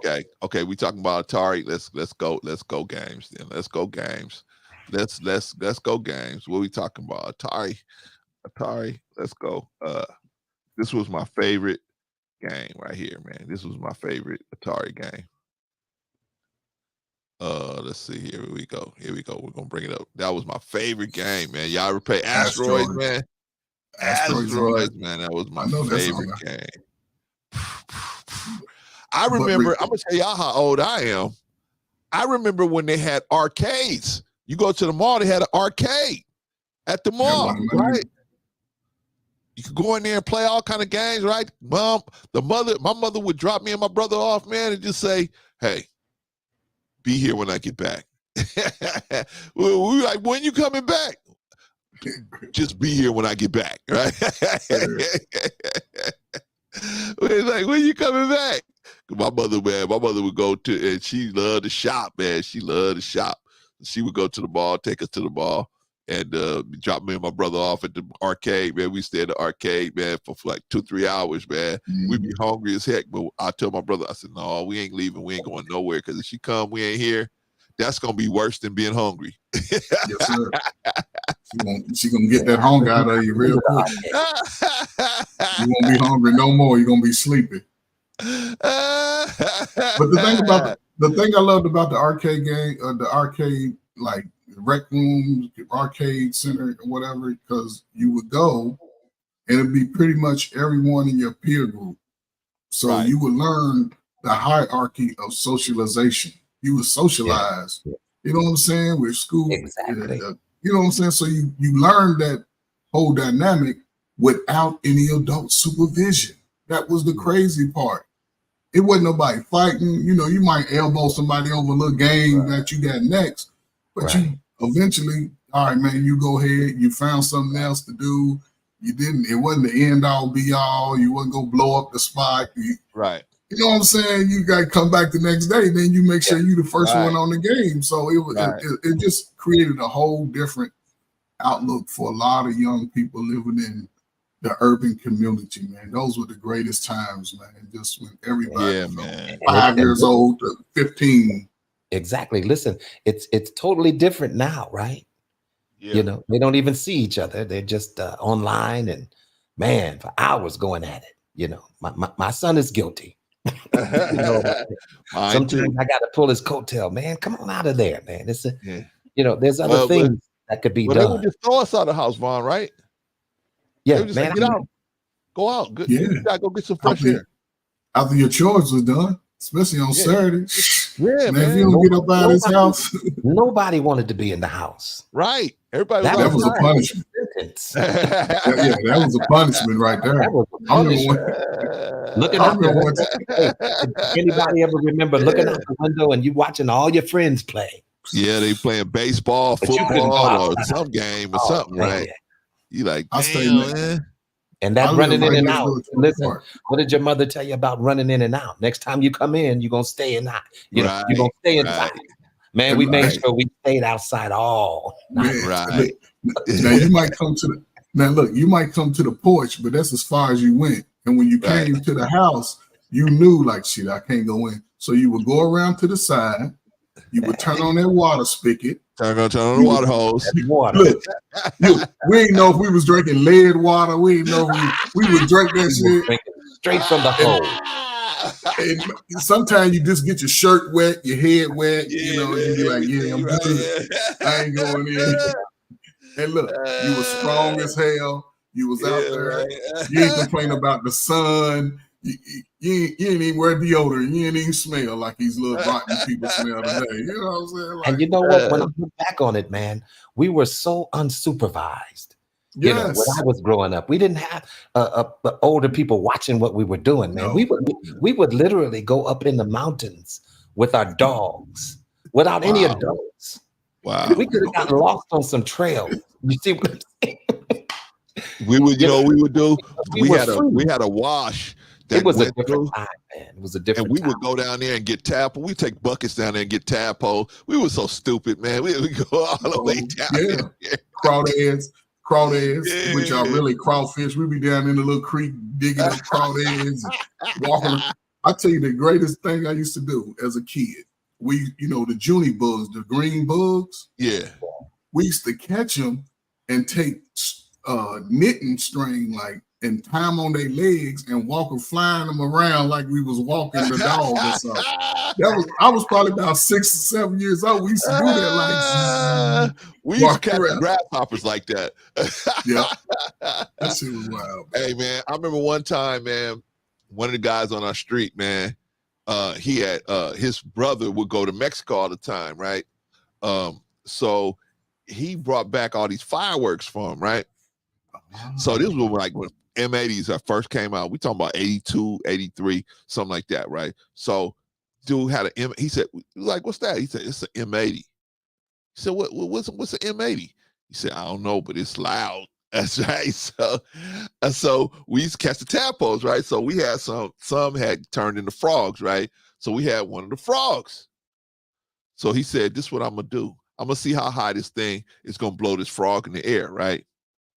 So he put the bucket on top of the M80, right? He lit the M80, put the bucket on top, put the frog on the bucket, right? He said, stand back, everybody go back, right? So we stood back, right? Everybody, boom. And I looked up and the bucket was coming down, man. Probably was about maybe 30 feet in the air.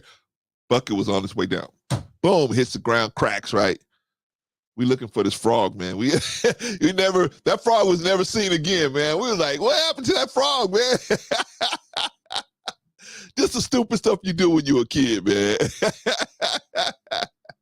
All right, y'all, man. Let's start wrapping up, man. I just wanted to touch base with everybody, man, and see if anybody had, a good story from this year. We're gonna do this again next Saturday, man. Next Saturday, be here, and that's what we're gonna start talking about moving forward. What we gonna do, man? Moving forward, what are you gonna do? What am I, Von Bryant, going to do next year? What do I want to have accomplished next year? And so on and so forth. We're gonna start talking about that and how we can move forward, especially financially, right? I think finances are one of the biggest problems in the Black community. So we're gonna look into that, right? Okay, y'all, let's get some closing remarks and let's get up out of here, man, so we can be with our families. Brother Trey, closing remarks. Anything we talked about today? Well, brother, I appreciate the fact that you, bring up topics that can either put us in a better place after you go through the discussion, and that's what I've spent my life doing, just trying to help myself, those that are close to me, and those that are affected by me when I go out into the world and do work. just try to get them to a better place and let them understand that life is all about the journey. You know, it's all about gaining knowledge as you go, the levels when you need it. And sometimes we need to get certain knowledge at a certain point in life. We can't just get everything coming out the womb and expecting it to just work out. So that's the beauty of it. I just hope that we can get to a place as a nation of people to where we can push ourselves forward, because we've been lagging behind too much, and we seem to lead in all the negative categories that we're talking about in this YouTube space. So I just hope that going forward, man, we can just continue to, you know, fight for a better space, especially here in America, and find a way that we can get the young, the old, the light skin, the dark skin, the obese, the skinny, you know, because we all are, yeah, the short, the tall, everybody, you know, because we all got the fat lips, we all got the big nostrils, we all got the wide feet. So we all the same. I don't care how they look. Even the women, a lot of them got big heads, big nose, big lips, big feet. You can't tell a woman's ankles from a man's ankle. So hopefully we can get it right and move forward, man, for our future, man, because our future is dependent on this space right here. This could affect us going into the next millennium over these next 5 to 10 years, man. So I appreciate you, man. Thank you as always, coming up here with fire. Appreciate you as always, brother. We want you to join us. We might do something earlier this week, but definitely on next Saturday, man. We're gonna. I think I'm gonna focus on finances for the next year, man. How you know, what things can we do to improve our finances for next year? But thank you, brother Troy. Trey, appreciate you, man, for always coming up with that fire, man. All right, that's brother Trey. Appreciate you, brother. Pull you down, man. All right, man. We have nothing but fire up here. We have nothing but fire. Yeah, man. Great. Another great show.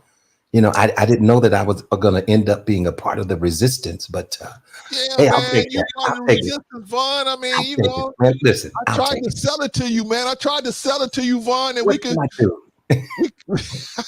I tried to sell it to you, man. We could be the house Negroes in lesbian heaven. Me and you, we could be the house Negroes, man. We win. We could go back to the back door, get that chicken, get those biscuits, man. And you want to be in the resistance with Rico now. Yeah, man. I think we can get something done. Yeah, them two cats, I know for sure we can get something done, man. we can always, brother Trey, always. That's right, man. But yeah, man, in closing, I would just like to just have everybody listen. This is a season where, you know, we get with family and we exchange gifts and we share love. And like you said earlier, Brother Clarence, it shouldn't just be done once a year now. Come on. Oh. You know, we need to show generosity throughout the year, charity throughout the year.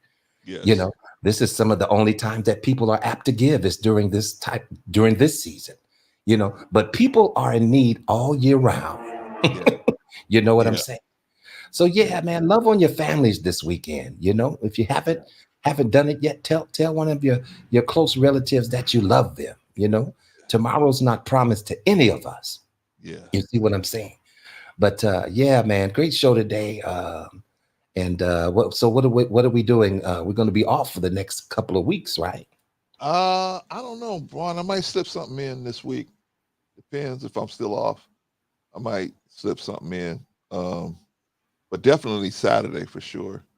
You know, Saturday. We're going to talk about we're going to talk about everything, but specifically we're going to talk about finances, man, because I think that's a issue that we all have to deal with, right? And so let's put ourselves in a better financial situation so that we can start making some moves, right? Yeah. Amen. All right, brother. Well, you enjoy your family. You enjoy your family. Love and respect, sir. And I will be speaking to you directly. All right. I appreciate you, brother. Thank you. I'm going to pull Vaughn down. Thank you, brother Vaughn Bryant. You know, Vaughn is one of them type of dudes, man, where, you know, you better off with them in your corner than without them, man. So, but don't get it twisted. Vaughn ain't no put. You poke Vaughn enough, man. Vaughn and Bolo, man, those type of dudes, man. They have a very nice voice, very even keel, But man, if you pushing the wrong way, they gonna light you up, man. I don't want y'all to get it twisted on Vaughn, man. But Vaughn is a very good dude, man. Very good dude, man. And I pray that everybody, that even Vaughn and even people that's trying to get to there, right? Because sometimes when you're a good dude, man, people get jealous of you, man. I was working one time at a place, man, and this dude was mad and he hated me, not because I had done something to him. He hated me because most of the other people liked me. That was the only reason why he hated me, is because everybody else liked me, right? So, some of our people are that messed up, man, where they foul like that. By the way, I'm going to introduce a new thing we're going to be doing here. We're going to do something called, I wrote it down on another piece of paper. Survival perspective, right? We're going to talk about how to avoid and determine when your survival is at risk, right? Well, your survival is at risk anytime you step outside your house. Really, your survival is at risk anywhere. It's just a lower odds in your house, right? But hey, man, anything can happen in your house too, right? It could be an act of fire, anything, right? But that's less likely than when you're out in the public and you're dealing with other people. Now you're dealing with people out in the public. Your survival is in question at all times. You got to have your head like a swivel. My martial arts instructor told us, when he said, when you out in the public, you got to have your head. You got to be like that deer at the river. They hear a twig snap.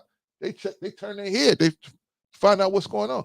Well, that's how we have to be in our financial life, but as well as in our physical life and our spiritual life as well, because you never know, man. It's people out there that's gonna not like you, right? Just because you are liked by other people, or you are bold enough to put out there that, hey, I'm trying to live by this rule of thumb here. I'm trying to live by this prescribed method, right? Whether it be Christianity, Islam, Judaism, Buddhism, whatever it is, right? Whatever ism it is, right? You say, I'm trying. So the first thing people going to do is some people are going to do is they're going to be haters, because you say you standing on the square. Because they know they don't have the discipline to stand on no square. They want to just wreck you, right? Do you, be on your square. If you got a square to be on your square. And if you fall off, you fall off. But hey, at least you trying to be on a square. Don't let nobody that ain't even standing on a square tell you how wrong you are on the square you standing. That's crazy. That's crazy. That's like a dude with no pilot's license going into American Airlines telling all the pilots off. Y'all don't know how to fly. Y'all know what y'all doing. This. You ain't even got a pilot's license. How you gonna tell me you don't even know you can't even fly a single engine plane? I'm out here flying a plane with 4 engines. You don't even know how to fly a single engine plane, a propeller. I'm out here flying jet airplanes, right? That don't make no sense. But only place that makes sense is here on the internet, right? Here on YouTube, right? Family, let's do better next year, right? Let's do better. Let's think about other people. I want to really concern about thinking about other people this year, right? No. Do you neglect yourself? No. I'm never telling you to neglect yourself. When I say think about other people, I mean after your needs are met. Never I'm telling you, oh, don't meet your own needs, but go out here and help somebody else meet their needs. That's stupid. No. We saying after your needs are met, then let's think about how we can help other people meet some of their needs, right? Right? Do we need all this? Do we need a lot of luxury? I don't. I keep my lifestyle very simple. Very simple. Why? Because in my interpretation, God is sufficient. If all those things get added, cool. But I'm not trying to. I don't want things so bad that I'm willing to get in a whole bunch of debt to try to look like I'm living this lifestyle that I ain't even living. That's crazy. That's crazy. Family, the juice has to be worth the squeeze. The juice has to be worth the squeeze. If we're going to go out here and do something and live our life, let's live it. Let's be for real, man. Let's not go out here and be, perpetrators. You're perpetrating fraud out here. Oh, I'm living this life. I'm living this way. That's the way it go out here in LA. People say, fake it till you make it. Man, we don't need to fake nothing till we make nothing. Be yourself. Be who you are. Right? Be yourself. Let's be ourselves. Whatever that means to you, right? Just be honest with yourself. Don't be telling yourself you something and you not. Get yourself some education and learn how to be that. If you want to be that, right? Anyway, y'all, we're going to talk about how to get our financial houses in order, right? Because, hey, there's nothing wrong with us building up a financial strength. Maybe we'll be able to invest with each other and do something with each other, right? I don't want to invest with nobody where they telling me, Clarence, this is my last $10,000. If this don't work, I'm broke. I would hand you that money right back. I said, don't you even think about giving us that money. Don't give us that. Don't give me that money. This is your rent money? No. This is your house note money? This is your car note money? No. No, don't give us that. Give us something that you be comfortable. If it don't come back for a season, you comfortable with that. Because that's how real investing works, right? You don't just, only thing you can do where you can flip money like that is dope, right? Dope and women, you can flip money like that and dope and women, but anything else, it's gonna take time for your investment to take ground, take root, and grow. I'm thankful that all of y'all came and stood by and stayed with us for as long as you could. I appreciate y'all, man. Go out there, spend time with your family, and I will see y'all on the next one, man. We're probably gonna do something maybe on Thursday, and then we'll get out. I'm tired. I'm so tired of Princella, man. But I don't know why I keep talking about her, but man, I'm so tired of her. I'm done. I really am done. I'm done with her. I'm done with Charleston. I really want to move on to something else, but man, the people want to talk about it. So that's the thing that keeps me doing it. But I think I'm gonna just try to. I'm gonna try to leave Princella cold turkey, right? I've already invited her over. I've already explained. I've already showed. Even Quantum was like, man, Clarence, you guys not hitting the science. What science? Vaughn said, you love Princella, bro. I'm not in the resistance. I am definitely not in the resistance. You know what I'm saying? I'm trying to be a house Negro in lesbian heaven. Y'all are in the resistance. Y'all trying to be field Negroes and y'all be out there with Malcolm X and all that. I'm not. I'm gonna be a house Negro. But shout out to Vaughn, Bolo, and Rico. The resistance lives, right? On to the arms to the resistance, right? I'm trying to get them to be house Negroes. None of them want to be house Negroes. I was really trying to get Rico to be a house Negro. Rico don't want to be a house Negro. Now they ain't got Vaughn. Vaughn don't want to be a house Negro. Bolo definitely don't want to be a house Negro. Vaughn don't want to be a house Negro. I'm like, man, damn, man. We could infiltrate lesbian heaven. We could infiltrate in there. A lot of perks. We be Vaughn. Think about it. Decider of fates. Vaughn Bryant, the decider of fates. Think about it, man. They give you this long robe and a cloak, right? Pointed hat. Vaughn Bryant, the decider of fates. Fates. Every time somebody say decider of fates, it'll echo like that. Vaughn Bryant, the decider of fates.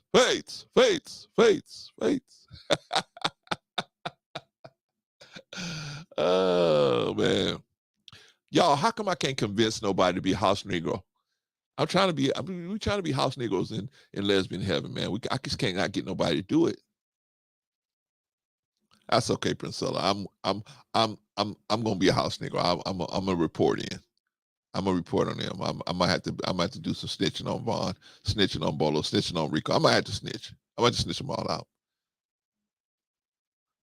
Miss Princella, I just came to tell you the resistance is on its way.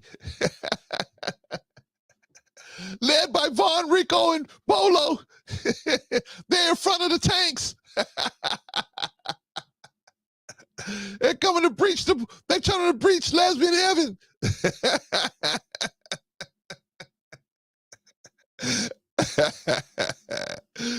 Oh man. All right, y'all. Let me let y'all get out of here, man. I love y'all, man. Hey, we will be back next week with something else. Hopefully we won't be talking about Princella, man. I am really done with that, man. I agree with Vaughn, man. I'm done with that.